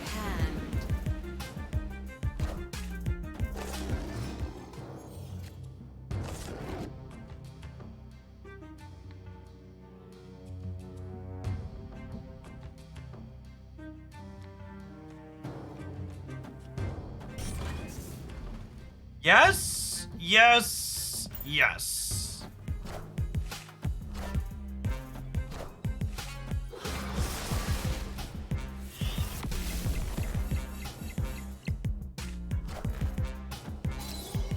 It's clobbering time.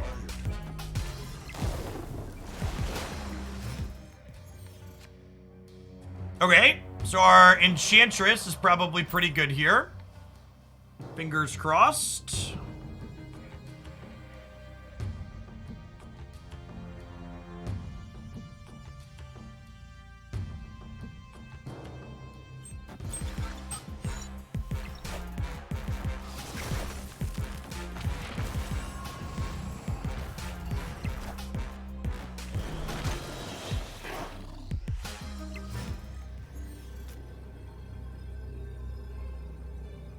Oh, that'll do.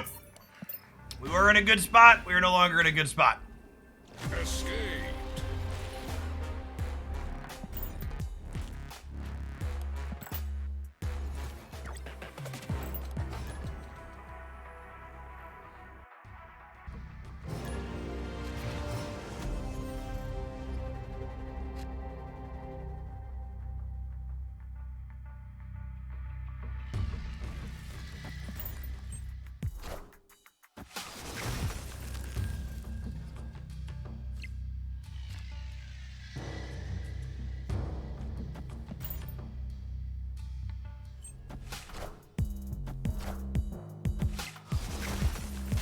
How do the season pass points work for playing games? At the end of each game of Marvel Snap, you get 1 season pass point per turn that the game lasted, and then you get 10 season pass points for each location that you won in the game. So at most, you can get 37 season pass points for a game if you win all 3 locations, and Limbo was involved and the game lasted 7 turns. Wind, aid my hand. On average, you get like 12 to 15 per game.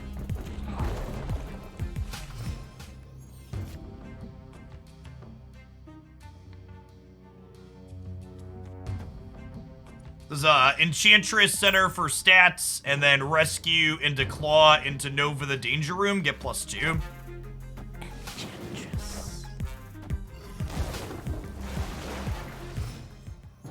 Okay, so they are Patriot Surfer, which means we're gonna tie the middle when they Surfer, and it's gonna come down to Breakers, he says.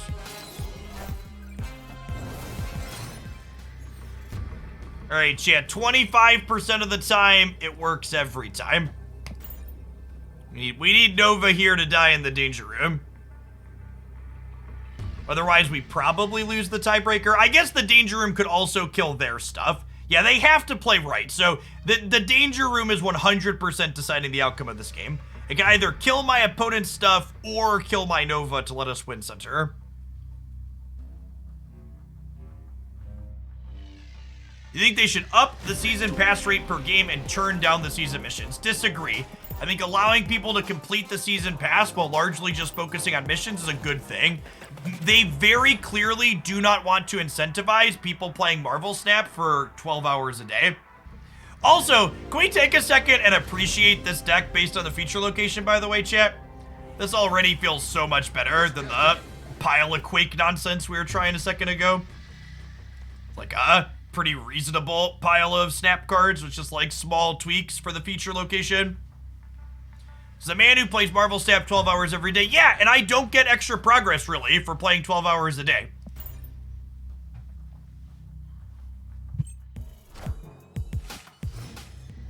Marvel Snap's systems very clearly are designed to not encourage you to play endlessly.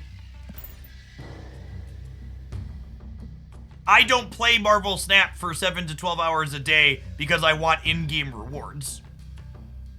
Which is basically what people are asking for. They want to be able to play endlessly to get in-game rewards.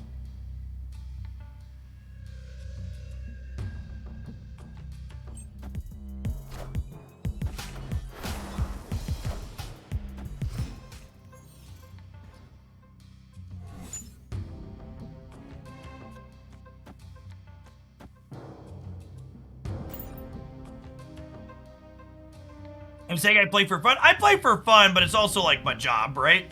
Like I'd play 45 minutes to an hour most days if it wasn't my job, but because it's my job, we play a bunch.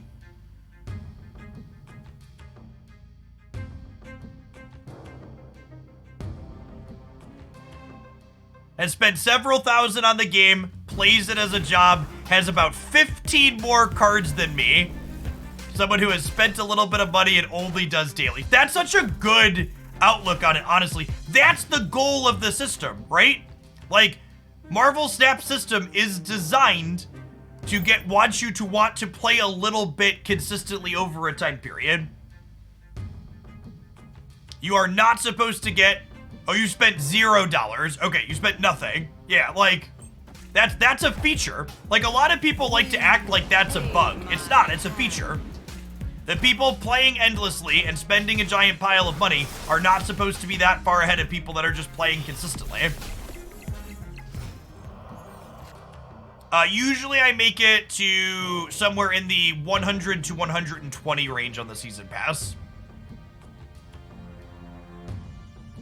And for people that aren't familiar with what that works out to in terms of numbers, typically on the season pass, you get 45 credits per level past 50.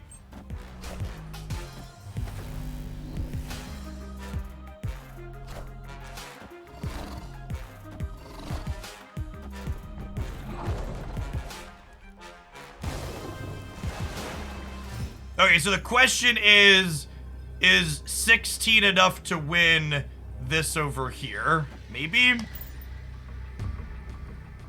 Surfer plus Maximus is plus 13 on the left. We lose to Surfer X.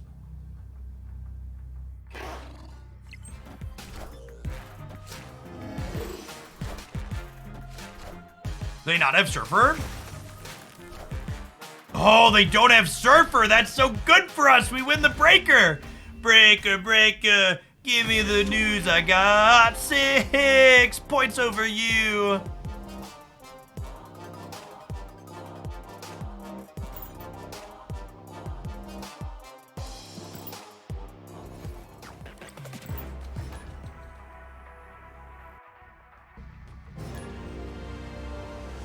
Like to dedicate that dub to the claw, chat.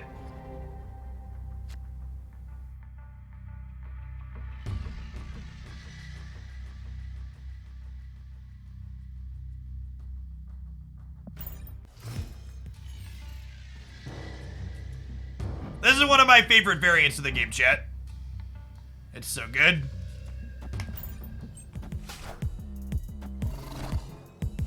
Any excuse to play Captain Marvel.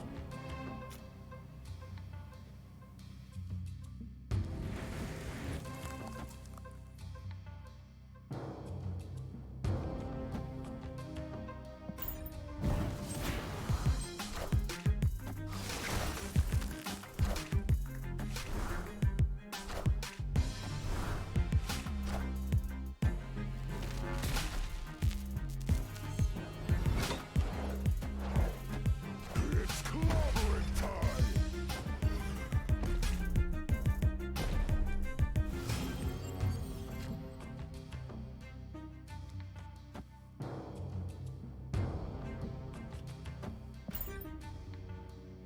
Probably losing Asgard, unfortunately, here. They get to play a 5-drop.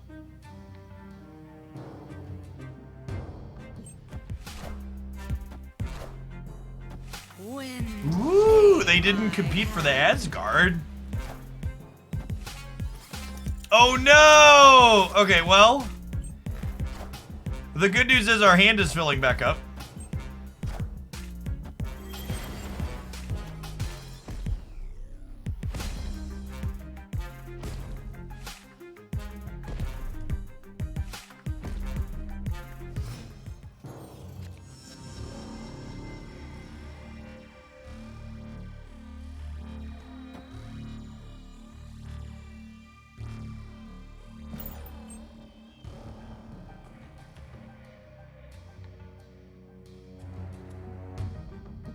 Are they going to Galactus? Yeah, this could be Galactus and Null.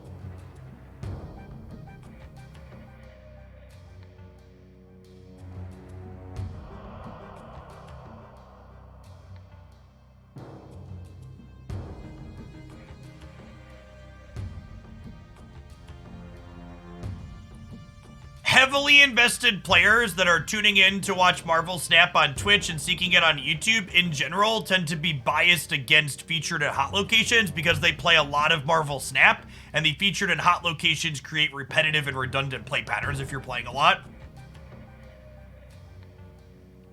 I don't need a poll to know that a majority of people in chat are already sick of Rickety Bridge.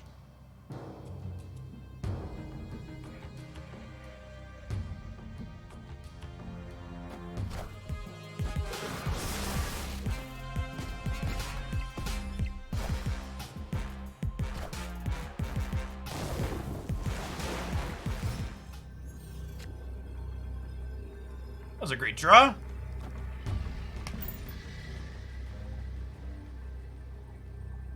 Featured locations last 48 hours and are in 40% of your games.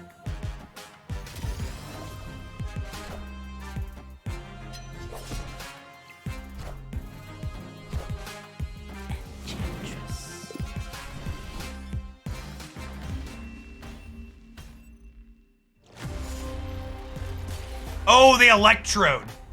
Funny that if I would have Enchantress here, we would have won. They Electro. I was like, how did I was like telling you to see like where did the energy come from? Electro got us. They should probably have a visual indicator somewhere in the client when your opponent has a higher energy count than the current turn of the game is. It would probably be a net positive for interface communication to the players.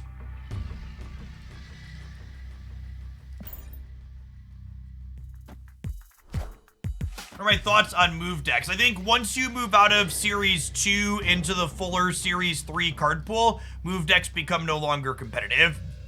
The numbers that they put into the board are not nearly high enough, and the plays that they make to make bigger numbers are very telegraphed and easier for better players to play around or just retreat from rather than lose to. Move decks. Move decks are kind of the big bad of early Marvel Snap that people quickly move beyond.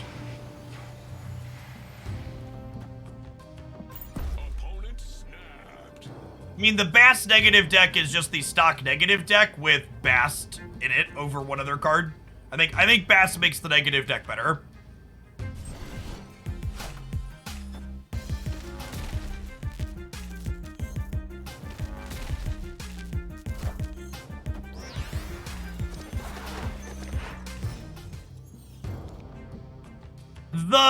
Can they make the move deck better is a really interesting question. Because newer players to Marvel Snap really fucking hate the move deck, and you could probably argue that it might be too strong in the early pool.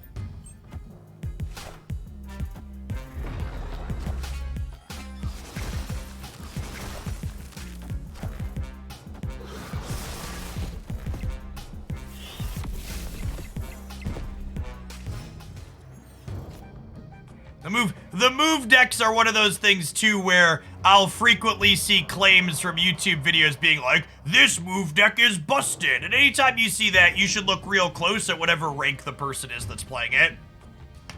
Because it might be busted at whatever rank they're at, but generically, if they're playing well and playing at a high level, it is not particularly great. This hedges both of these, which is kind of nice. I guess it loses to Captain Marvel. Do I do this? Because this hedges Captain Marvel right? I think I'm supposed to play middle here.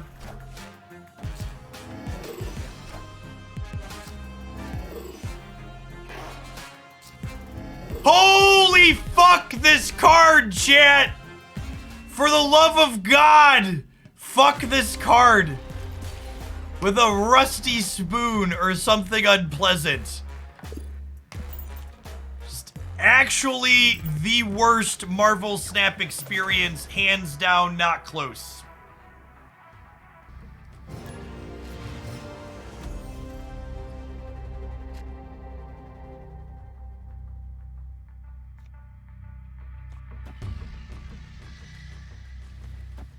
Open on Iceman. Try and disrupt their 2-drop. I open the game, get leadered, and close it. You are not alone. You are not alone, friend. We hear you and we see you.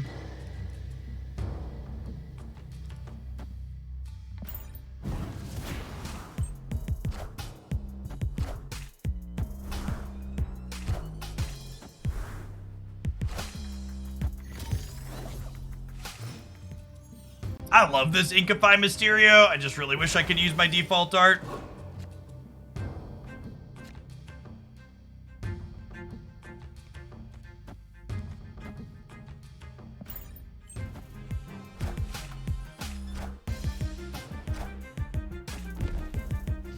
I would say this Ant-Man is terrifying, but we have our secret weapon here. We're gonna rescue on the right, and then next turn we'll get to go Demon plus Carnage. Or we're dead. Got it. Okay. Change of plans. We're gonna play for left and right.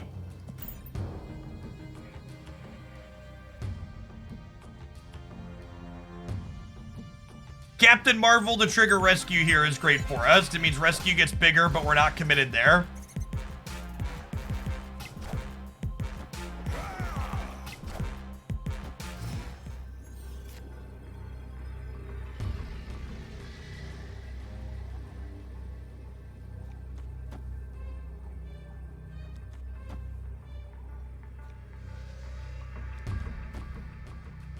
Captain Marvel jumping here is 12, 18. Is 18 enough to win the big house? It might be. Whatever 1-drop they play is going to be +2.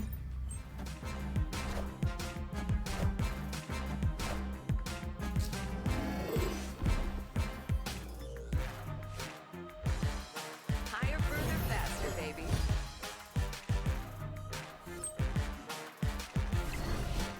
Dodge the Infinite, chat. Dodge the Infinite. Sometimes lucky.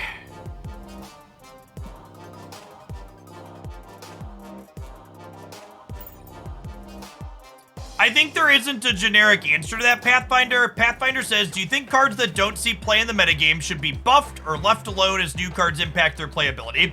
I think, for example, a card like Black Bolt, who will likely be made more playable by stature being added to the game, should be left alone. However, a card like, if there's another card that doesn't see play that they don't have something in the pipeline for, then they should consider changing that. I think it should be a card-by-card basis for, do we know something is coming in the pipeline to make this thing potentially be better? Someone said Cyclops. Cyclops actually has decks that it sees play in now, chat. Cyclops is a good card that wants to be played in Surfer Patriot.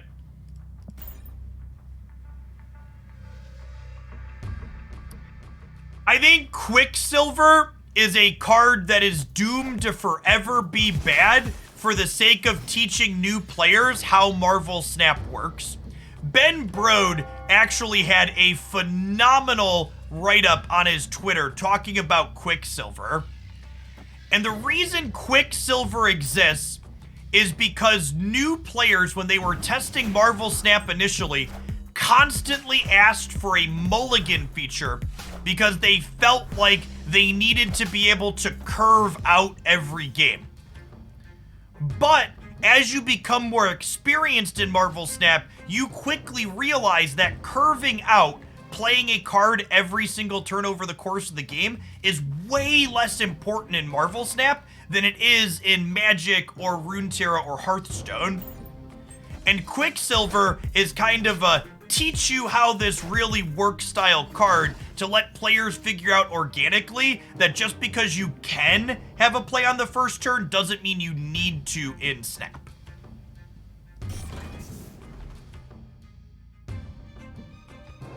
I think yeah, we're probably getting Galactus, and it probably doesn't matter. I'm gonna rescue here for now.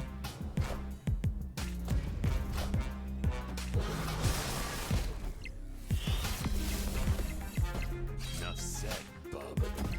I'm rescuing here because I want to draw Carnage and eat these next turn, ideally, so I don't really want to rescue here. Oh, Bucky, I think we're dead, chat.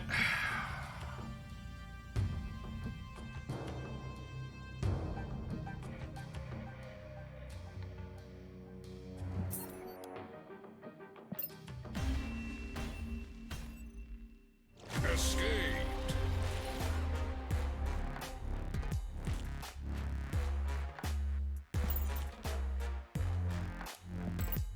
It's one of those games where not having something like Deathlock is punishing us a little bit.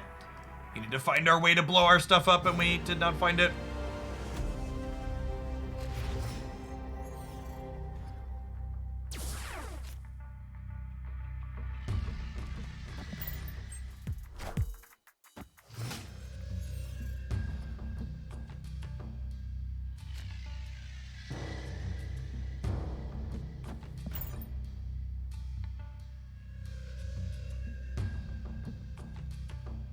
Quicksilver would be an auto-include in every Marvel Snap deck if it started in your hand as an additional card like Agatha.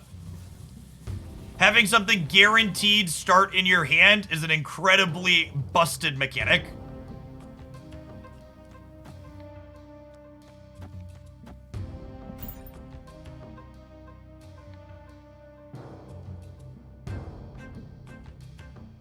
I think Bast doesn't seem very good in Shanna decks because it's not adding that many stats to most of your cards. I think Valk's worth exploring because Valk being able to reduce the power on your opponent's cards is quite strong. Hey, congrats, Pickler. Trav, if you're actually considering self-harm, please reach out to someone and get some help. If you're not actually considering self-harm and you're just frustrated with your video game, please don't make light of that topic in my chat.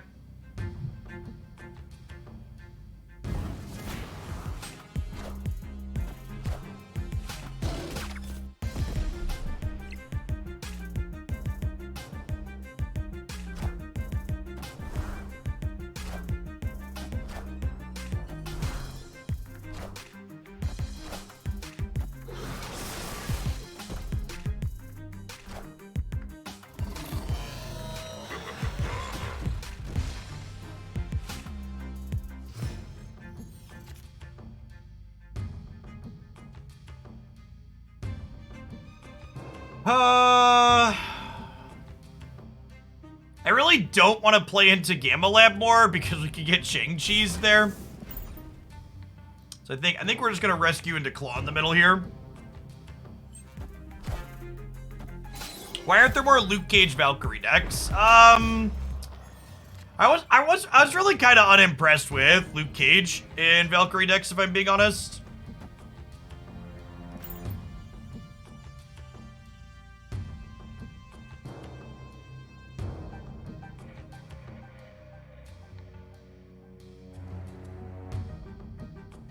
Glad I have created a space that you enjoy, Prozac. That is my goal for reasonable people.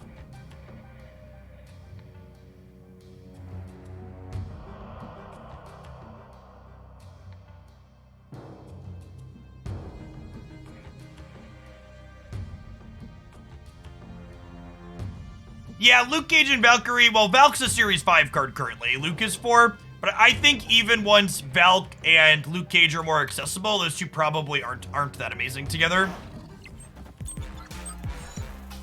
Cerebro 3 with Bast and Valk seems reasonable. What's his name's been playing that? Dara. It's been on my to-do list to check out.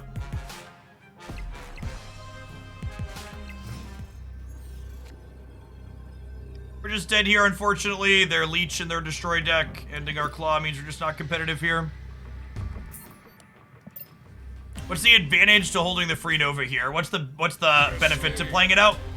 In general, unless you think there's something your opponent could be playing that punishes you for holding your card, waiting to add your stats to the board so your opponent has less information to make their decisions with has value.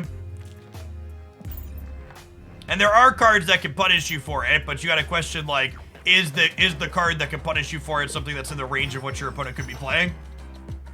Why is the Venom Destroy deck playing Leech? Because Leech is a deeply fucked up card that's very good. Sauron in our shop. I think we're waiting for Sauron to downgrade, chat. I think we're gonna miss a first badge on him. Need 700 more tokens so I can get Dazzler next week.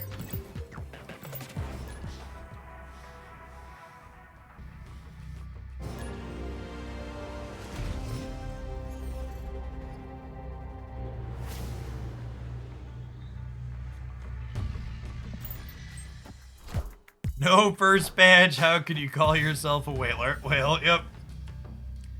I'm gonna miss first badges on 2 cards, chat. It's gonna be a tough year.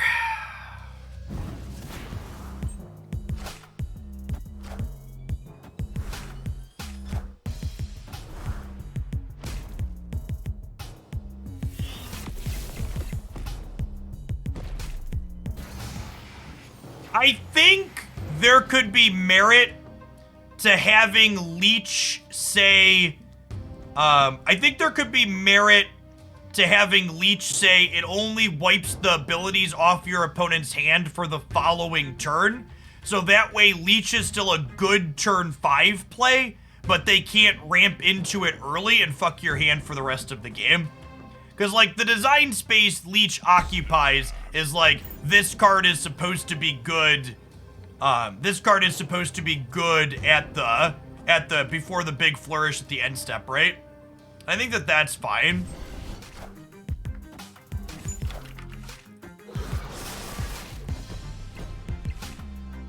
Someone said, what's a first badge? So they announced that coming with, oh, I forgot that we were gonna lose our stuff there. Awkward.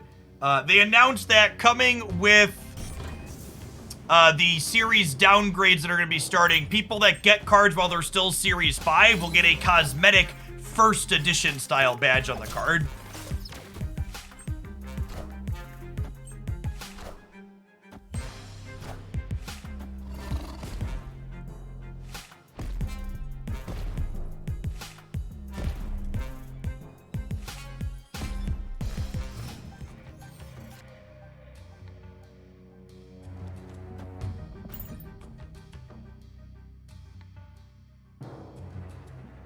I mean, our opponent took away all of our cards, but they currently have no stats on the board, right?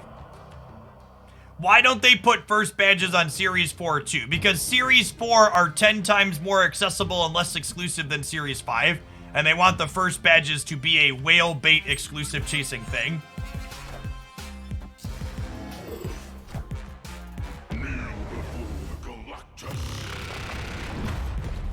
What a fucking toxic gameplay experience. Holy shit.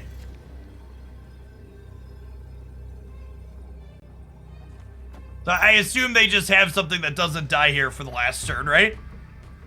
The more I experience this card, the more I hope they kind of just delete it from the game. It's such a polarized, miserable experience.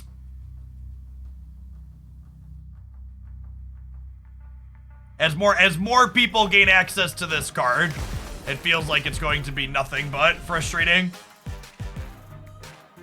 So, I don't think it's accurate to say there's little counterplay to Galactus. I do, however, think it's accurate to say there is only very specific counterplay to Galactus. And if you don't have that specific counterplay, your deck doesn't do anything against it, is the problem. And the other part of the problem is when you have the specific counterplay to Galactus, their deck just flat out doesn't work.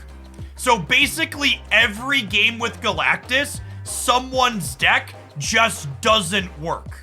Either you didn't have the interaction, so your deck is non-functional and doesn't work, or you did have the interaction, so their deck is non-functional and doesn't work. There isn't really this middling kind of close interest. It never generates close or interesting games. Someone is always getting brutalized. Yeah, it's incapable of being in a good game by the nature of its design. That's a very good, concise way to put it, Diva. Isn't that true for other decks like Shuri and Arnim Zola? Not at all. If you think Galactus is comparable to anything else in Marvel Snap, you really don't understand the crux of what's going on there.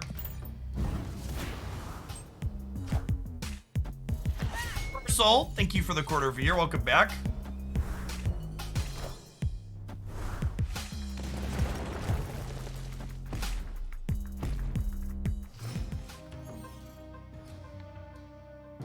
So the problem with playing, someone asked, can Marvel Snap have pure shutdown strategies, stuff like Shang-Chi, Professor X, Cosmo, is that there's such a wide range of things you need to play against in Marvel Snap that in general you can't catch everything while also putting a lot of stats into play.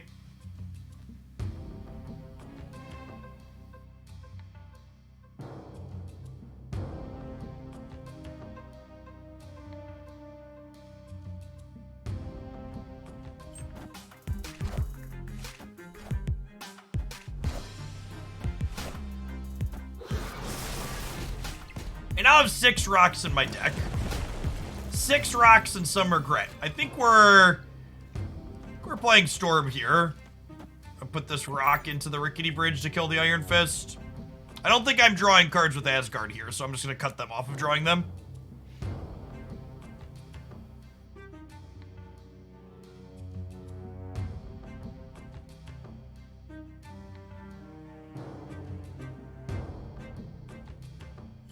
My personal opinion on Shang-Chi changes based on whether or not I got by him in my most recent game. The most honest Marvel Snap player in the world. My current opinion on Shang-Chi changes whether or not I got by him in my most recent game. There we go. I appreciate someone who's honest with themselves, chat. Oh, chat, we've had so much fun BSing and going back and forth here. My auto ad's gonna roll here in a little bit, so we'll need to spend more than an hour. We'll need to take our ad break after this game. Appreciate everybody chilling and vibing and laughing today. Remember, we're +4 in this path is noteworthy. Hopefully Bucky wins Rickety Bridge for us.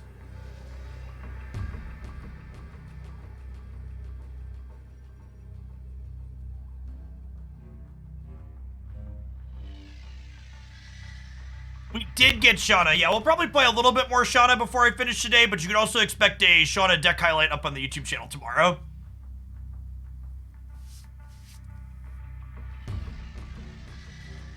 Yes, Ice Pick. And a lot of people equate those two things, and it's good to be able to step back and think about it. So, as is often the awkward case, chat, I want to test more Shanna today, but also, I kind of can't because of the feature location.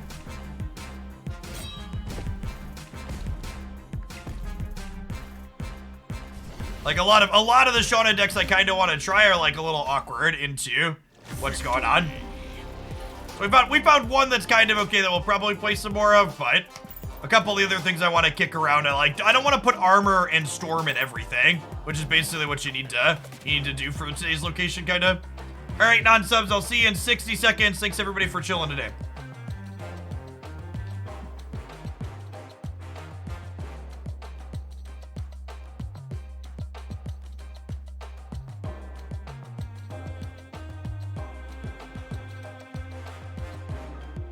Orca is Series 4. Orca will be the last card added directly to Series 4 because it was supposed to originally be Series 4 back in November, but it was delayed being added to the client due to some bugs. Hey, Hybrid, Diablo, thank you for the Prime. Appreciate it.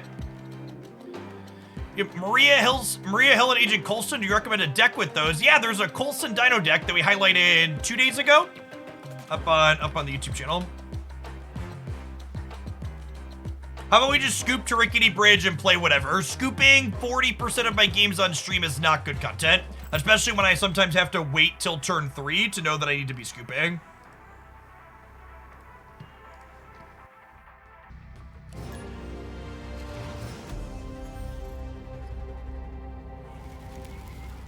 Breaking news. Breaking news.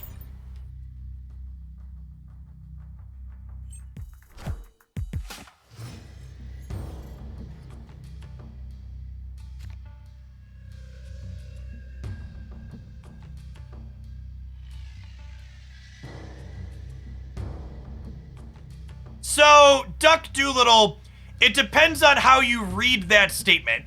So if you read the statement as they want to make new releases more accessible to free-to-play players, that will naturally happen as those free-to-play players become Series 3 complete over the course of the next couple of months.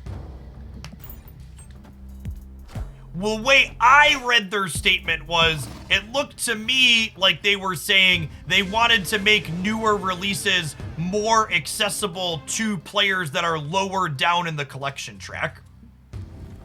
I think I have to do this now because this could end up being nowhere next turn, which would not be good for us.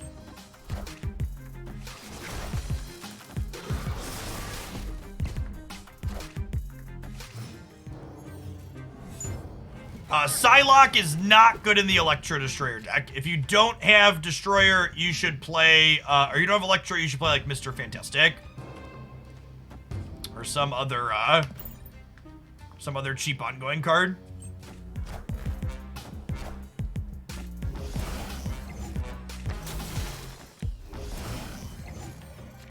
Are they an all white bordered Mr. Negative deck? What a monster.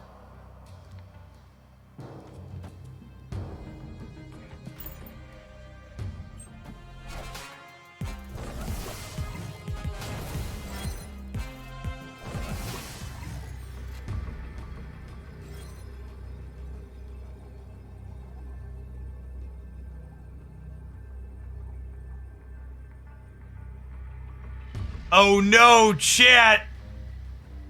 Mysterio is after Marvel, so Marvel won't know if she can move to win the game or not. Awkward. I don't think this is a bot. Usually the bots have cosmetics, so I guess this one has a... No, this is my cosmetic.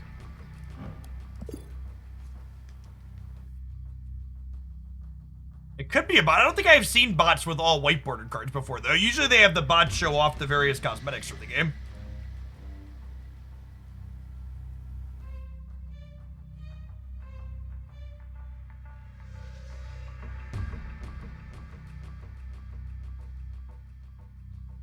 I think this deck can be good after the feature location. You probably need to cut Bucky Barnes. But yeah, I think the core of this deck is just like the Disruption deck I played a bunch in the past. It's like pretty reasonable.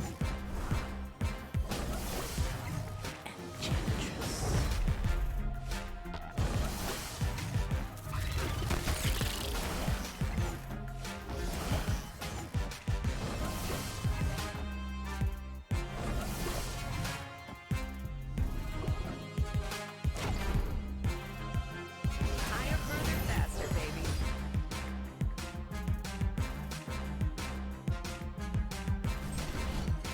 Tie! Damn it, Gambit. Tie.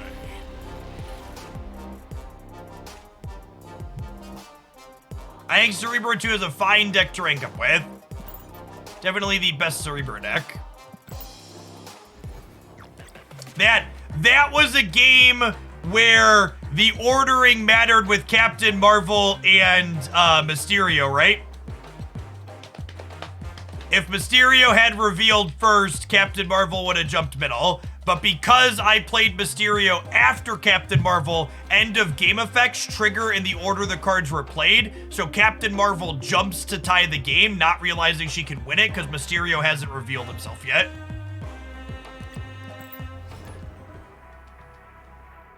Yeah, I think if there wasn't a feature location, chat, you cut Bucky Barnes and play Killmonger in this deck. And this deck should still be very reasonable.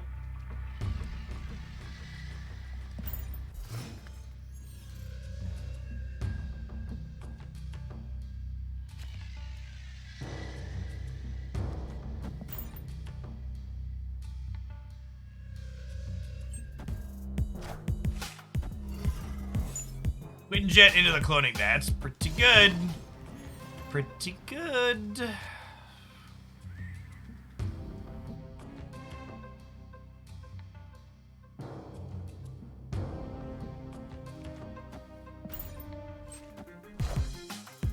Wind, aid my hand. Second Dinner has commented that they think the way Captain Marvel works should probably work differently, and she will likely work differently in the future.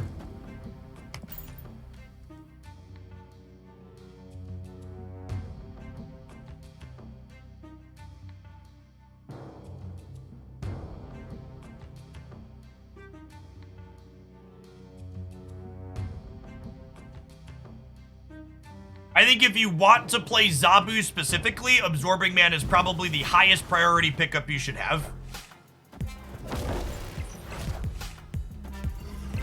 You see, Captain Marvel is broken. By broken, do you mean too powerful, or do you mean as in not working as intended?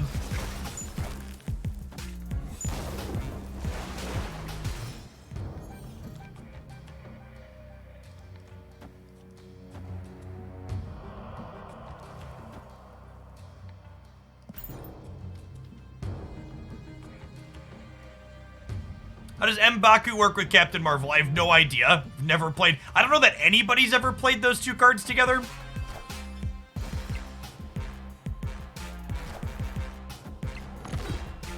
Not a clue. All right, so we're hoping to draw Bucky Barnes here.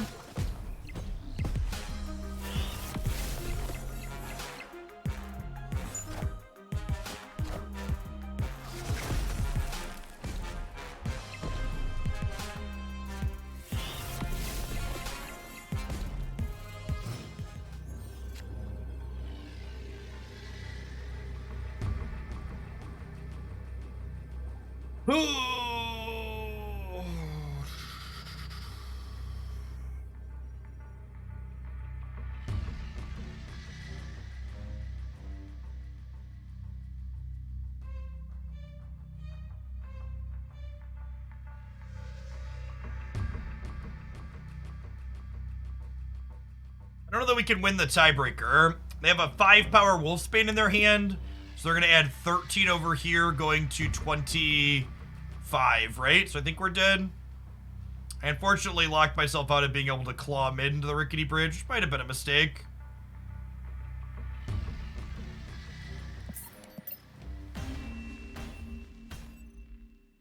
Escaped. Yeah, if we would have had Captain Marvel, she could have jumped into Rickety Bridge to win the game, but we don't have her.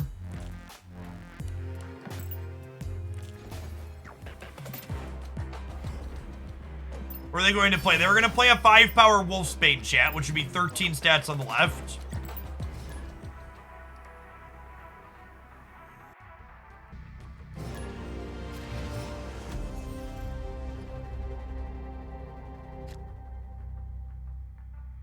Enchantress is just a pretty generically good card.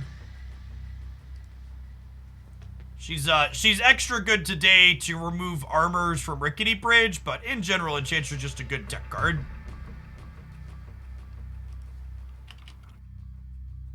I have a link to my replacements video. But everybody's asking for card replacements today, and all the cards are asking for card replacements too are really good examples from my card replacements video.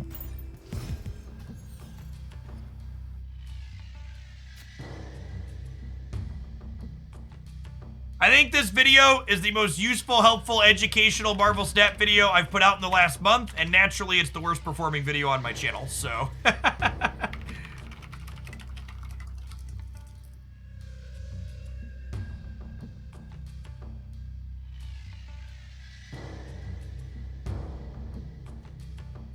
Make a command for that one.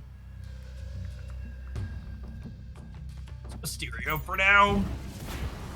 Something teed up for Carnage here. Second Dinner has said 3 to 10% of people typically reach infinite. Your viewers are probably too pro to need it. I know you put a kappa there, but in a less joking manner, I would wager that educational videos like that tend to perform poorly because people tend to think of themselves as being beyond needing content like that. It's likely an accurate statement. Do I want to commit rescue into the Stark Tower? I think I do. I think I'm like rescue here, and then we're playing for like here and here. It's collaborate time. Colossus thing. That is an interesting one too.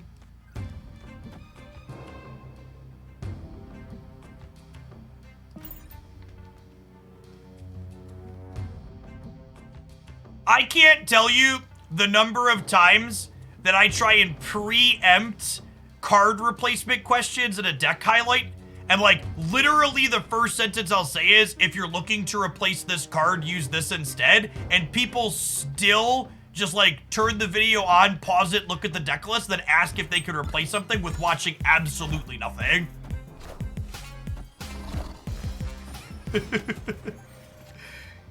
It's just like this, it was literally the very first thing I said.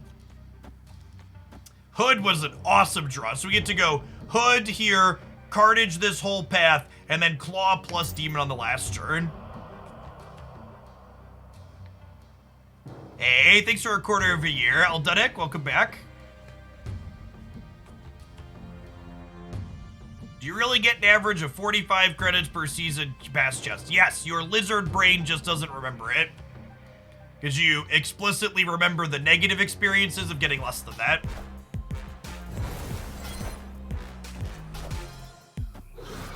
Yeah, Claw plus Demon's a lot of stats. All systems go.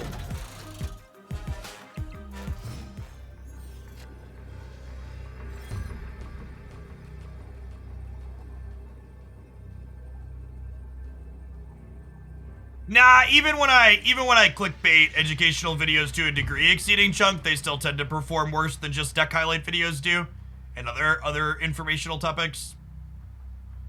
Is 24 enough to win Stark Tower? Probably, he says before getting Shang-Chi'd.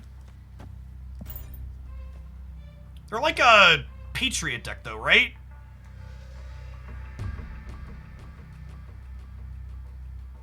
Thank you, kid.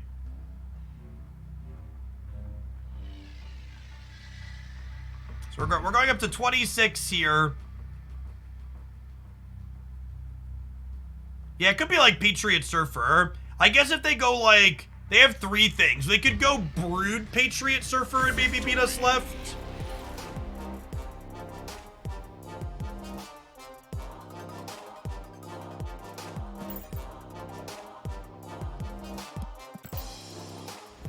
Yeah, and honestly, I think that's kind of the nature of the platform of Malakan. I think Twitch is a much better platform for teaching people and actually learning on, right?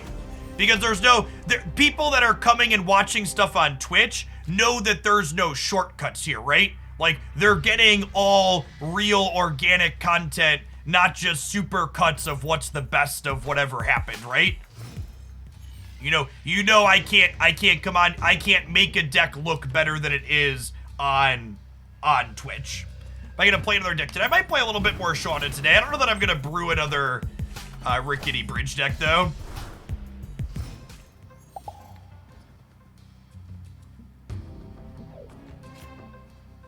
The good news is Claw lets us win the Sanctatorium, which is nice.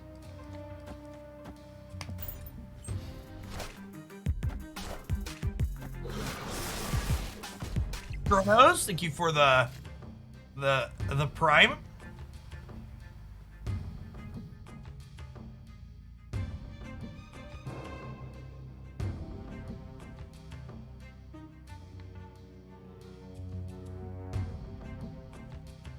Am I passing? I think I'm passing for the sake of going Rescue Nova on 5 and then Claw maybe something else on. I want Claw to be my last play of the game.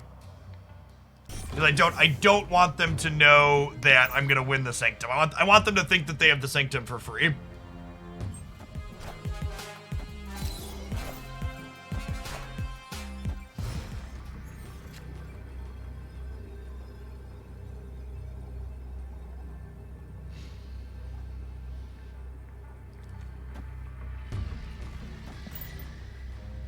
And then Iceman's actually the best draw in our deck because it means we're beating Captain Marvel and Morag and Sanctum here. Yeah, I probably would have snapped going into turn 4, I think, this game.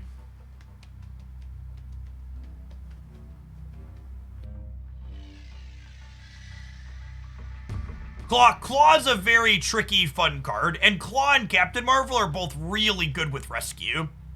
Victory.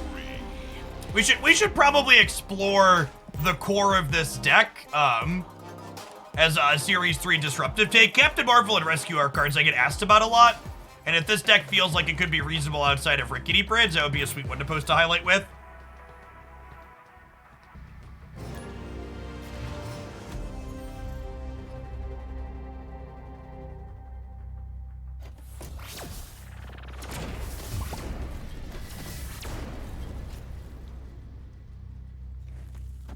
This is actually a pretty good hand into World Ship, he says, before he gets armored.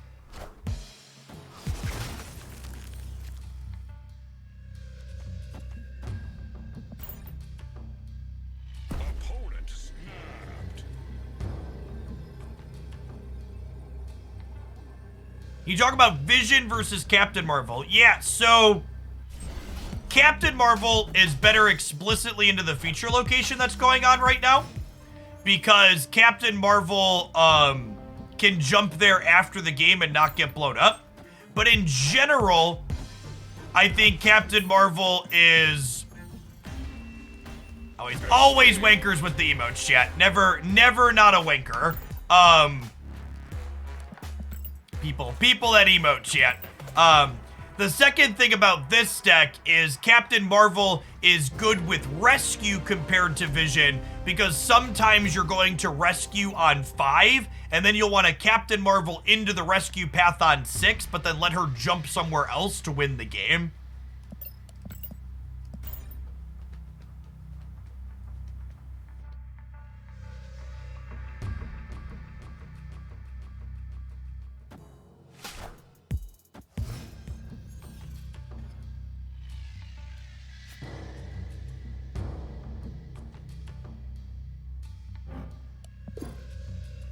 Oh, snap.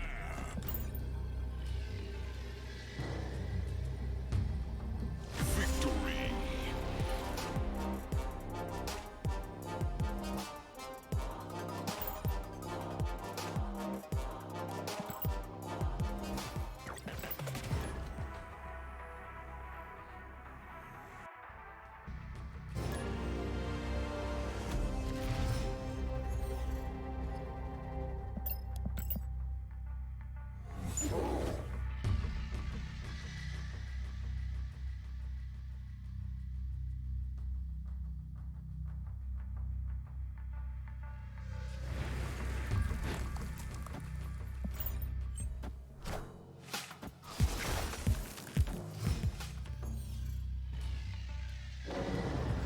I think Bounce is a viable mid-tier deck, or does it not have enough support? Unfortunately, I don't think the Bounce archetype is anything more than just kind of cute. I think it comes up quite a bit short, unfortunately. I think it's a lot of fun. I'm actually gonna have a Bast Bounce highlight up this weekend or early next week. We'll probably play some more of that once the feature location is done too, but...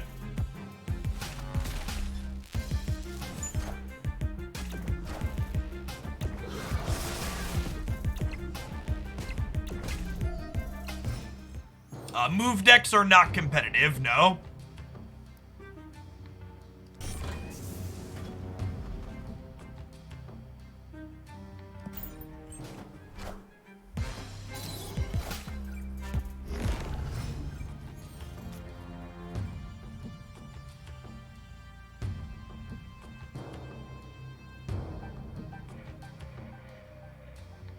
Okay.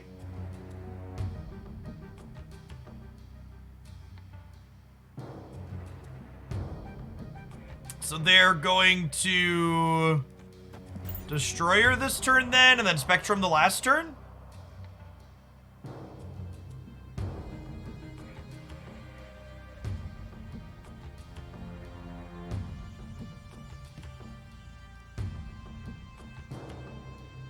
You ever tried a move Surfer deck?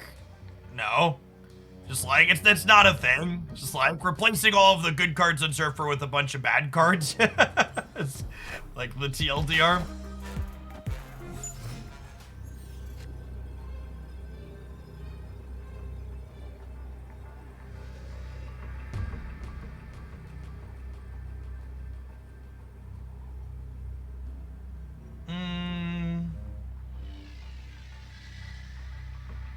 So the issue here, chat, is I kind of need to play for the right side because Spectrum beats me on the left. So I think I need to Enchantress here.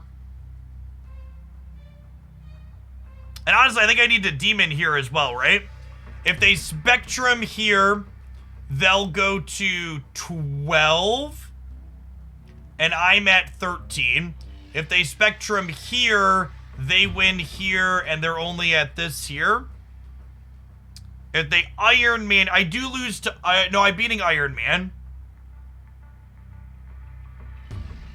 Lizard, Mysterio, Demon is more sense. I want to cut the ongoings off of these, chat, so that way they don't get the Spectrum bonus. I have priority, so if I Enchantress here, these don't get a Spectrum buff.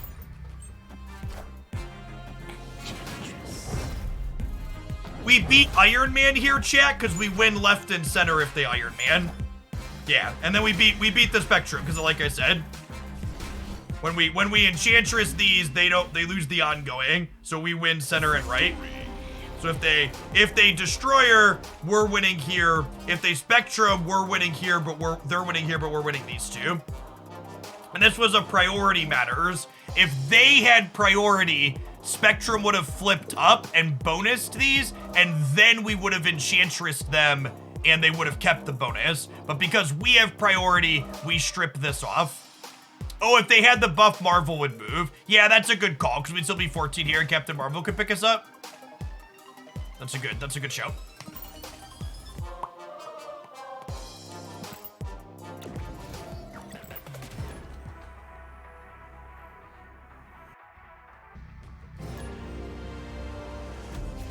What you saw me do there at the end of the game, chat, that is the #1 thing you need to get better at as a player to be able to rank up efficiently in Marvel Snap. You need to be able to look at what your opponent has played out so far, walk through the likely outputs of their deck, in this case, Spectrum and Destroyer, and then figure out, okay, what happens when they play those cards in different locations, and what can I play around / beat when they play it in different spots. And if you can beat them regardless of where they're played with the play, that's obviously the line. But there isn't, you just need to play this deck and suddenly you'll rank up. The key to laddering in Snap is being able to do what I did there. It's being able to look at a spot like that and be like, okay, this is what they're on, this is how we play around what their deck plays. Alright, so we'll Mysterio in the middle, and then we'll Carnage all of these out on the left.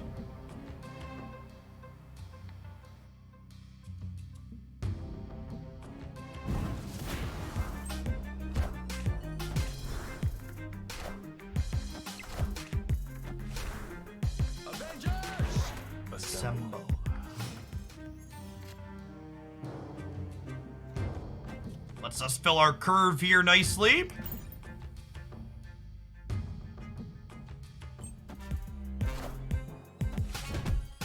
How often is this Mysterio gamble worth it? What do you mean Mysterio gamble? Who's gambling with what?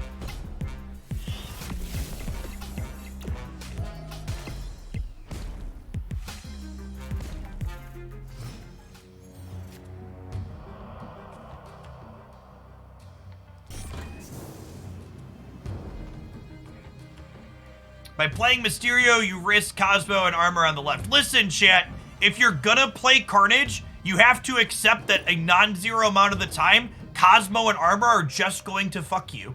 And if you don't want to get got by those cards, you just can't play Carnage. It just comes with the territory.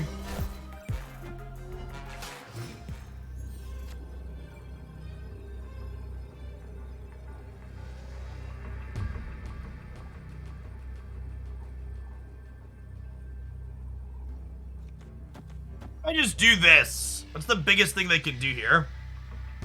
This even beats an Iron Man, right? If they Iron Man plus Ant-Man, do I lose? If they Iron Man plus Ant-Man, it's that's 6 together, 1734. Opponent's leaving. Okay, I think I'm supposed to Enchantress here if they stay. I think I'm supposed to Enchantress here if they stay. Probably Enchantress plus Demon.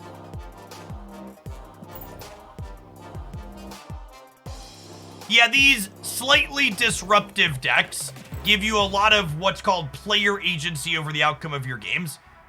Make you feel like you're moving around and making choices that have meaningful impacts. /user and then the username, Beansy. You can also just, if you're looking at unbanned requests, you can also just click on their name in the unbanned request. It'll pop up their history if you're on desktop.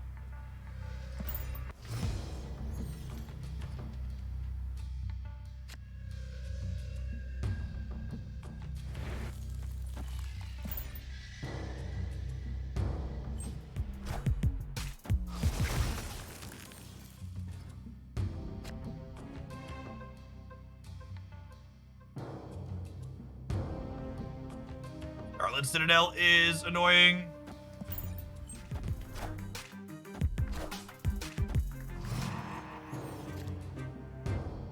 In my limited experience playing with Shanna today, she feels like a reasonably powerful card. However, I would be surprised if she was one of the best Series 5 cards, like Darkhawk or Shuri are. Thanos, she's probably a pretty similar power level to Thanos. Kind of neat, novel, unique effect, but by no means busted.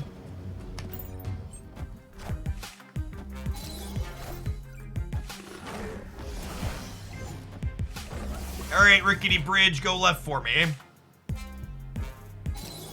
Never lucky rubber ducky.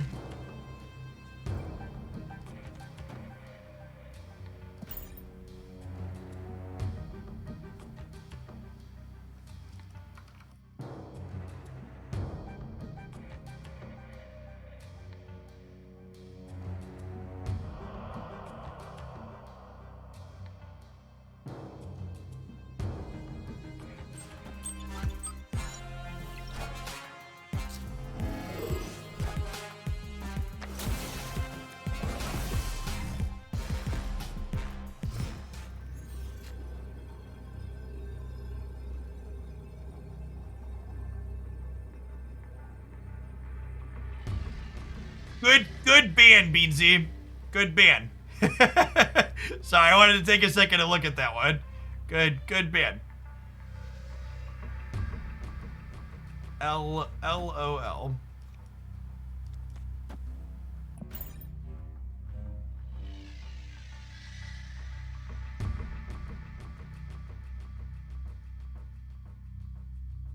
Oh yeah, maybe Marvel Hood is better. If they play like an armor or something here, I get into trouble, right?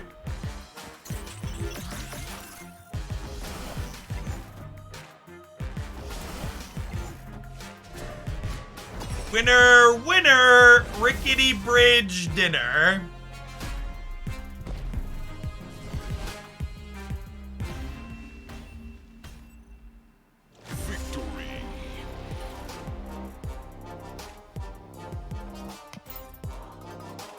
Yeah, Trim, the client 100% needs to track. Yeah, you should report that account for ban evasion, BZ.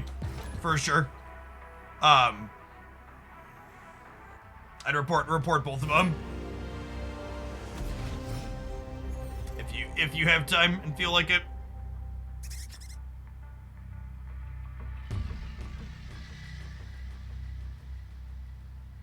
So is Bucky only good for the last turn on the bridge? Yeah, that's why we're playing Bucky. If I were to play this, work on this deck more after the feature location is gone, I would cut Bucky and play either another cheap card or maybe a Killmonger. The client should track what? The client should track cards that are discarded and destroyed for you. I should be able to click on this discarded or destroyed thing when there's a number here to see what cards are in there.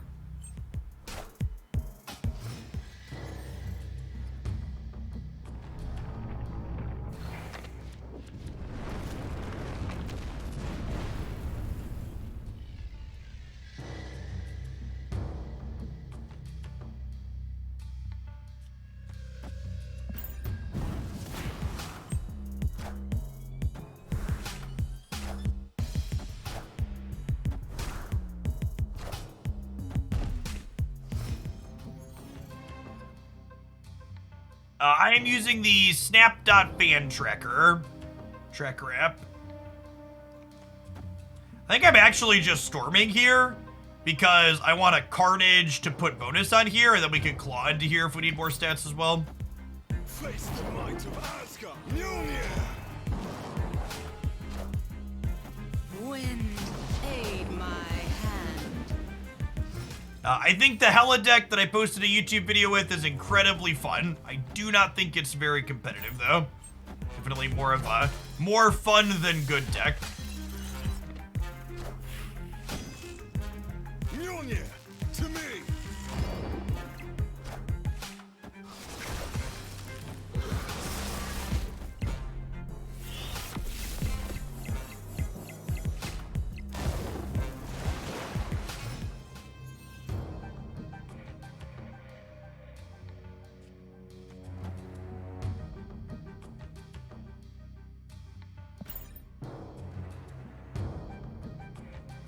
They have our claw here is the problem.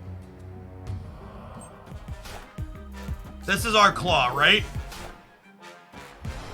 No, it's arrow. Okay.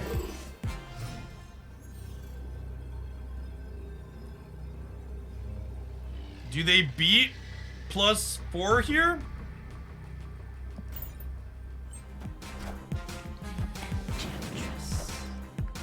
Oh, shake cheese. Ugh.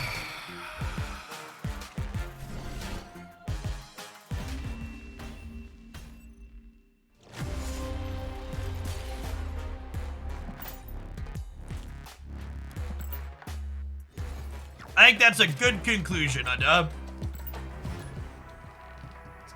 It's always shake cheese.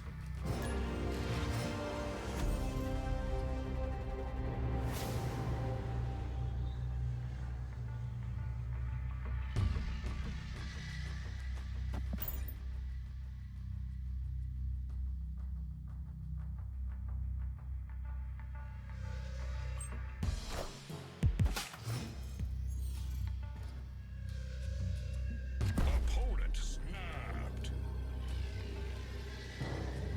He snapped me on the bridge, eh? I'm gonna lizard right. I think I'm storming Adelan.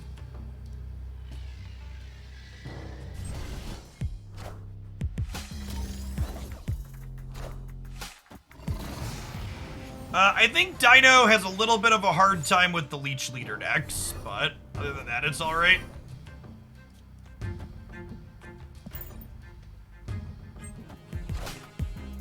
Wind, aid my hand.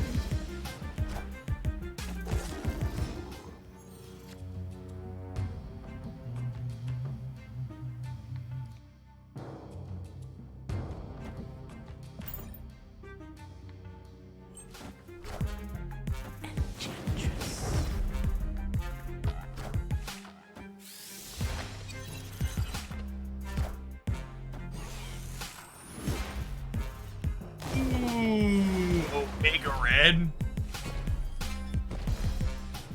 Well, I think we're dead, fam.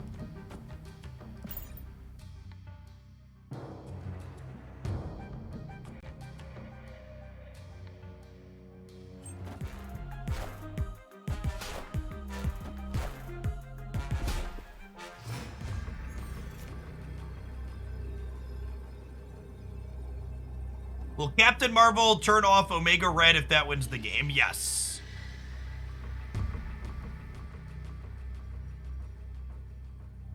That being said, I think we're just leaving here. Escaped.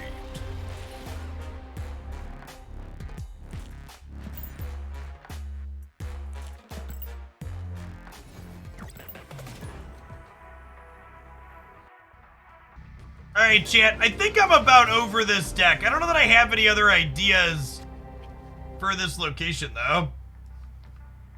Feature location days are, they're a little rough.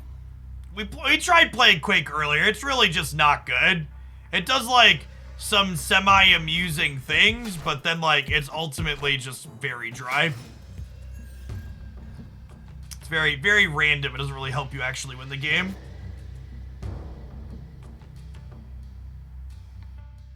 I have mixed feelings on these. These are the Steel Series Arctic 7s. And they're kind of pinching my glasses behind my ears, if I'm being honest. They also have a small delay in the audio feed compared to my wired set. That's kind of annoying. Live from the Daily Bugle.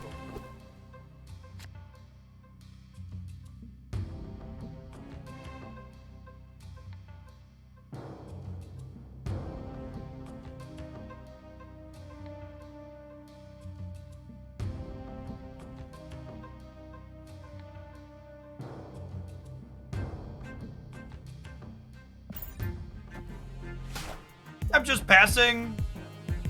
Or I like rescue into Captain Marvel.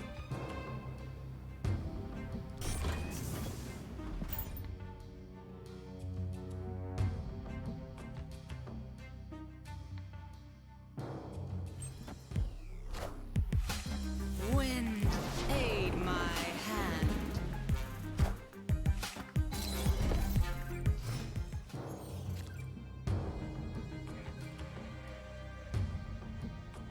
I think we're done. We're done. Escaped. No, I didn't have a problem with. Or these. I probably should have just looked up another version of these. The audio quality in these HyperXs I had were good. I just wanted to get a wireless set. Because I kept like catching my arm on the cord. So from a convenience factor, I wanted something wireless. I assume the small delay is common on most wireless headsets. I can't imagine a mill archetype ever being reasonable in Marvel Snap unless they penalize you for running out of cards.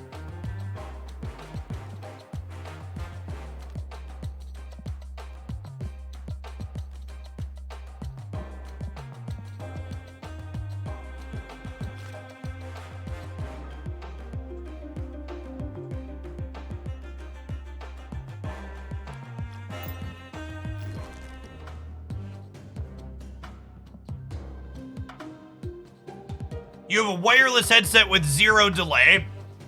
Do you listen to your voice in a... So, the thing, a lot of people aren't able to actually hear delay, and the only thing I hear the delay in is with my previous headset, I would listen to my microphone in my monitor mix to be able to hear the balance with the game audio and stuff while I was streaming. And even a small millisecond of delay with that causes you to miss on things. Yeah, it is about time for an ad. Yeah, let's take a 60-second ad break. I'm gonna stand up. I'm gonna run to the bathroom actually. I think maybe we'll try some negative when I get back. Putting Mr. Negative into the feature location is fine, and then magic is a way to get rid of it, right? Yeah, I'm using 2.4 gigahertz, chat. I promise you there's a delay compared to a wired thing directly into my audio interface device.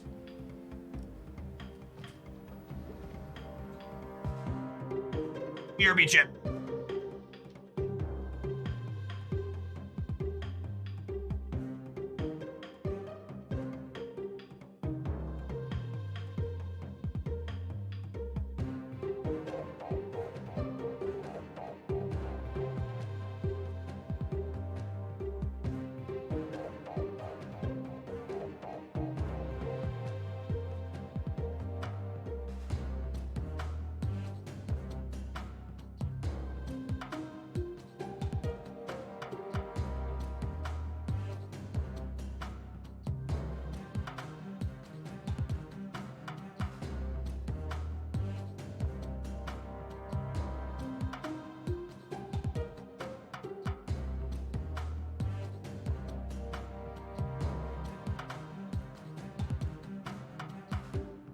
You can't speak if it hears yourself back in your headset. Well, there's probably a delay on it then, is part of your problem. If there's even milliseconds of delay, it makes it basically impossible to speak. Like I've literally spent like the last year and a half, 2 years with my voice on a loop back in my old wired headset, like every single day for like 8 hours a day. And the small milliseconds of delay that this wireless headset has, basically makes me not be able to talk because it's off just enough that it completely throws me. That's pretty typical.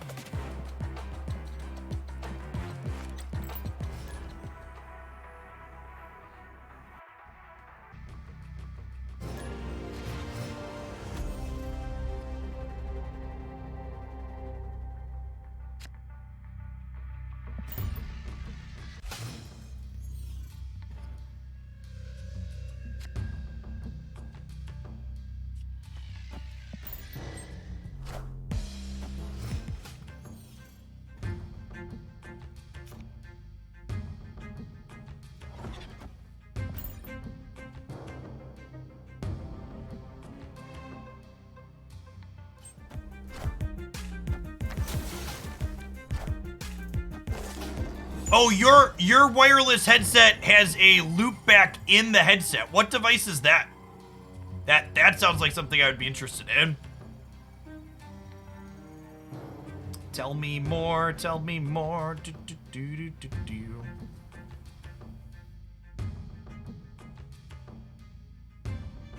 Who did I hurt? Plenty of people. You know, chat, if I rogue this, they'll get a rogue, but then they'll also have to take the time to do it themselves. I think I'm gonna do this turn.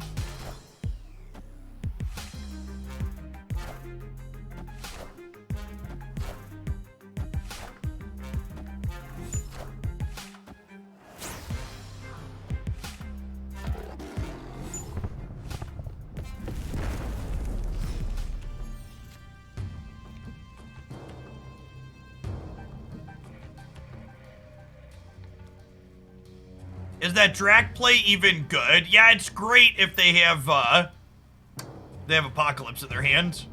I want to wait to play out a bunch of stuff in the center here on the last turn to fill their hand with crap. I think is the play. I'm gonna Iron Man right. And then we'll go Blue Marvel plus stuff in the center.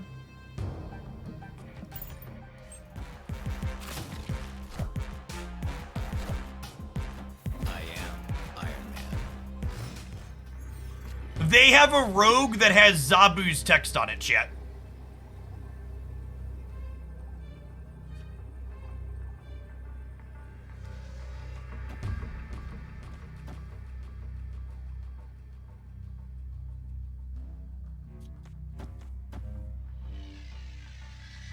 I think we do this just to put 3 low power cards into their hand.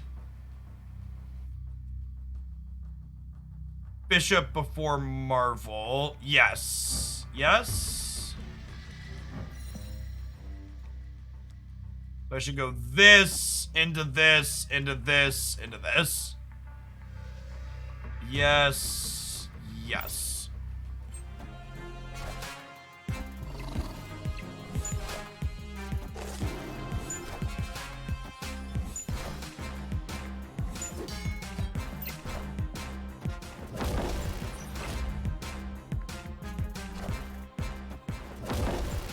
Yeah, the negative gold background cards really makes me wish you could get gold inkified cards at the same time. I think that would be gas.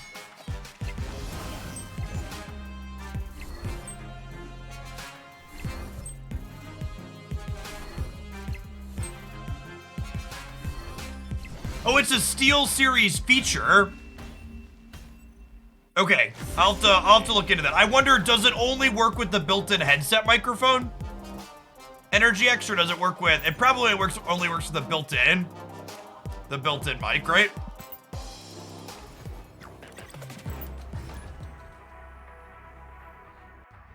That's correct. Okay, yeah, that makes sense because it's part of the same piece of hardware.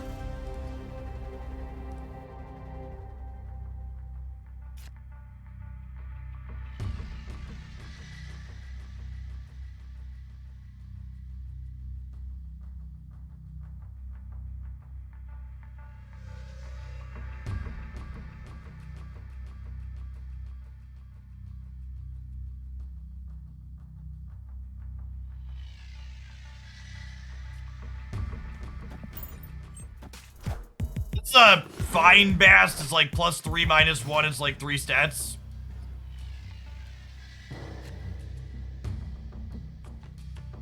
So, because I have Psylocke in my hand and I don't have Mr. Negative, I'm gonna wait to Psylocke until 3, so that way I can Psylocke into magic.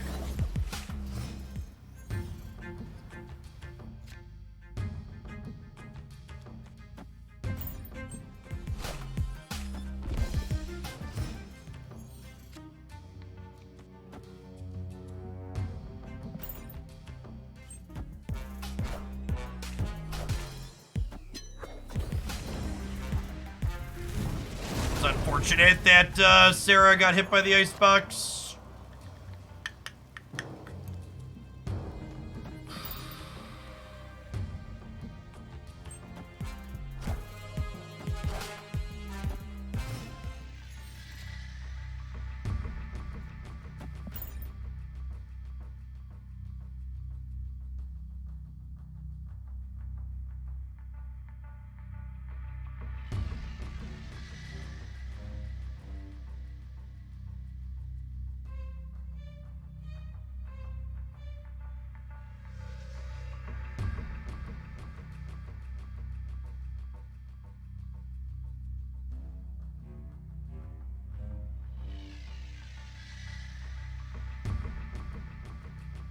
Hey, Beansy, in general, you can feel free to unban anybody in the unban request that's being civil and wasn't banned for being a fascist.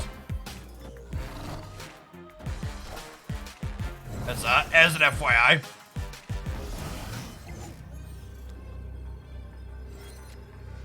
Those are the only ones we don't usually give a second chance to.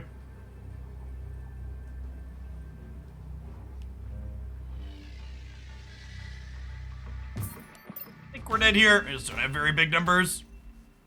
Escaped. Red Skull is banned. Red Skull's ban appeal was denied. Arnim Zola as well. They're not coming back, chat. They're gone.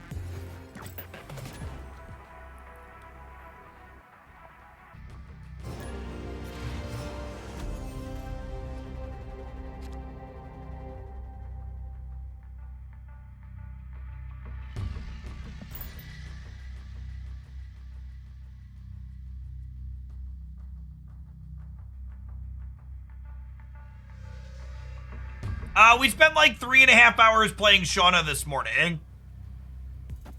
We'll probably play a little bit more before I sign off today, but I've got enough for a Shanna highlight, and I just want to play a little bit of variety.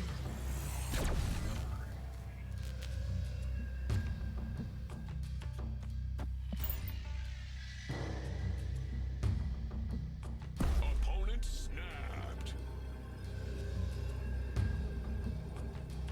First impression with Shanna. I'm pretty impressed with Shanna, if I'm being honest. She has really quality synergy with other kind of generically good cards, like Blue Marvel. Oh shit, you know what, chat? Should we shove Shanna in this deck? What are the odds that's good? It's probably fine, right? It's probably fine, right?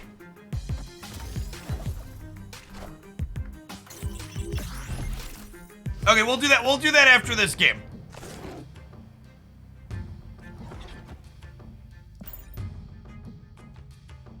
What are we removing? Yeah, probably Bishop. First game, Hood into the Iron Man path. Why would you put that energy into the air? What did I ever do to you?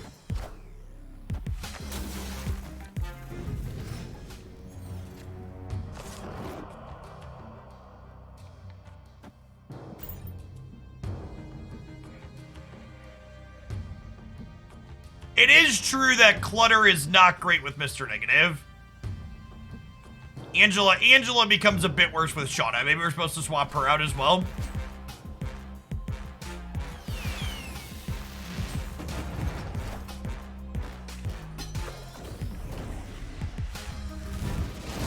Do you believe in magic?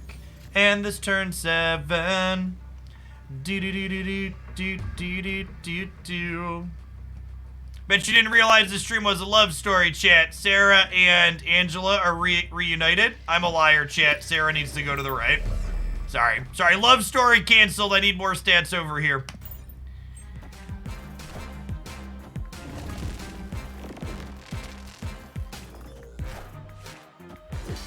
Oof. Punished. Now it's a tragedy. Yep. Big true. Big true.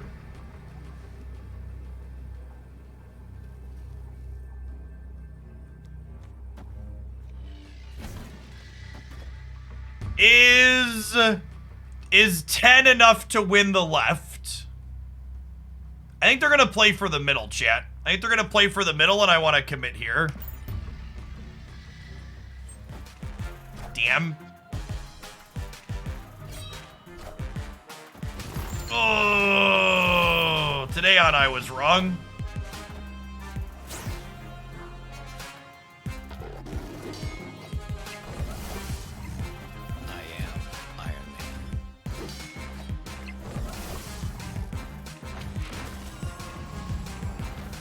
Hey, user friendly. Thanks for the brand new sub. Appreciate the support.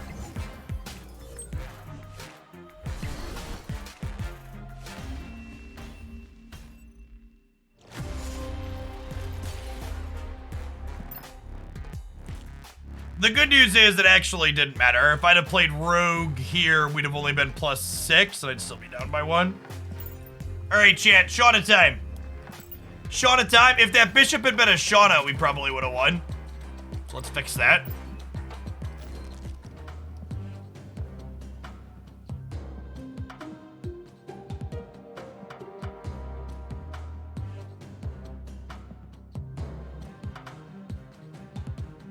My kingdom to be able to pass bounce, devil, double up.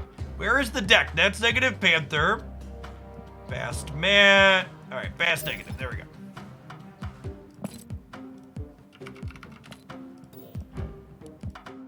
All right, so we're cutting Bishop for Shanna. Do I also feel like I need to cut... Client is lagging bad. How do we feel about Mojo versus Angela? Angela's better with Bast. Angela's probably still fine even with Shanna, right?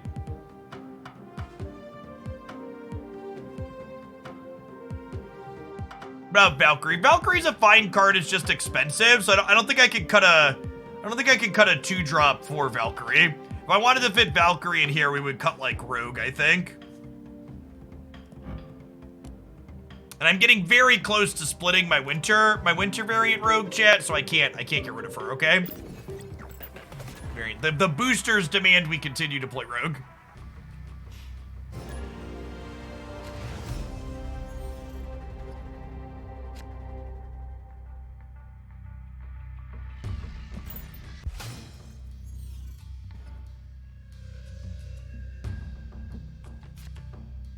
makes me wonder how many times...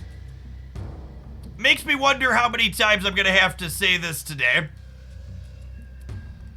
People that say things like, Shanna feels like a Series 3 card, really just don't understand the point of the series in Marvel Snap. Higher and lower series cards are not better or worse than each other.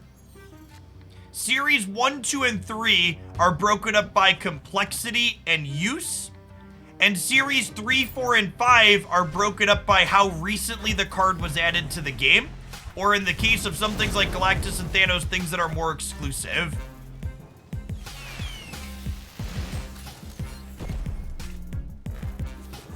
Well then.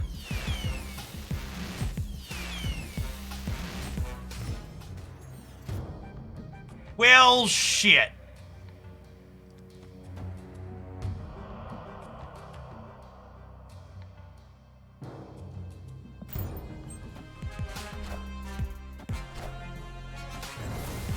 They arrowed the Kunlun. Is an interesting choice.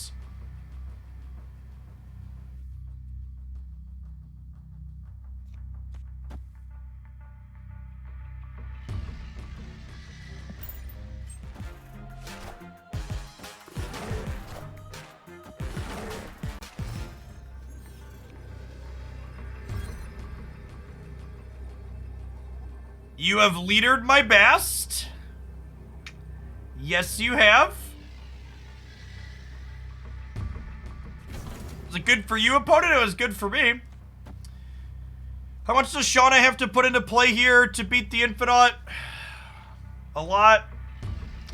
Probably beat Sunspot in the middle. There's a reasonable chance she wins the right side since they just basted themselves. I believe Shanna's gonna put Ebony Mar to Tanya here and we're gonna win the left side.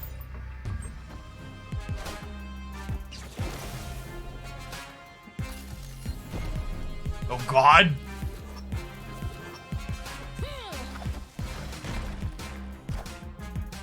I am Iron Man.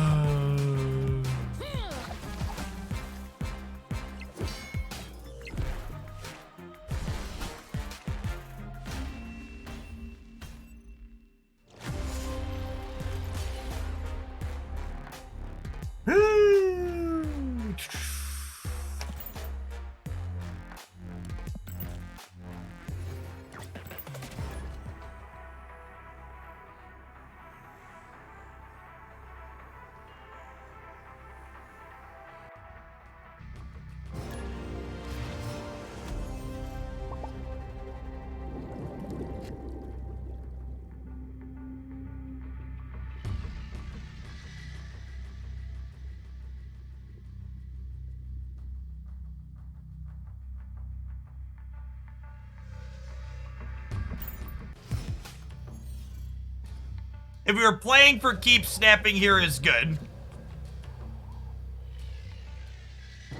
Opponent snapped. Snap. I will snap them back, however.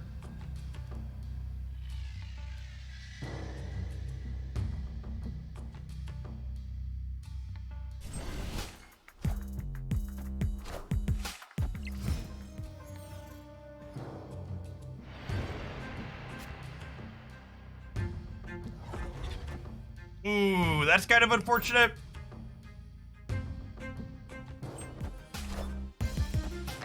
Do you play leader if you got it outside of your deck? Yeah, if it looks like it's going to be good. Like it's going to be a good play, I will play the card.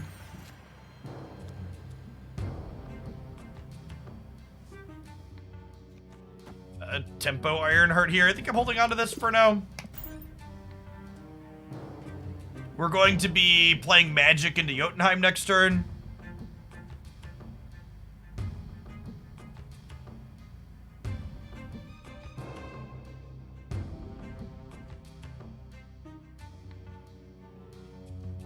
I agree that Shanna makes the Zoo deck more exciting. I also think most people just like are pretty over Zoo by the time they hit Series 3. Miro Bibes, thank you for the Prime. How did I get Shanna so fast? With the power of my credit card.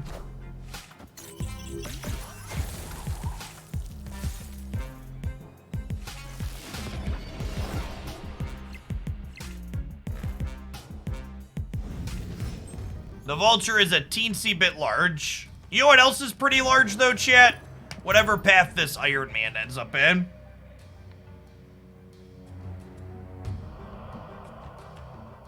We got 2 draws and a copy of Mystique here.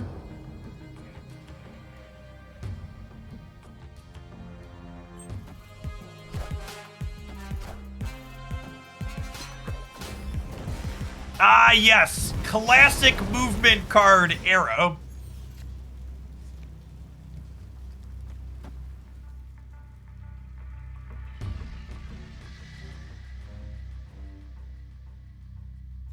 Am I playing this out for the sake of stats this turn? Potentially?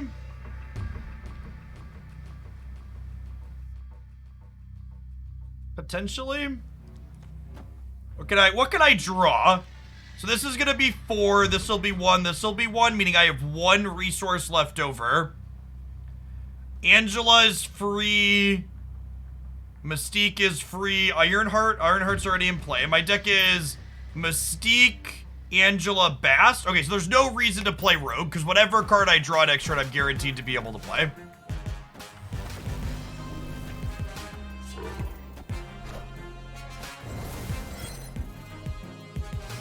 Mystique is our best draw. Bast was the worst of our draws.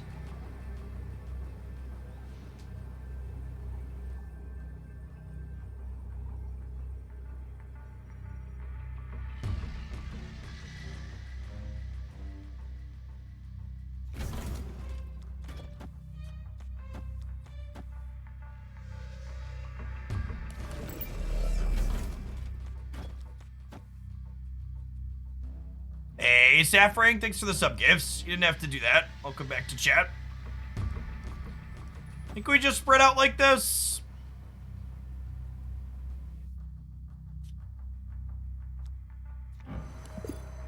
Maybe we put Blue Marvel here, Rogue here, Shanna here. And then she spreads some things out. This is gonna be 6, 10, 13... like 17, 34-ish here in the center. We're gonna have a decent amount of stats here on the left as well. Why not give up the right? Because there's a real chance that these all slide with Heimdall, right?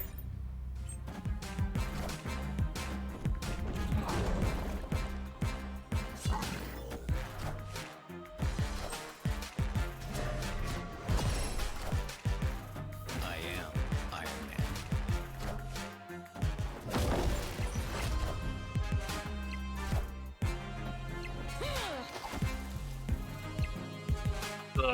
So close. We'd have won this game if we drew Mystique. We'd have won this game if we drew Mystique.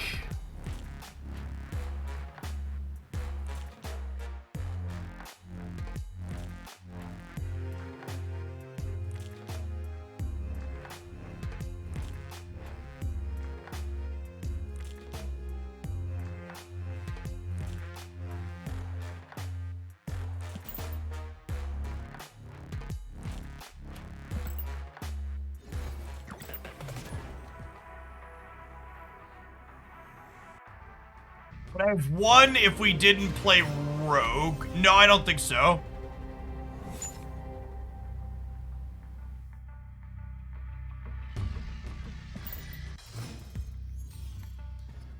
Alright, we have turn 2 negative here. But the question is, okay, well,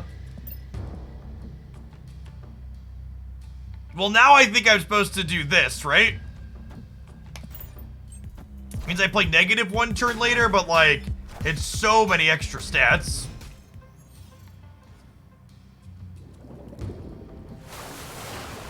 My favorite comments to remove / people to ban are the ones that make comments like that, Bodaka, where I articulate myself fully describing why I think an archetype isn't good, and then some lazy low IQ shitter pops into my chat and sees us lose a game to it where we ran cold and is like, he said the deck was bad and then it beat him.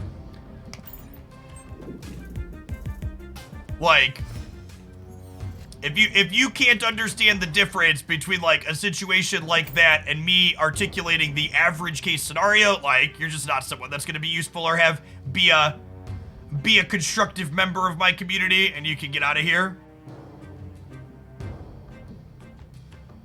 Like, if you disagree with my opinion on when I articulate why I think a deck is bad, and you want to have a discussion about it and say, Jeff, actually, I think this deck can be good for these reasons, that's a reasonable thing to do. Wow, that Storm variant is insane. That is phenomenal. Actually incredible. All right, so interesting spot here with me being locked out of the flooded zone here. I don't know where this one is from. I think because we're locked out of here, I'm not going to have space to play more cards out. I'm actually just going to go ahead and Sarah and let the game end next turn. Oh, am I about to get locked out of the center? No, okay. I was worried about absorbing that happening here. Yes, this is a new variant. That is 100% a new variant.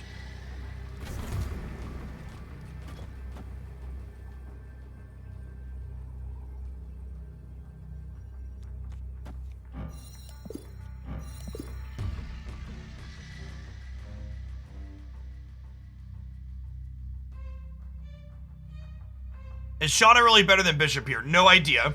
Playing games to figure it out.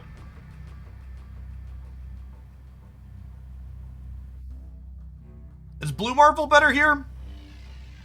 If they don't play for the left, I'm only going to have 8, 9, only going to have 18 here.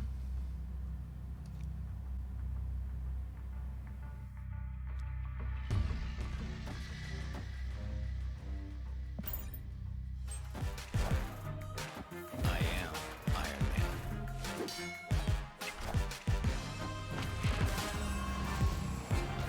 I mean, they are a Zabu deck, chat. We could lose to Enchantress here.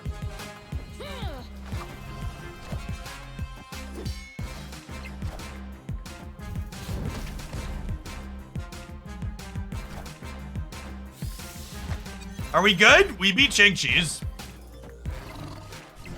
That's a 1,200 gold Storm variant. I think you mean it's mine, chat. I have a new variant I'm waiting for in my shop now. That is a fantastic piece of art.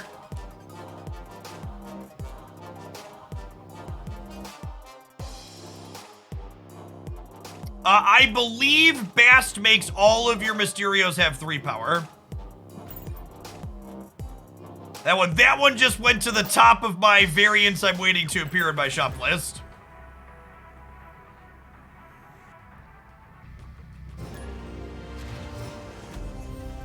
Immediately to the top of my list.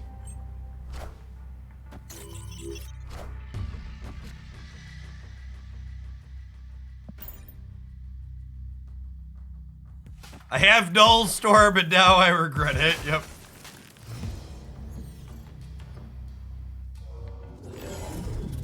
Hey, Wonderful, thank you for the tier 1. Appreciate the support.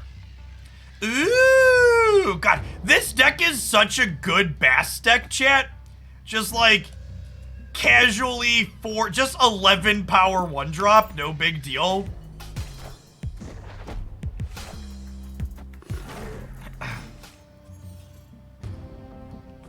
There are some really good Ironheart variants. Yeah, I'm waiting. I actually don't have an Ironheart variant in general, and there are a couple of new ones that are so superb. 10 out of 10, waiting on multiple different Iron Man variants. They are Cerebro 2, it looks like.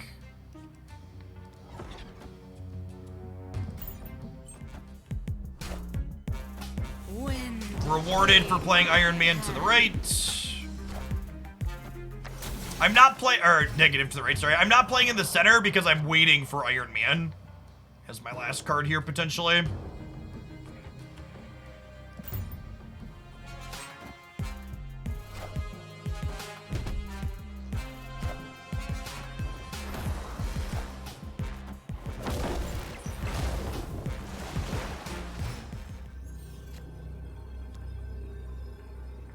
Oh, is this enough, chat? It might be, Copium. They don't have Cerebro. Get out of my house.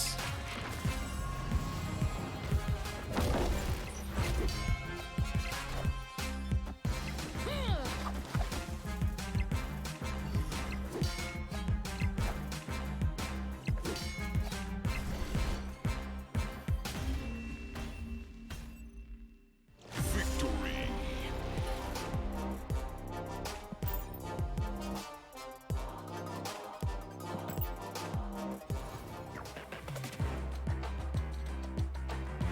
Aren't you missing a 1-drop playing Psylocke in the middle? Yeah, but Shanna's generated 1-drop doesn't trigger Angela.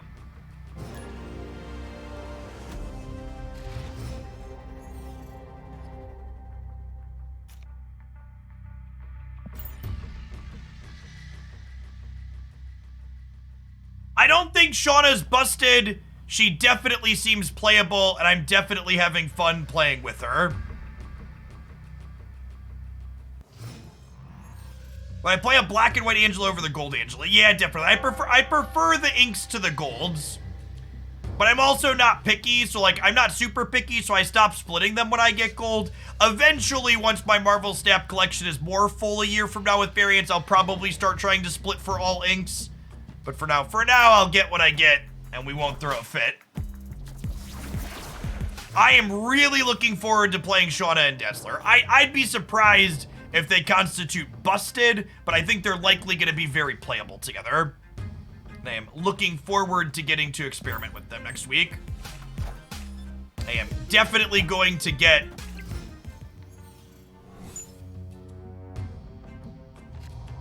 Thanks, Wanda. Appreciate you.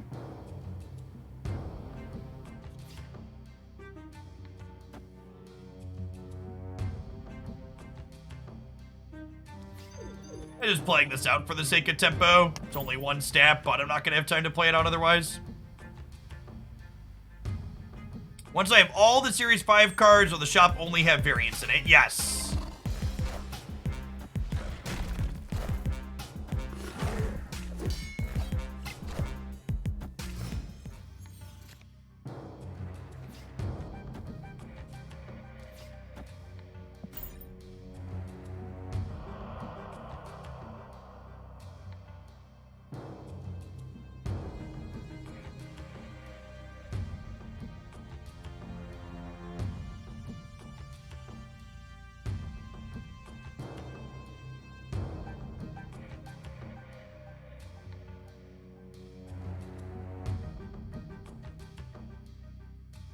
Yeah, most of the Mystique variants are excellent. Agree with that. I feel like even though we're going to get Space Throne for kind of free, we're still at a medium spot here, right? Although I guess we get to shrink the lizard on the throne. It depends on what else they have. They're a Dark Hawk deck, right?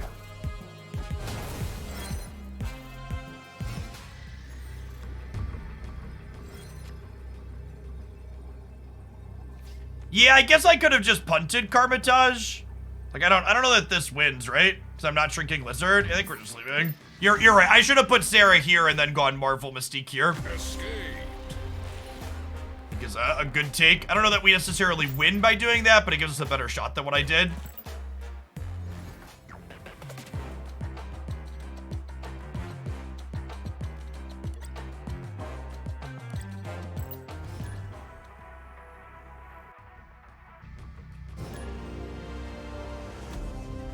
Hickahawk, drop me a DM on the subs Discord server.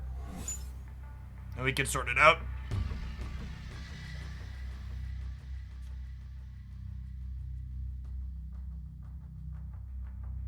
I would not cry if I would not cry if Cosmo got a redesign.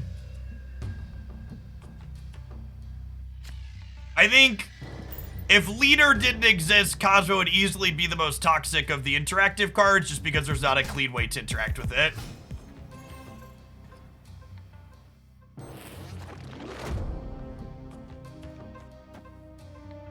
Well, these are certainly locations. Avengers! Assemble.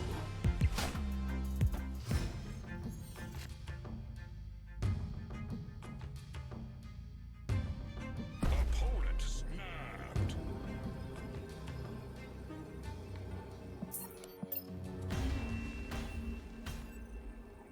Escaped. Much money do I spend on Marvel Snap monthly? As much as they will let me. Comes out to like $700 or so.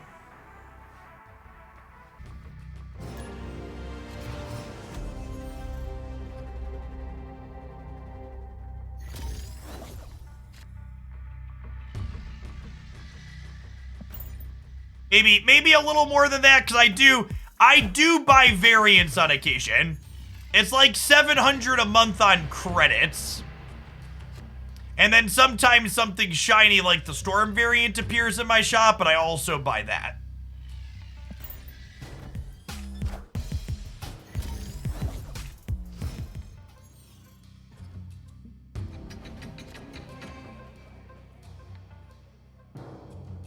I'm playing out this Ironheart simply so it's not in my hand when Grand Central triggers later.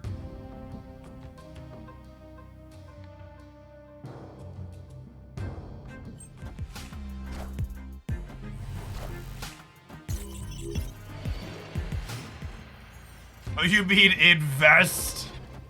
It always makes me chuckle when I would hear Magic the Gathering players tell me how their Magic decks that they never plan to sell are an investment.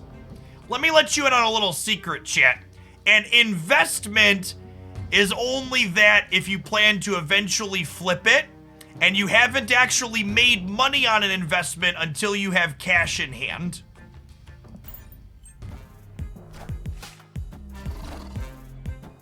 Tarmogoyf would never go out of style. Oof.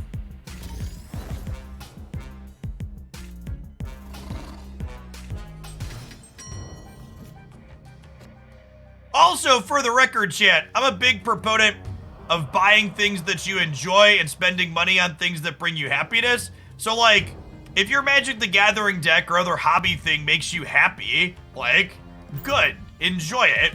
But just, like, don't kid yourself into thinking it's an investment. A lot of people, in my opinion, refer to their Magic the Gathering purchases as investments because by pitching it to themselves as an investment, they justify having spent more money than they should have spent on that purchase. Yeah, it's a self-justification for having spent too much money on something. I think we're dead here, right? Literally unplayable here on the last turn.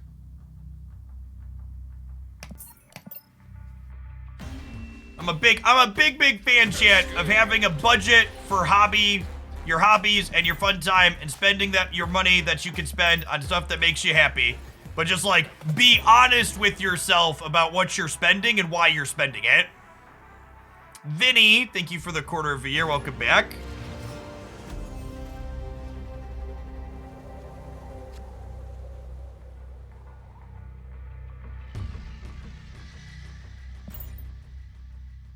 How's Shanna been so far? She's probably not good in this deck, but I've liked her in some of the other decks we've played. Ooh.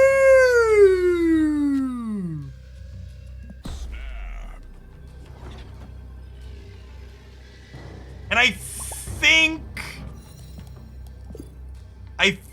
we actually wait on the Psylocke because I want to turn 3 Psylocke so I can turn 4 Sarah.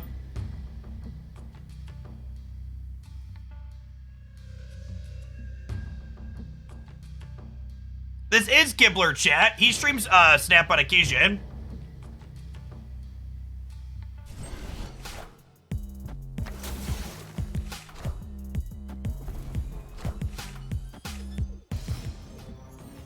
That's heckin' rude. Oh no! Oh no!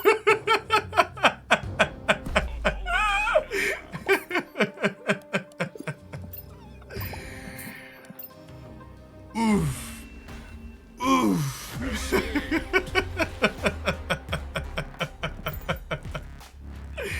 Brutal. Savage. Wrecked. That was a series of events. That was a series of events. I use emotes with people that I know sometimes. Or loosely know. I don't know Brian personally, but he's in the space. We've done like broadcasts together and stuff before.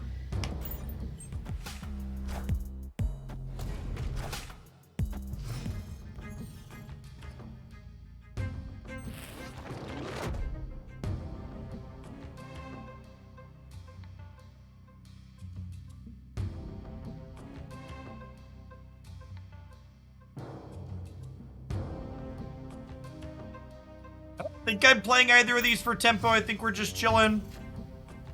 Magic is an incredible draw here, because it means we'll get to play the Sarah out as well.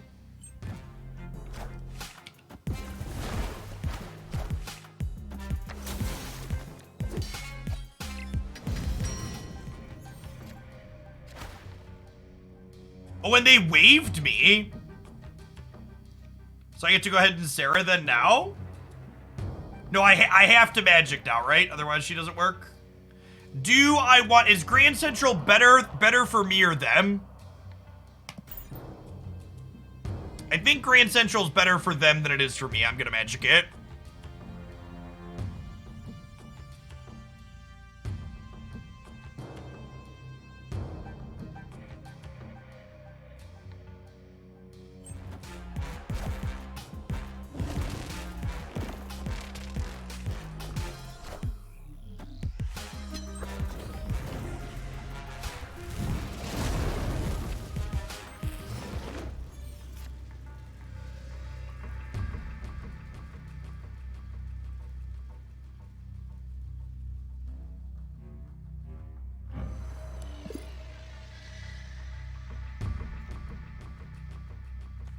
They magnetoed my negative out of... Okay, well, we're punting Limbo, obviously, huh?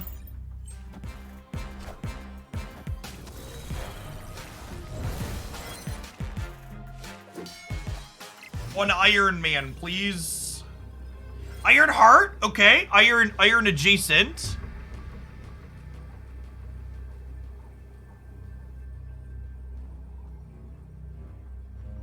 Yeah, I think Odin mid is likely, huh? You think we can get leadered? Maybe?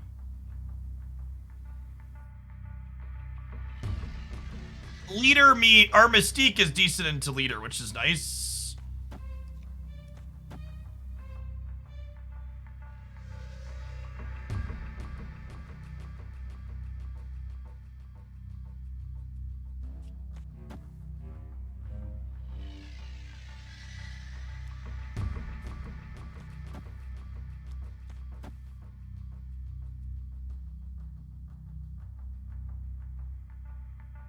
Do this.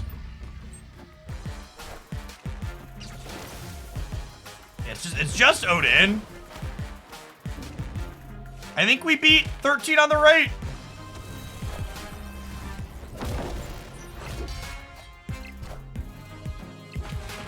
Maybe I'm supposed to have blue marbled right for more stats there. That's okay, Chan. She's got our back, okay? Yeah, okay. Coolio.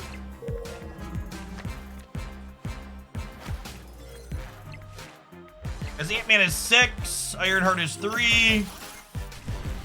Excellent. Excellent. How many stats did Shanna put into play, chat? Victory. She was 4. This is only 6, so 10. 16, 20, 21 stats. Oh, sorry, Ironheart hit one of these two, right? Sorry, 19 stats. I was a 19 stat Shanna. I guess 6 of them kinda didn't matter. But still, like, even if you're like, she put 13 stats into play between this path and this path. It's pretty not bad.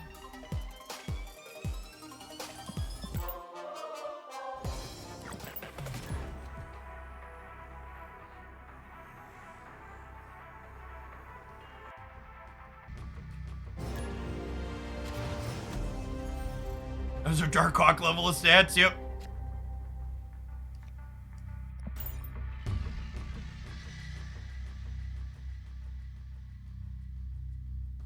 I mean, the worst one drops she can hit are ones that are, like, actively detrimental to you, right? Like, sometimes she can hit 0 or Blade, depending on when you're playing her out. It's almost 3 years, Blad. Appreciate it. I'll go ahead and we'll Psylocke here on 2, so we can Sarah on 3. Ebony Maw can be really good to hit with her, depending on when you're sequencing her. Yeah, Hood's a bad one to hit the last turn, but decent to hit early.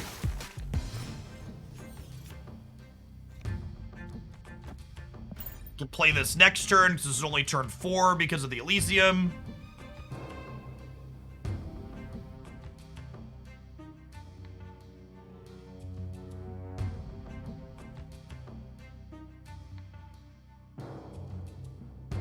She does not give you the generated ones. So she will give you random ones.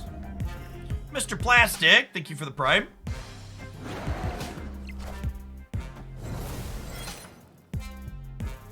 We played a kind of bad version of Shauna Zabu. I think I mostly want to wait on Shauna Zabu until,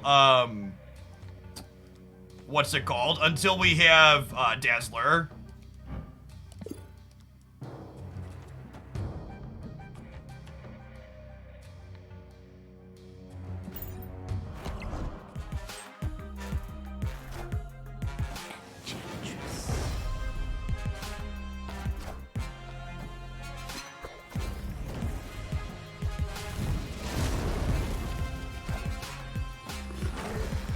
Systems go.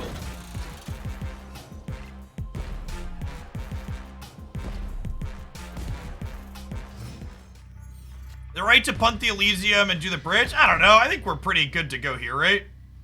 Like, they already Enchantress. They can't get rid of my Limbo.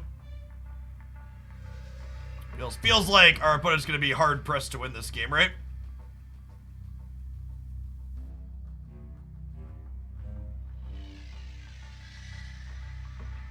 They're going to Dino Mid. Yeah, I mean, we're gonna beat Dino Mid with Iron Man and stuff, right? And we'll beat Dino Left with Rogue.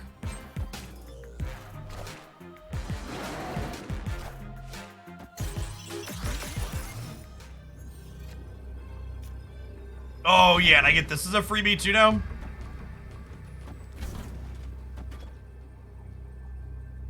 It's gonna take 10 away from them here. Oh, shit, Rogue could get Quinjet. Oh, fuck, I needed to do this the other way. That's fine, we flip coins professionally here, chat. Yeah, you just gotta believe in your Rogue, okay? Just believe in your Rogue and she will come through for you. I am Iron Man. Sometimes lucky rubber ducky. We like to live dangerously.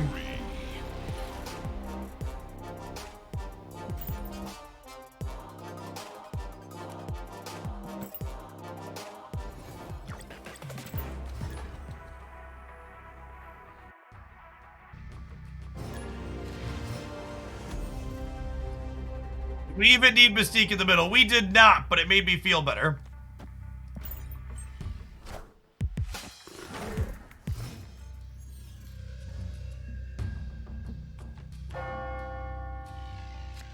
Ooh.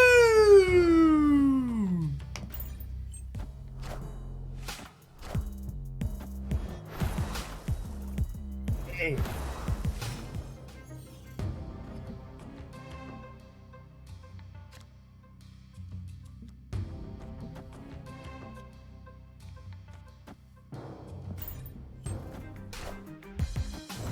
Yeah, we'll Magic TVA this turn, chat. I want to get Sarah down first. Have that.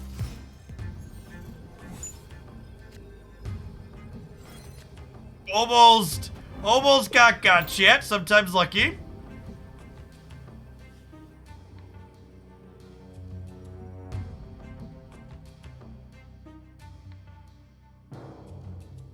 Big everybody clench moment.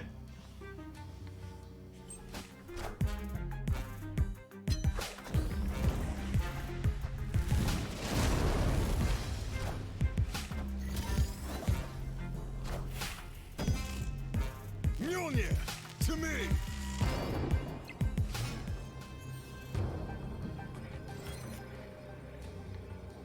Okay, so will Mr. Negative Karmatage then?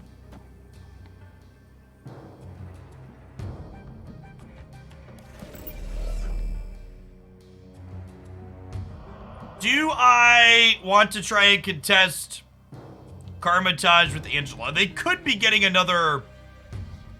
The problem is we obviously can't play negative here, right? I guess if I hit an Iron Man, we could be okay. Can I get your best Mjolnir to me? I am Iron Man. I should probably play around Leech, huh? I should probably play around Leech.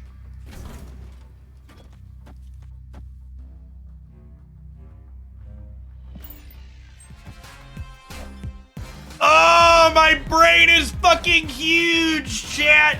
Iron Man. God, we're brilliant. It's the biggest, smartest Marvel snapper around.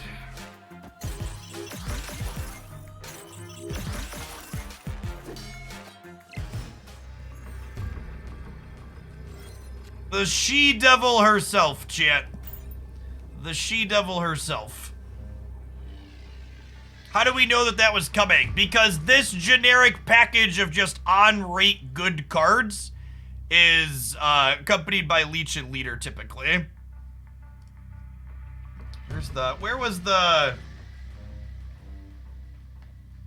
Hey, Violet Journey, are you watching in chat? Do you have... I forgot to save the screenshot you posted of the generically good cards. It's such a good sweaty template. Okay, this is it. I got it. I'll share this after the game. It's a really good KM best. You'll like this bit, I think. I want to see if you agree, Cam.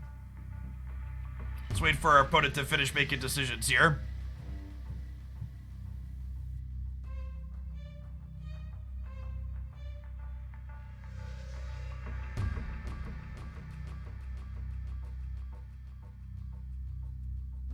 Why Shanna right? Don't we want to be sure it's power left? Well, Shanna could win this path if we play her here.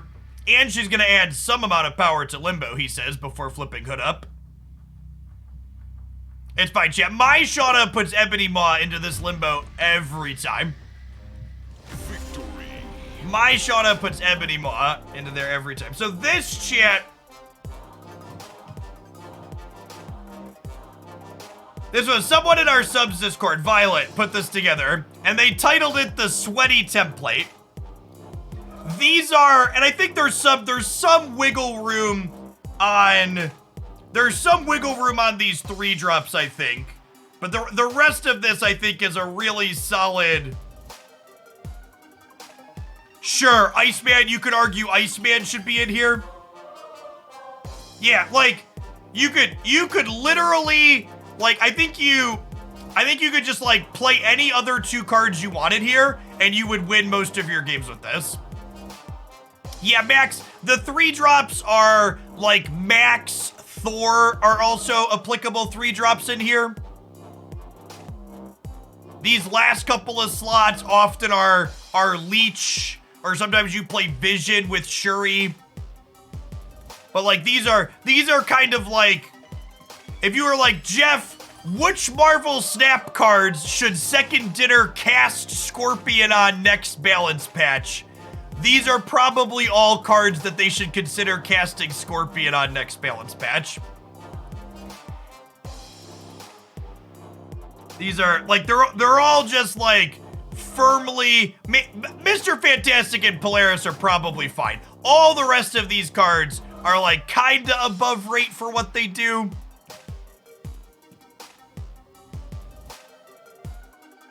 The most peak Marvel Snap Twitch chat thing ever is we're not even talking about a specific deck. This is just like kinda just generically good cards, and someone's like, how do I replace the Shuri? It's like, it's not even a deck, chat. This is just like the loose, these cards are kinda fucked list.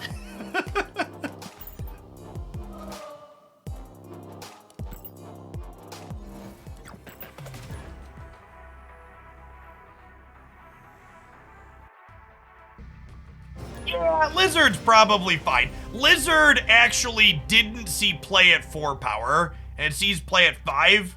I think I would agree that Lizard's probably fine.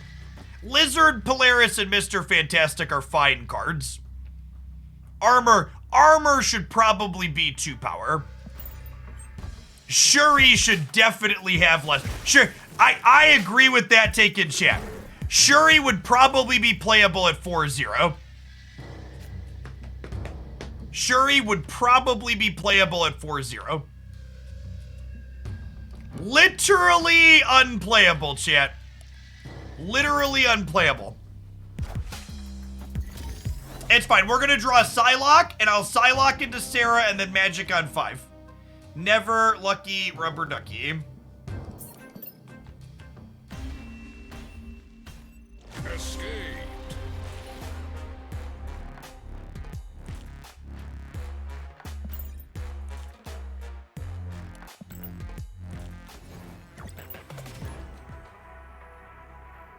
I think Sunspot's probably playable at a 1-0. I agree with that. Scorpion's good. God, chat. Why is Bast so good? Why is Bast so good? It's beautiful. Beautiful. Many stats now. Do-do.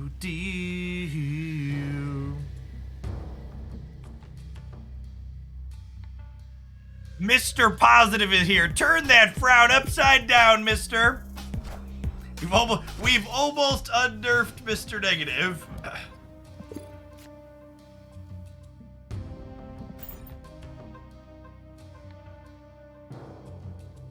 I'm playing Spectrum Destroyer, and X-Mansion just gave me Sauron. I think someone said it best earlier today, chat. I am really looking forward to Modak buffing X-Mansion. There are going to be a lot of good Modak X-Mansion stories not long after that card gets added to the random pool.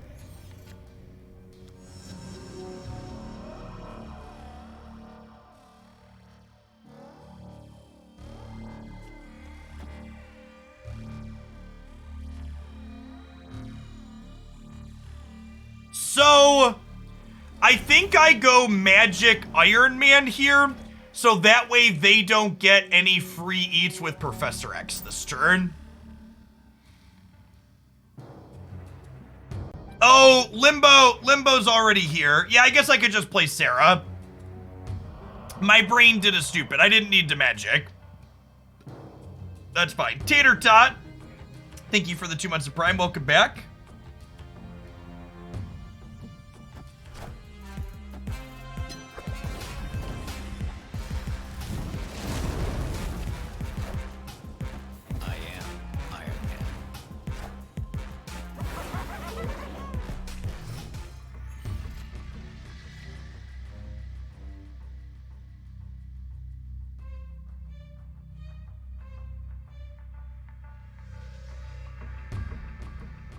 Do I want a second Iron Man, or do I want a Blue Marvel, Mystique Blue Marvel?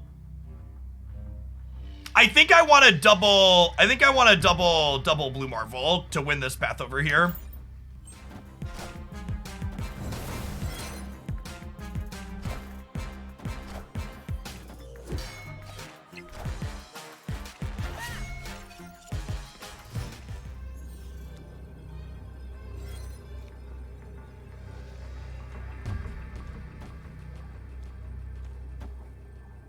Shanna's random on average is bigger than Psylocke, I think. So we're gonna add 16 power to the right here. That is a sweet Okoye. Honestly, the Inkified cards look pretty good with the Infinite Border. I'll probably Infinite Border my Ink collection at some point. I just don't really have the credits in the short term for it. Hey, Chico Benico, thank you for the brand new Prime. Appreciate it.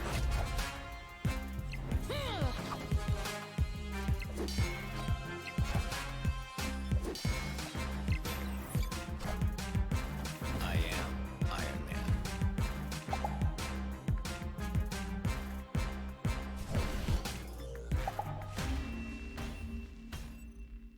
Victory. Is the Punisher card back from the beta? It was, yeah.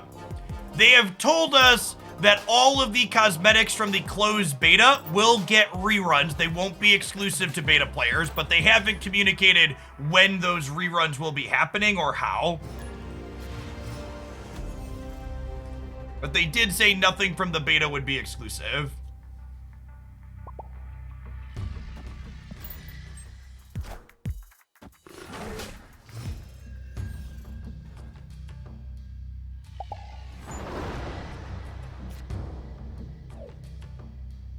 Shanna does not count for Bishop.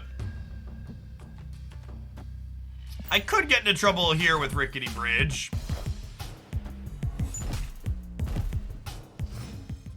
So, I think Shuri is actually okay in Mr. Negative Duck Doolittle if you're explicitly playing the Black Panther version of this archetype. But the details on that look pretty different. Like, you play Panther and Zola. I think my hand's kind of bad here, and I'm gonna leave when they snap. Escaped.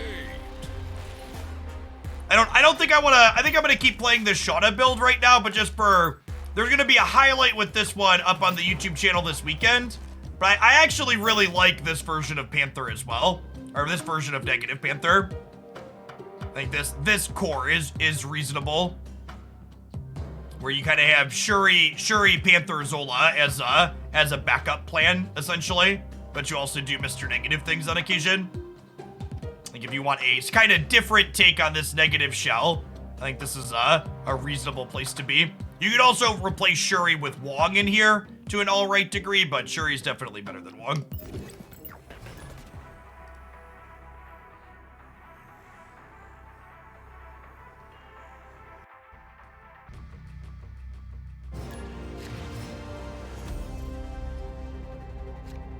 Unfortunately, the Yellow Jacket deck's kind of bad into Bridge, but we will definitely play more of that on stream at some point.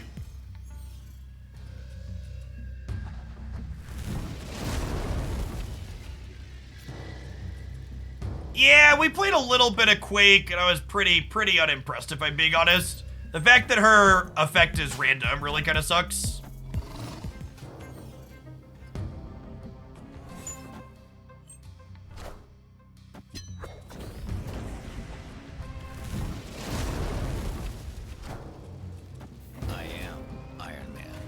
What's the idea behind Shanna in this deck? Shanna has less attack than she does energy cost, and I wanted to play her for the sake of having said we played her.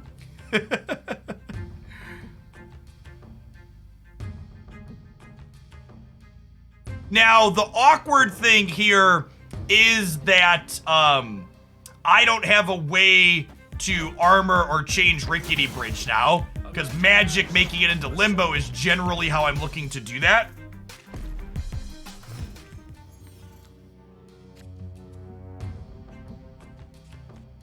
I think we're basting here because I don't have space for it in these other locations.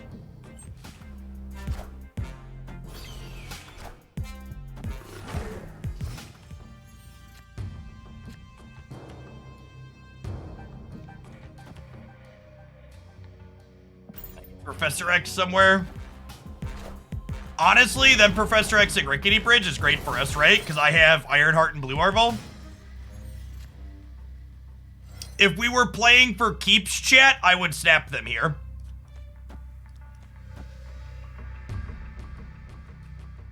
Because we're gonna go up to 4 over here.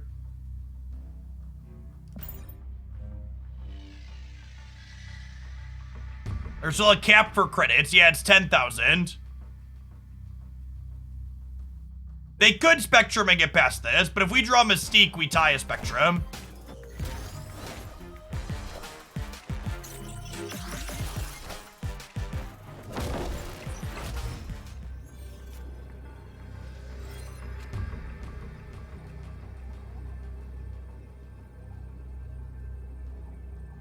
I think I just assume that if they Spectrum, we win right? What do we think? This probably wins, huh?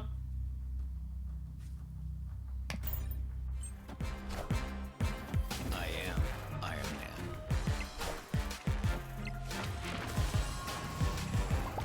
I am Iron Man.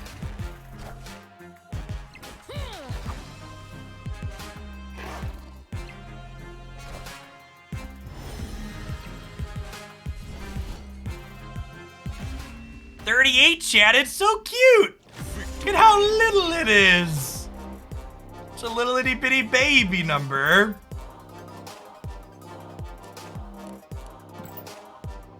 Close game, really.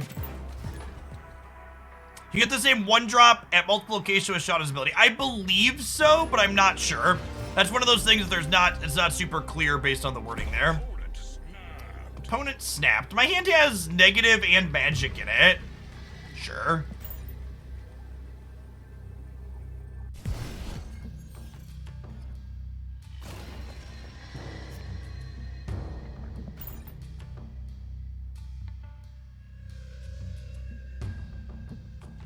Prioritize Mr. Negative or Dr. Doom. I think Dr. Doom kind of struggles a little bit with all of the... Dr. Doom struggles a little bit with the amount of leader that's kind of running around.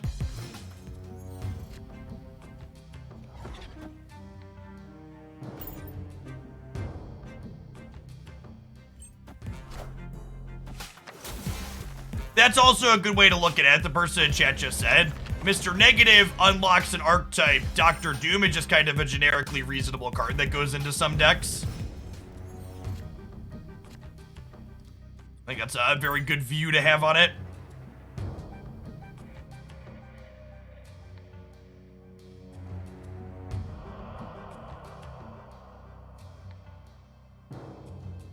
We're gonna take our hourly ad break after this game, chat. Appreciate everybody hanging out today. I still believe in heroes.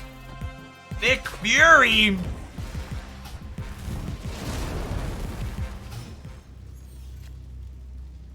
Opponent with the spice. We enabled them to have an extra turn with Mr. Fury. I'm gonna Sarah over here on the left for now. Do I want to rogue this turn? So next turn, I'm gonna have a 4 energy play here, a 2 energy play here. What is in my deck? My deck has Angela, which is free, Bast, which will cost 1.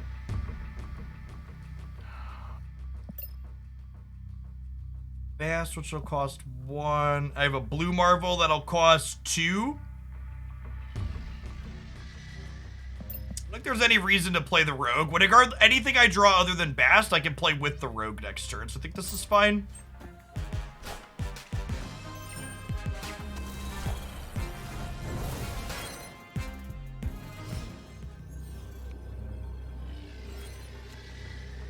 Okay, so this is a double Iron Man angle. Always is, chat.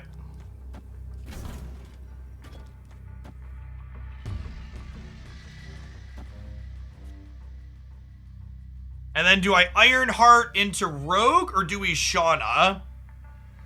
I guess if I was gonna Shanna, I could have played the Rogue last turn. Shanna's probably better, right?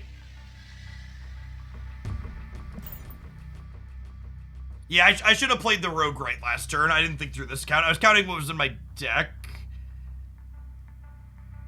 I could have had rogue stats on the right here.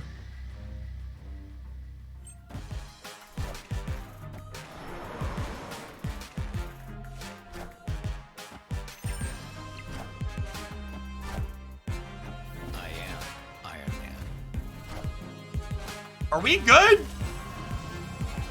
I think we're good, right? Oh! That's so... It's so awkward that Arrow cancels all of the Angela triggers for the turn. Yeah, the fact that Angela doesn't get the +2 when Arrow moves multiple cards played out in the same turn to a path feels really counterintuitive and bad. It's one of those really awkward interactions where the cards that get played when Arrow moves them don't trigger the first location or the second or effects in either of them. And that didn't used to be that way, right? They changed that at some point between closed beta and now. Am I remembering that correctly? I'm pretty sure this used to work this way, right?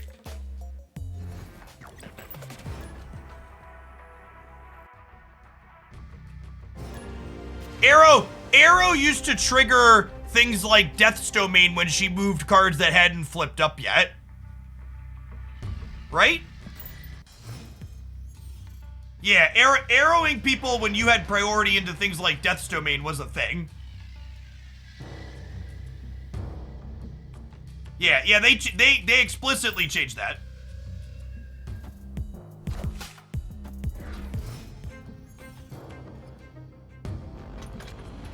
I don't remember on the Angela thing, but that one was definitely the case. You definitely used to be able to Juggernaut and arrow things that were face down into Death's Domain and have them die.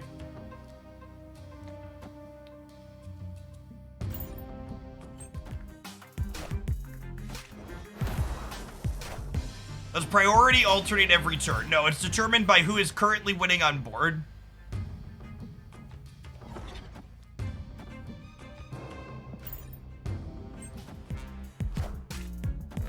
Getting to undo my opponent's Scorpion feels real good.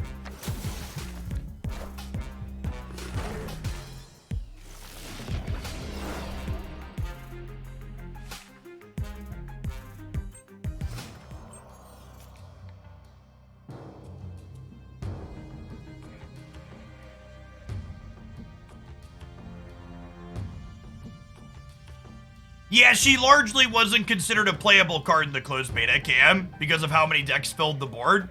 So it wasn't something that came up quite frequently.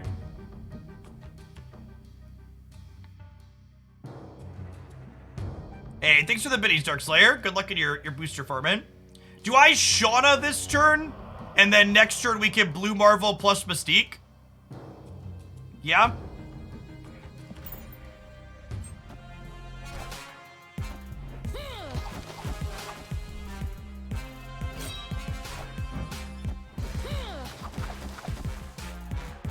Oh no! Oh no! We both got zeroed, chat! Oh no! We both got zeroed! Oh no!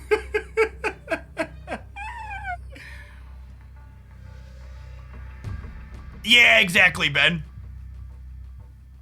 That is exactly correct. They also got zeroed here, right? I think this is good for us. I think we win. So Ironheart gets zeroed, and then if I Blue Marvel, I can't win right? There's only +8 here.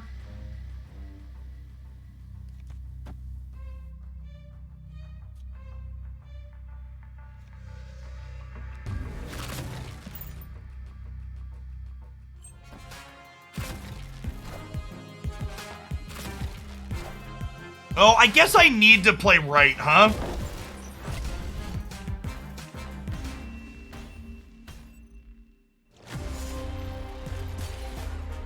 If I would have played, I guess I needed to play this one right and just hope that they don't play here. The Tanya messed us up a little bit. Funny Shanna game. Hey, CJ Thorne, thank you for the Prime. Appreciate it.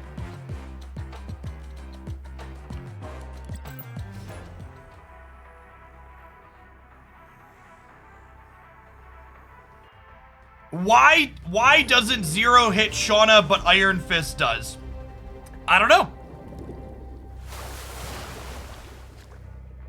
This game is a wonderful example of Bast being great, right? Anytime we hit multiple of our zeros with Bast, it feels strong.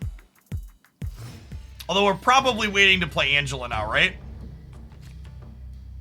Yeah, I think we do nothing this turn. This is a how many power Bast? It's a 1, 7, 8, 12 power Bast. It's like no big deal.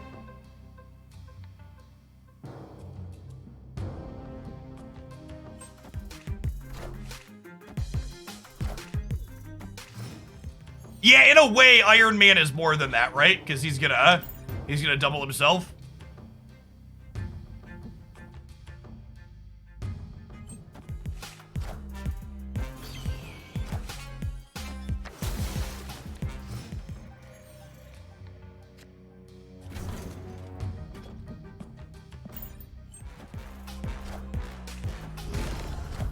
Oh wow, they Professor X Lavaria. Huh.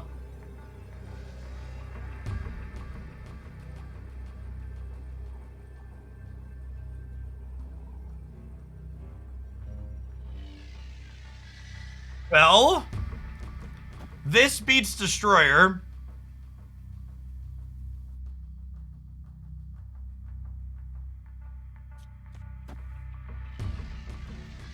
This loses to Armor. I never beat Armor plus something else here.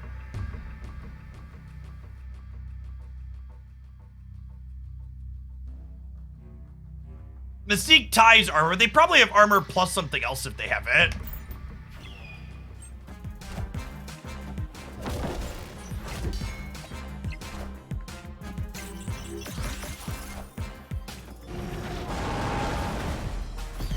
Be a damn shame if something happened to that bridge, chat. Damn shame. Victory.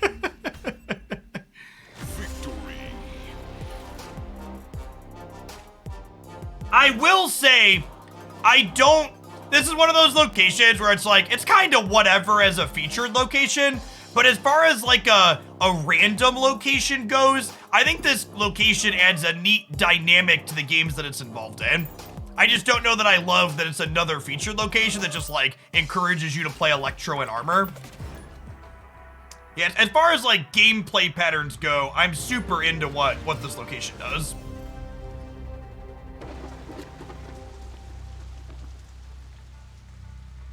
If we were playing for keeps here, I'd snap the turn 3 negative like we usually do. I think I said we were going to take an ad break a couple of games ago, and then we didn't, chat, according to my ticker, so I need to try and remember to do that after this game is done.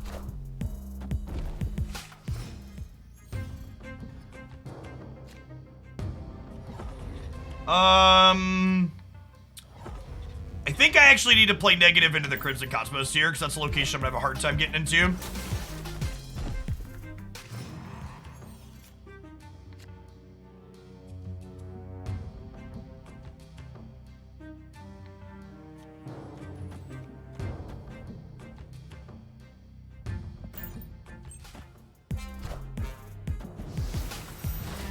Punished.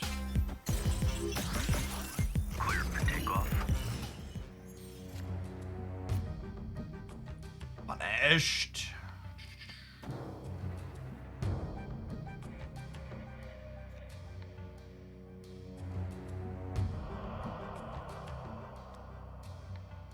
What does Sarah enable me to do that Blue Marvel doesn't? What could I draw?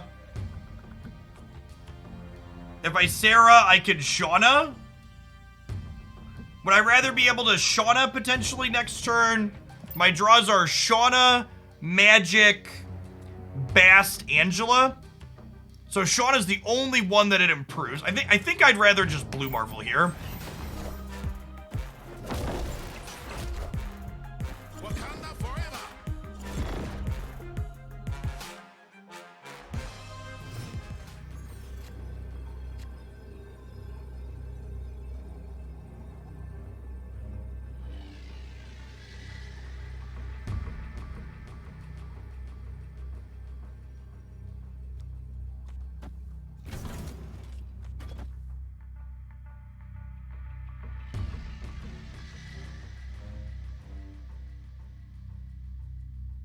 Smells like Teen Zola, chat. I am Iron Man. We need them to hit Panther first here. We're a coin flip. We don't beat them if they hit Wong first here with the Zola. We're a little bit short. Wow, just Dr. Doom. Okay. Oh, talked myself out of it. Did I need to... It's not 50-50 because Wong. It is 50-50 with Wong, chat. Because they have to hit Wong first, otherwise we're big enough to beat 34 power here. I'm going to play it in a second. Let me talk about this, though.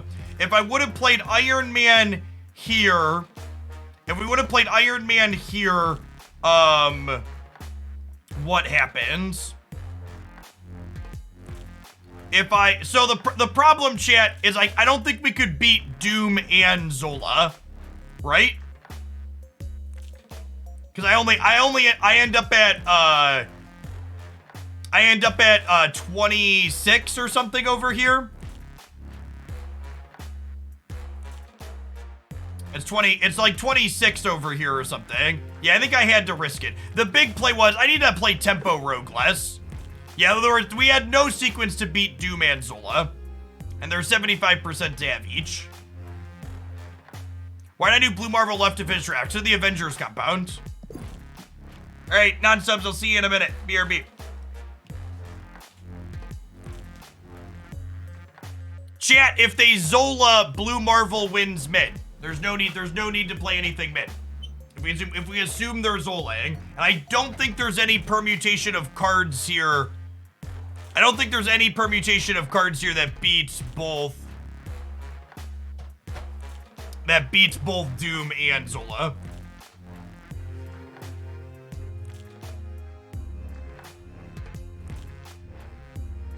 I think not playing Rogue in this deck is an incredible mistake. I think Rogue is one of the best cards in this archetype, and if you just don't be dumb like me and play it for tempo, basically every time I play Rogue for tempo, I regret it afterwards. And if I hadn't played Rogue for tempo here, we'd very easily win the game. This wasn't a don't play Rogue instance. It was a don't play Rogue on turn 3 or turn 4 or whatever like an idiot.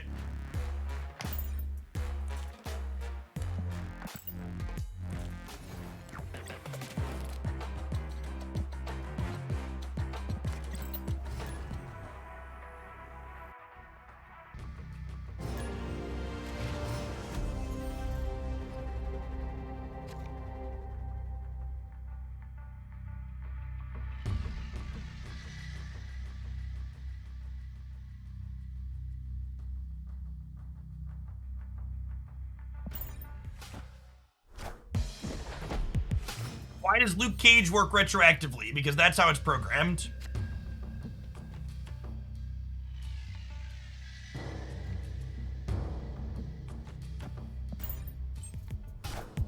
Any good decks out there dealing with Rickety Bridge? Yeah, just put Armor and Storm in whatever you're playing. And make sure you can cheat extra power into the Storm location. It's a great way to approach it. Speaking of, I think we're storming Nakrisha here. Wind, aid my... Yes, Luke Cage prevents Lizard from reducing its own power.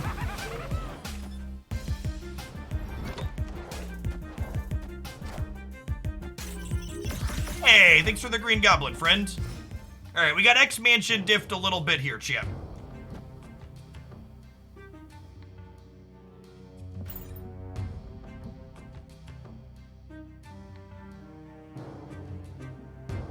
we'll go Kazar here, into Blue Marvel here, into Shanna Mojo here on the last turn.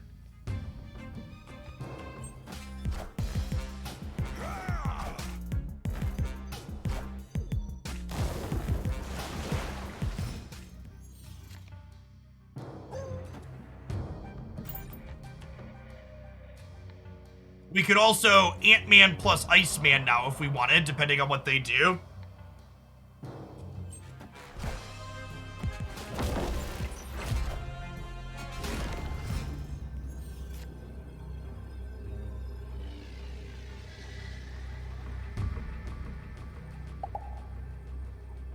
Hey, what's going on, Jakey? How's school today, my dude? Okay, so Sunspot is worth 5. This is potentially worth 8. If they destroy her, they're going to... Destroyer? They're going to 19. Wait, let me test something. Hold on, JK, I need to count really quick, okay?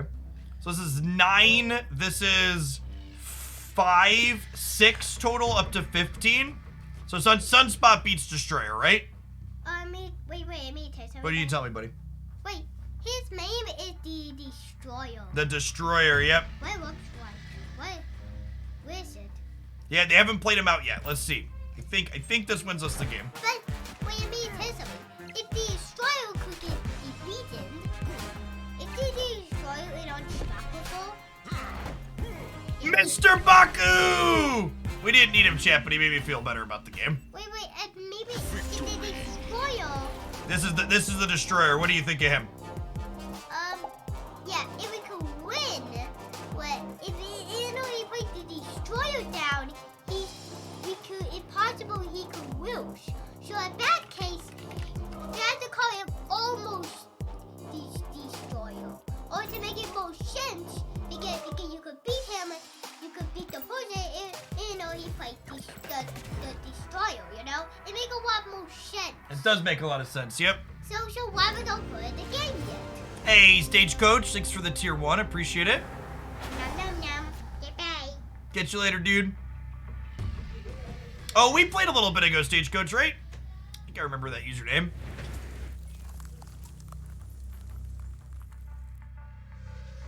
Why not Destroyer mid? The center was flooded. So I didn't play mid and they didn't play mid because nobody could play mid.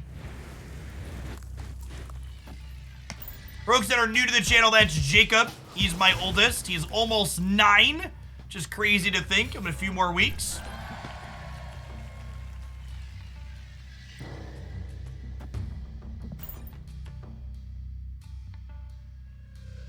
And Baku, that's true. Mr. Baku can play mid.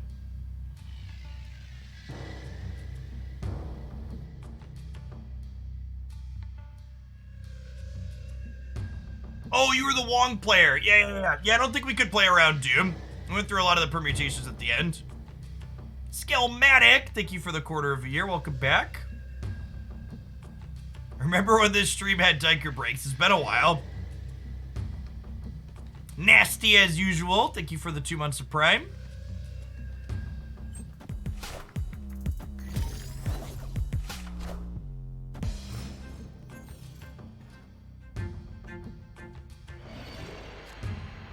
The Eternity range.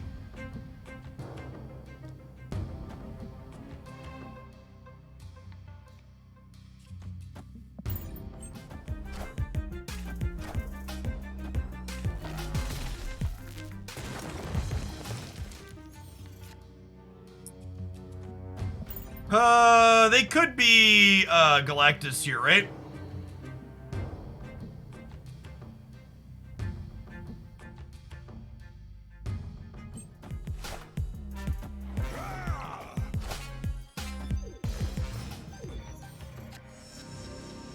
Probably not Galactus.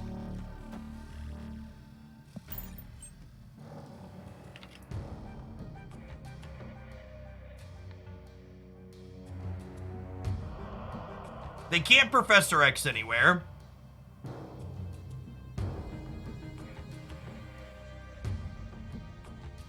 Because ongoings are disabled here, so Professor X doesn't do anything here.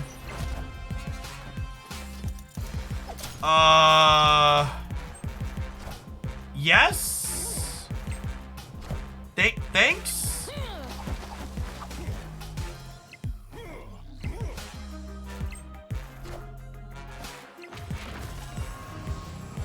Because the Mystique even copies the... Oh, she doesn't have an ongoing. Sedge. No ongoing for Mystique. Sedge.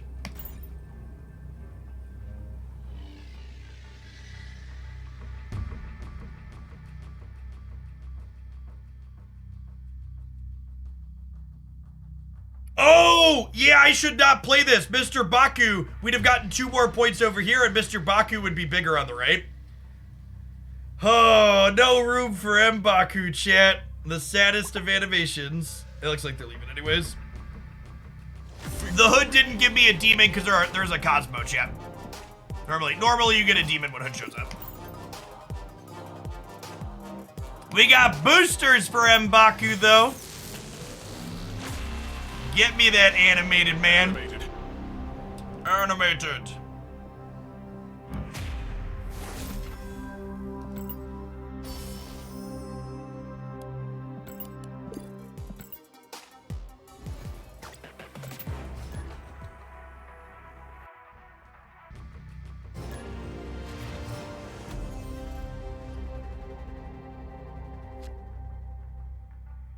Our deck is not very good to the Space Throne, chat.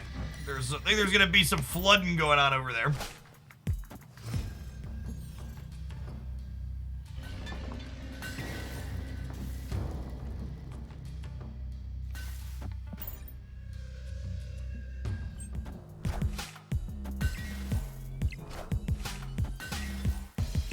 Can I play Storm in this deck without the feature location? I think so. Maybe worth testing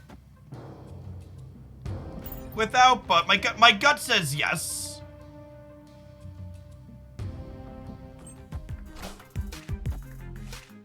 Wind, aid my hand.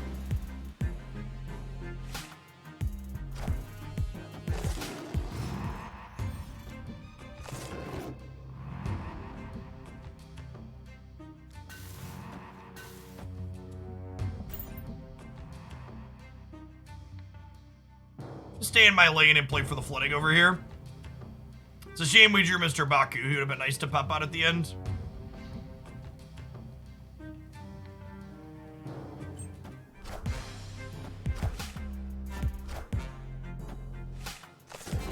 Friendly neighborhood Spider-Man here.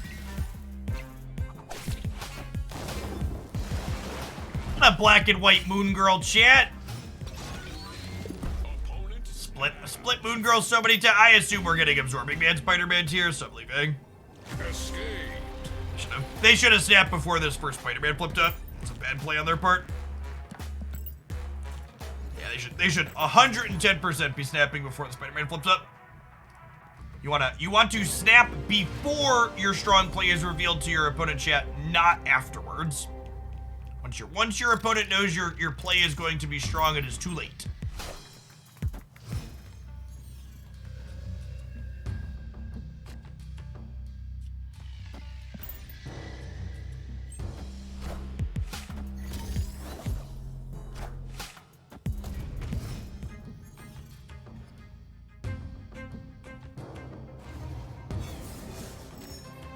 Ished.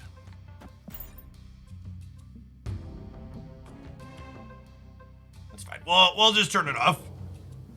Storm's just a generically pretty good Marvel Snap card, chat.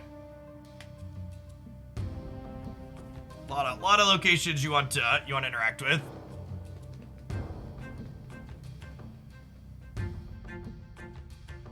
All Ant-Mans have that same animation. I don't believe any animations are currently exclusive to individual variants of Marvel Snap.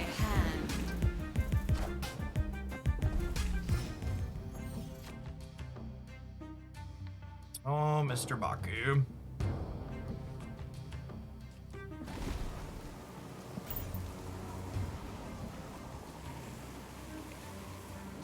I mean, Sandman's kind of annoying, but we're ahead on board, right? Yeah, a lot of people have it in their head that Sandman is good against Zabu. Yeah, maybe Shauna left is okay. I just don't know that we're gonna necessarily fill Kunlun if I don't Shauna into Kunlun, and I wanna activate Spider-Man's bonus.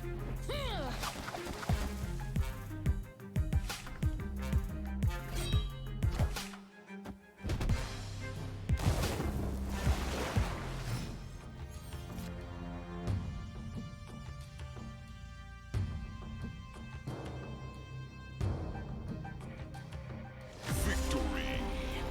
Okay.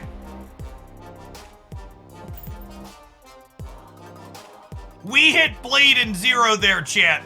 But our opponent put Sandman in their deck, so we're fine.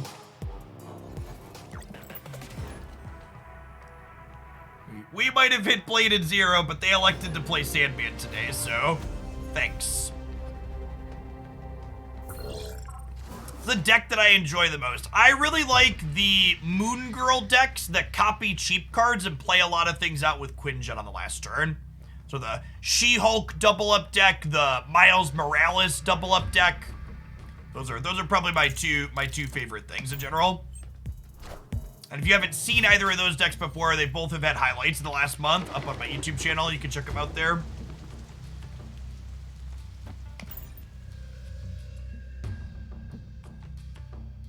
No, I think thinking of Shauna as a similar card to Doctor Doom makes a lot of sense, especially when you're playing with like Kazar and Sunspot or Kazar and Blue Marvel and stuff. Definitely has some stat line similarities.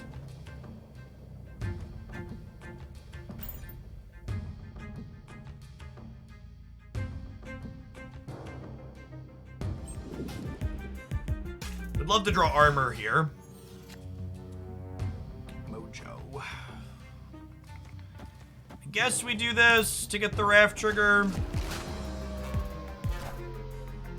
Wind, aid my hand.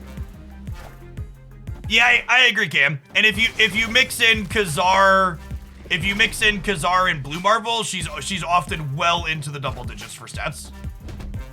I think she's likely very playable.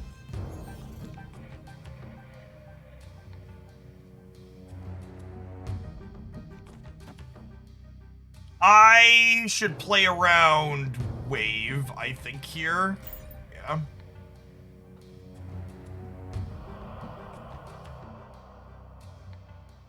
You have any pet cards in Snap? Dr. Octopus.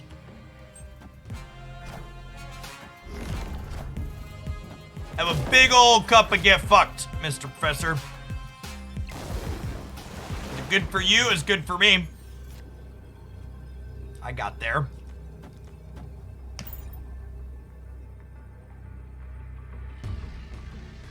You climb with a Hazmat deck. I think Hazmat is a tough sell into Killmonger decks, but other than Killmonger decks, it's pretty alright.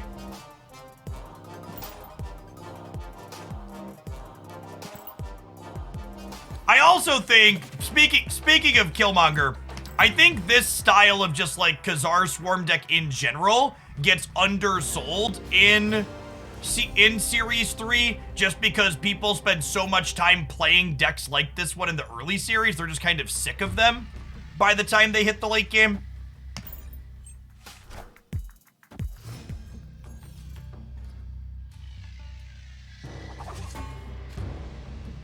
Yes, yeah, that's a good take. Devil Dino is also very good. Agree.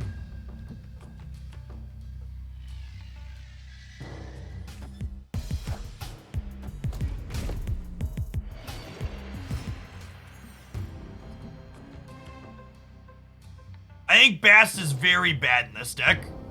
Look at my average cost, chat. Bast has to be like giving you like 5+ total stats, I think, to be worthwhile. Otherwise, it's just not worth your investment. Wind, aid my hand. Avengers, assemble.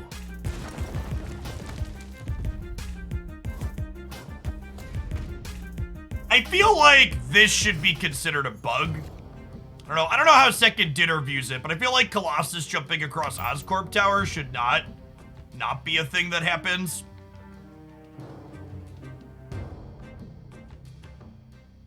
Invisible Woman to Kazar. That's actually a really interesting thought, because that's another way to sidestep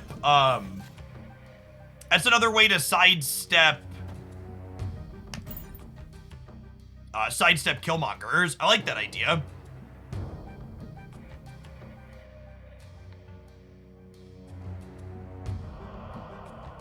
Should Iron Fist trigger on Oscorp Tower? I don't think Oscorp Tower should count as moving so much as I think Colossus should just be like, oh, I don't jump across, in addition to the other things that he does. If that makes sense. Victory.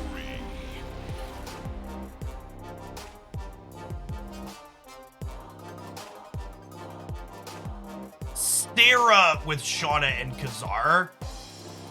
That's an interesting thought. Is that better than Zabu? I guess is that better than Zabu would be the question. So part of the problem right now, chat, is I can't really test Shanna decks that aren't playing Armor and Storm. And I think there's some, like, I don't think Zabu Shanna wants to play Armor and Storm. So I want to play with those a little bit, but I think we have to wait till Friday, because I don't think you can show up with this deck and not have Armor and Storm in it into Rickety Bridge.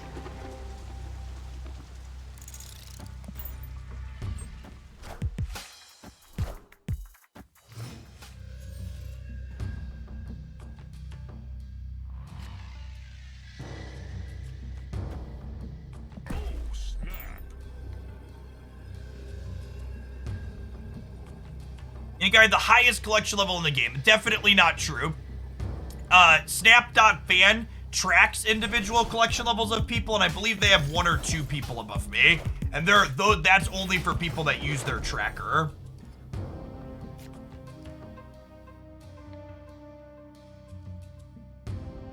I am number 2 for collection level. Yeah, I'm number 2 for collection level on Snap.fan. And they have, there's one, the person that is above me is 3,000 above me, almost 2,000 above me.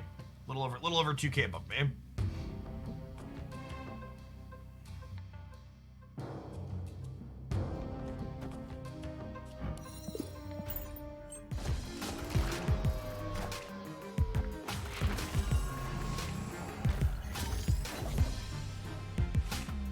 You wonder if they have all the cards. It actually says how many cards. They are also missing, it says 1 card. Opponent snapped.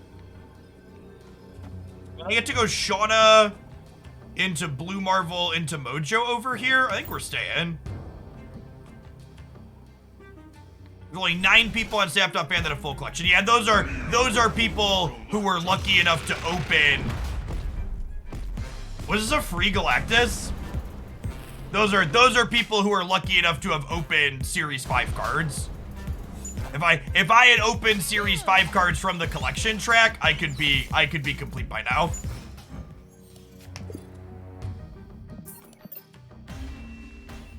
Escaped.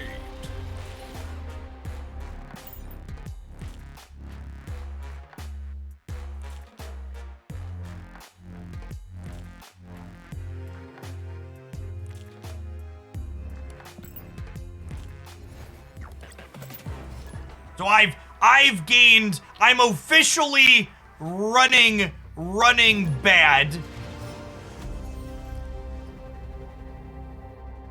How is it possible that someone's 2,000 collection levels above me? I stopped spending money on progressing my collection level for an extended period of time because I hit a point where I had every card in the game before they added Series 4 and 5 cards, so I stopped spending money. The person who is ahead of me continued spending piles of money on Marvel Snap at all times, even after they finished Series 3. I have gained over 5,000 collection levels since they added Series 5 cards and have opened 0 off the track. And even with that stat, I'm only a little bit unlucky because statistically, you should only open one Series 5 card on the track per 4,800 collection levels. It is 1 per 400 reserves. So I'm officially unlucky.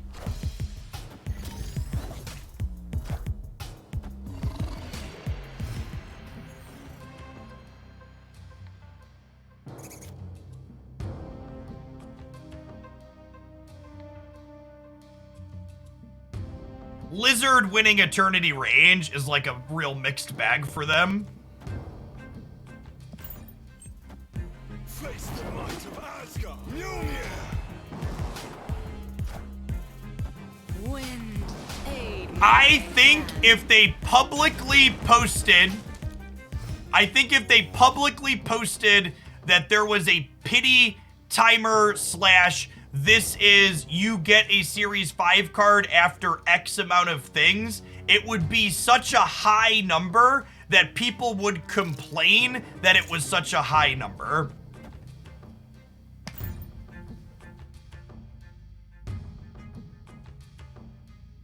I think if they said you get 1 per 400 and wrote that out, people would still complain about it. So they might, it's just like, well, why even bother? I think is a fine take.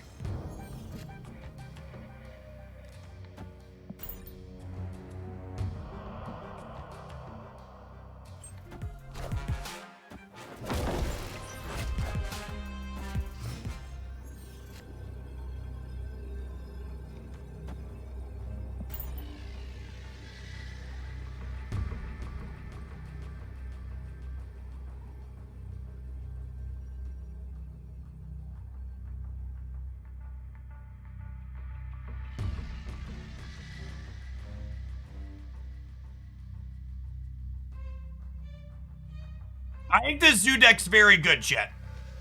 I think this archetype was good before Shanna, and I think she made it a bit better. Like I said, I think this is an archetype that people just, like, don't respect. Abyssal, thank you for the almost 4 years, by the way. Victory. What should you spend your gold on? You should spend your gold on things that make you happy. If progressing your collection level makes you happy, then you should spend it on extra missions or buying credits in the shop. If variants make you happy, you should spend it on variants. Big Willie, thanks for the big 3 months.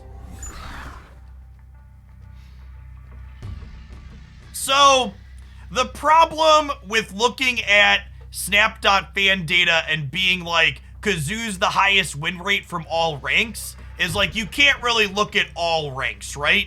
Because Kazoo is one of the best, most efficient decks to play when you're Series 1 and Series 2. So you need to look at higher ranks and also people that are Series 3 into Series 3 only. Like, I think if you're ideally looking for trying to figure out like what's good, you probably want to be looking at players that are like north of collection level, I don't know, probably 2,000 or more. Yeah, and honestly, it's probably collection level 3,000 plus or 2,500 plus. You probably only want to be looking at data from people that are almost complete.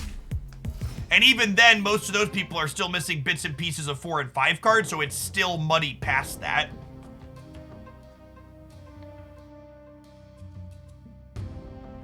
What do I think are the best decks right now? I posted a video talking about my favorite decks the other day. You can check it out here on YouTube.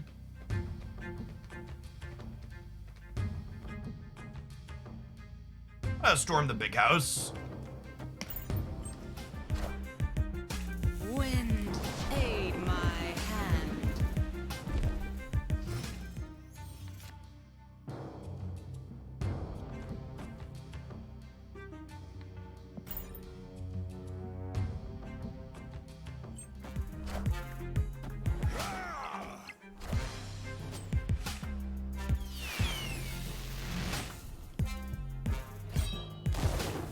Oh, they're a hella deck.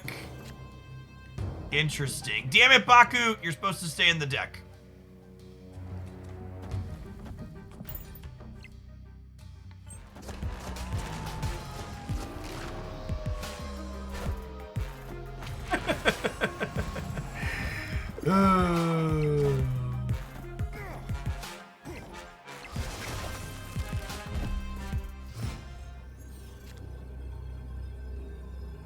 Well, shoot.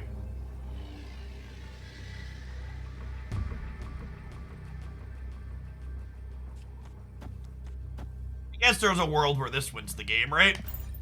Copium. They could just be a Zabu deck. Yeah, that's true. We could be getting Ghost Rider here, though.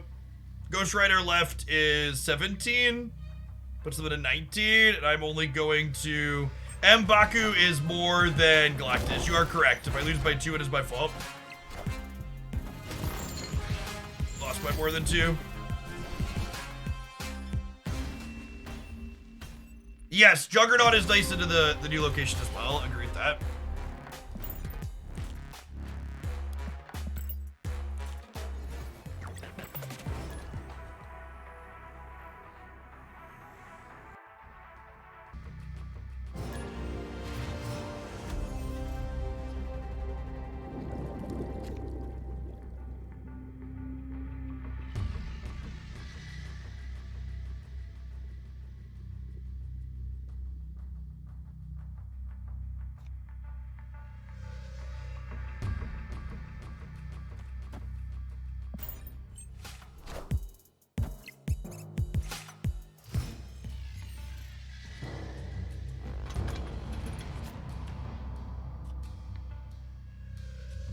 I'm just gonna Sunspot on the right, and if the Rickety Bridge flips up, we'll just storm it off. You both get the same 6 drop. No, it's random.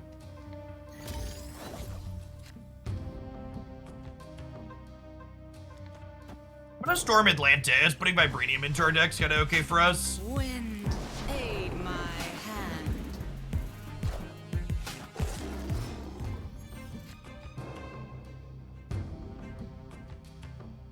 Isn't it optimal to frame break all of your cards? Yeah, I mean, technically.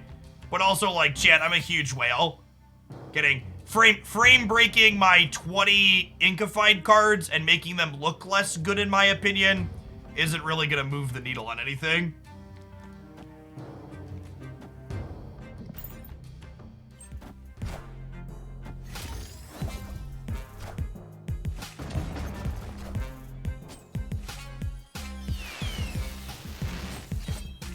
I make a full ink deck. I'm getting close. I can make a full ink plus gold. Not quite all ink yet. Do I want to draw a Vibranium next turn? I think yes. Opponent snapped. All right, I'm in. We're gonna win Vibranium Mines in Wakanda, chat. Copium. How do you get Inkified cards? By infinite splitting a card multiple times. Your first chance to get an Inkify split, we're gonna get double Spider-Man. Your first chance to get an Inkify split is on the 4th split. Your first chance for gold is on the 5th. You may have my second cube, friends. Escaped.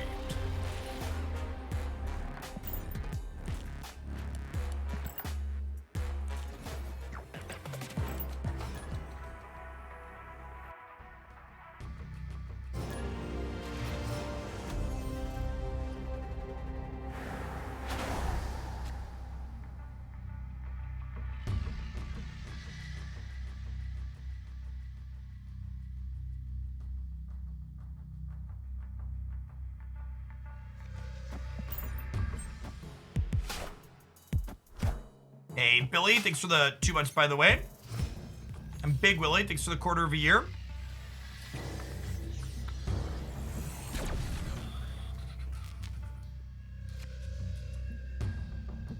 I don't really want to storm early. I guess that's fine. If I storm here, and this is the Rickety Bridge, I get a little sad. Aid my hand. Mech Attack, thank you for the 2 months of Prime.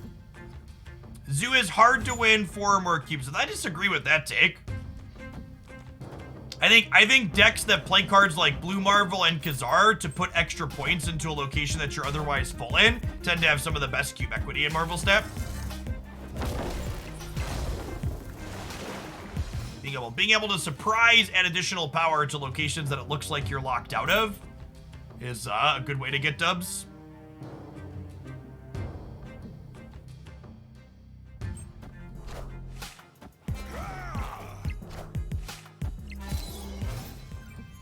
If you're missing Shauna, you could play Debris in this deck.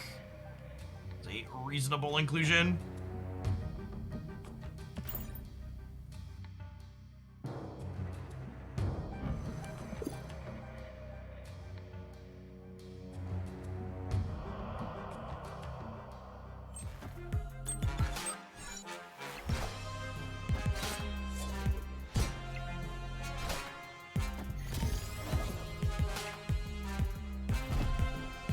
So, unlike a lot of other card games, Bionic, the fact that new card releases are pretty inaccessible in Marvel Snap actually makes it so you don't really experience that hard counter phenomenon that happens very commonly in other card games.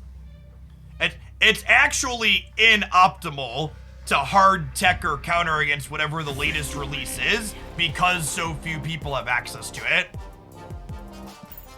Which actually creates a better experience for the people that actually get the card. Because you're right, in every other card game, when a new thing comes out, everything everybody plays is basically new thing or counter for new thing. Whereas Marvel Snap card releases, because fewer people have them, there's not this big meta shift around them. Makes the format play out in a little bit less of a forced, more organic way. Storm McClord, thank you for the brand new tier 1. Appreciate that. Have I been a whale in any other game? Yes, every one I've ever played. All of them, yes.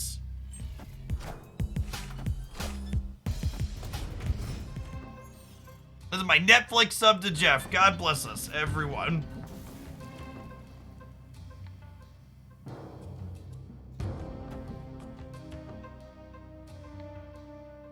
Hey, Jordan, Michigan, Jordan. Jordan, Michael Jordan. I can read words, Michigan. My eyes are bad. Thanks for the prime.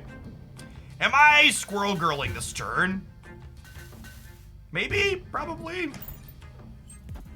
Avengers! Assemble. Hey, Tainted Doc, thank you for the tier 1. Yeah, the season pass cards are the exception to the metagame shifting more drastically, right? It's definitely something that still happens.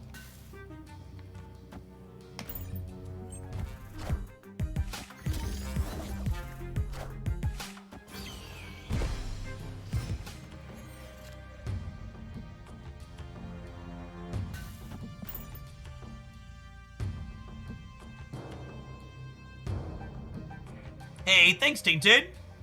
If you want to get more involved in the community, make sure you link your Discord account to your Twitch account, your Discord settings, and pop it in the server. Super active channels in there for Snap and all sorts of other things. Is it bad to fill because of Shauna? Well, I think our plays are kind of lined up here, right? Like, I'm going Blue Marvel this turn into Mystique plus Ant-Man this next turn. This is a game where we're not playing Shauna, right?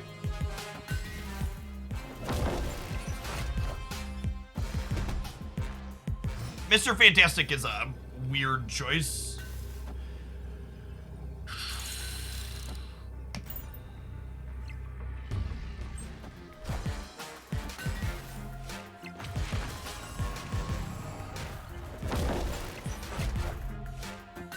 Oh, we could have filled Baku. Yeah, we would have gotten one more point over here, right? No room for M'Baku.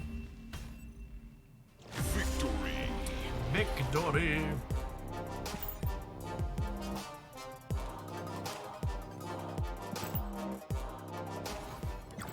Thanks everybody for hanging out today. My little Twitch tracker here. So we've had over 150 new followers, which is awesome to see. If you're not familiar with me, my name is Jeff Hoagland. I stream full-time here on Twitch as well as post daily videos over on YouTube for Marvel Snap. You can find me here live on the Twitch side Monday through Friday from about 9 a.m. Central till 4 or 5 p.m. Central. It's currently 4 p.m. Central for those not familiar with the time zones. Been playing for a little bit more today.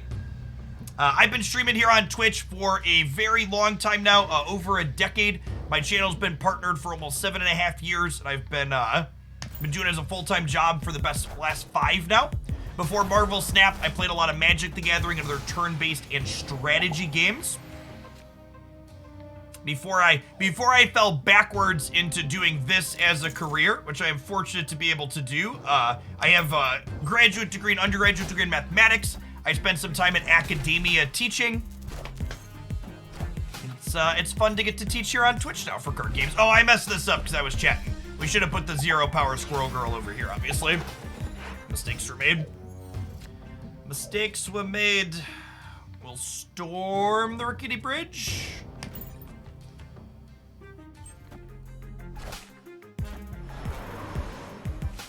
Oh, we'll shoot. Wind, aid my hand. Damn it, Baku. I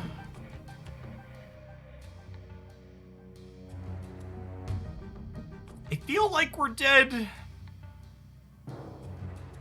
I guess Sunspot soaking might get us across the finish line. And then I can, like, Shanna plus armor on the last turn.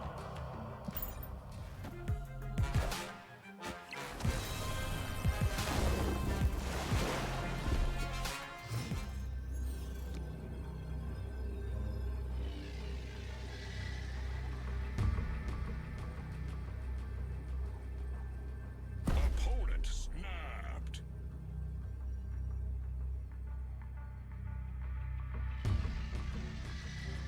Huh? So what happens if they Odin? If they Odin, another Doombot goes here, but that puts this up 6, and then this is adding more. And then I'm filling here with Ant-Man.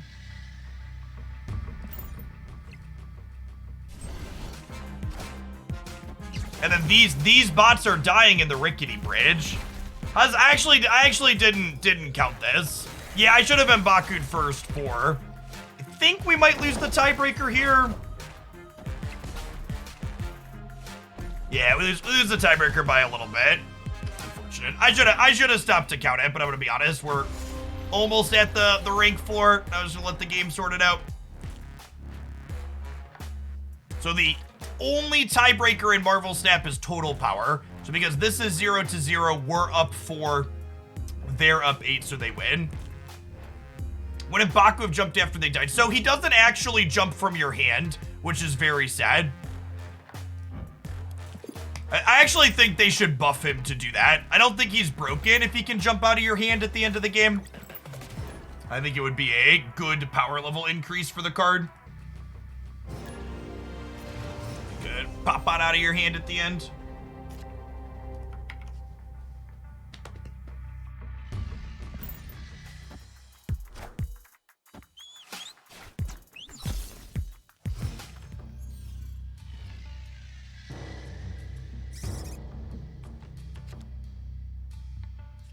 All right, Yondu is probably a Killmonger deck.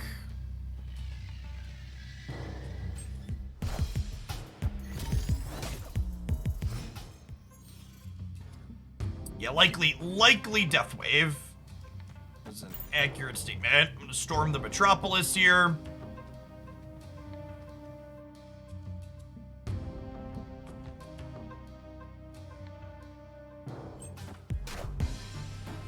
Wind, aid my hand.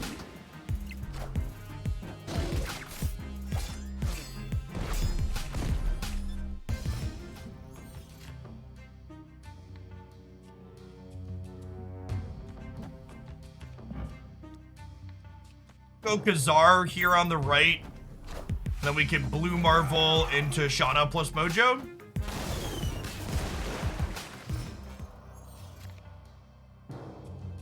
Although, I guess I'm expecting Wave to happen this turn, right? If I'm expecting Wave to happen this turn, would I like to Iceman plus Shanna and then Blue Marvel on the last turn? I think that's probably the play.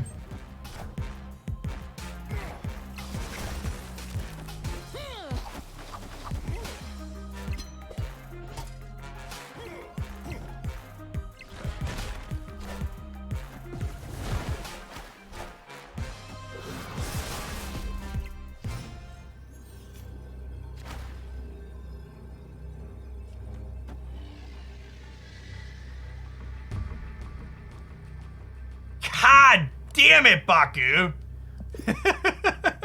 Stay in the deck, damn it. They're leaving. Okay, good shit. Victory. I'm sorry I yelled, Baku. It's not you, it's me. Is the Zabu Surfer deck a good climbing deck? Yeah, I think it's probably fine. It's playing a bunch of good cards. Zabu and Surfer are both individually powerful cards.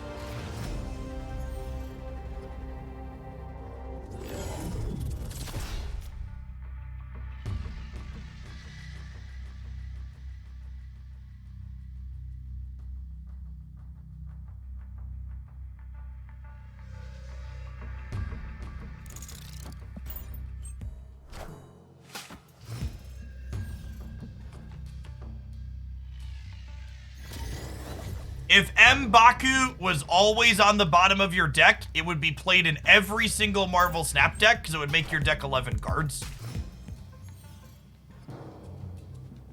It is, and that would be an incredibly broken mechanic.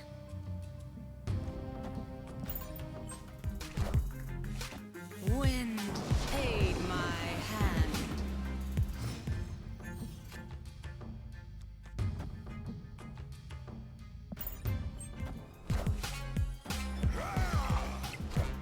Think it's possible to have a good Surfer deck without Brood? No. It is not.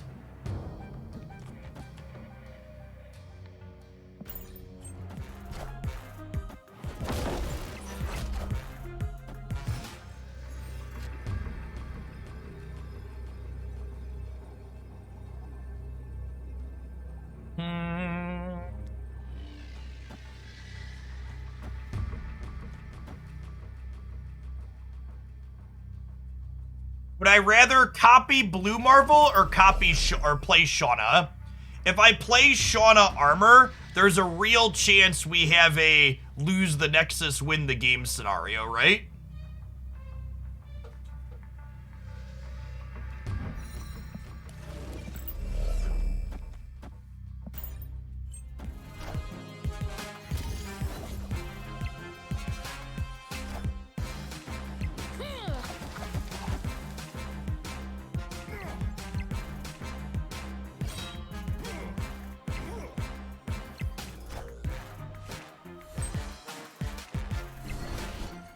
Oh, so close!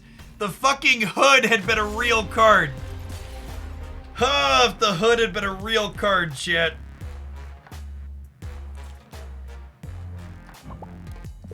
We needed these two backwards. It's actually any other card. Actually any other card. Never lucky rubber ducky. Okay, chat, to give a little bit of a closing on Shanna for today, we're gonna go ahead and wrap it up. We've been live for almost 7.5 hours. I'm honestly really impressed with Shanna after playing today. Her baseline is 8 to 9 points of power across 4 bodies. And when you mix in Blue Marvel or Kazar, she becomes 10 to 12 points of power somewhat consistently for 4 energy, which is just a really good rate. For today and tomorrow, we're somewhat restricted on what Shanna decks I can test because Shanna is bad into the Rickety bridge, so we basically have to be playing Armor and Storm. And for what it's worth, my game is lagging. For what it's worth, I think this deck wants to play both Armor and Storm anyways, so I didn't really change my deck because of the feature location so much as I I just picked a deck that was reasonable into disrupting it or counterplaying it, right? So we'll probably play some iterations of things with Shanna with Armor and Storming in tomorrow, and then we'll kind of spread out a little bit and try a wider range of things that aren't pigeonholed into playing these 2 cards in their 12 on Friday. Thanks everybody for hanging out. If you want more content from me, be sure to check out my YouTube channel. I had a deck highlight post there today with Zabu Surfer featuring Black Cat as a fun one. I will be back tomorrow morning at 9 a.m. Central yet again to do it all over. Appreciate the subs and resubs, everybody that hangs out here every day. So let's find someone snap-a-lappin' to send you over to, huh?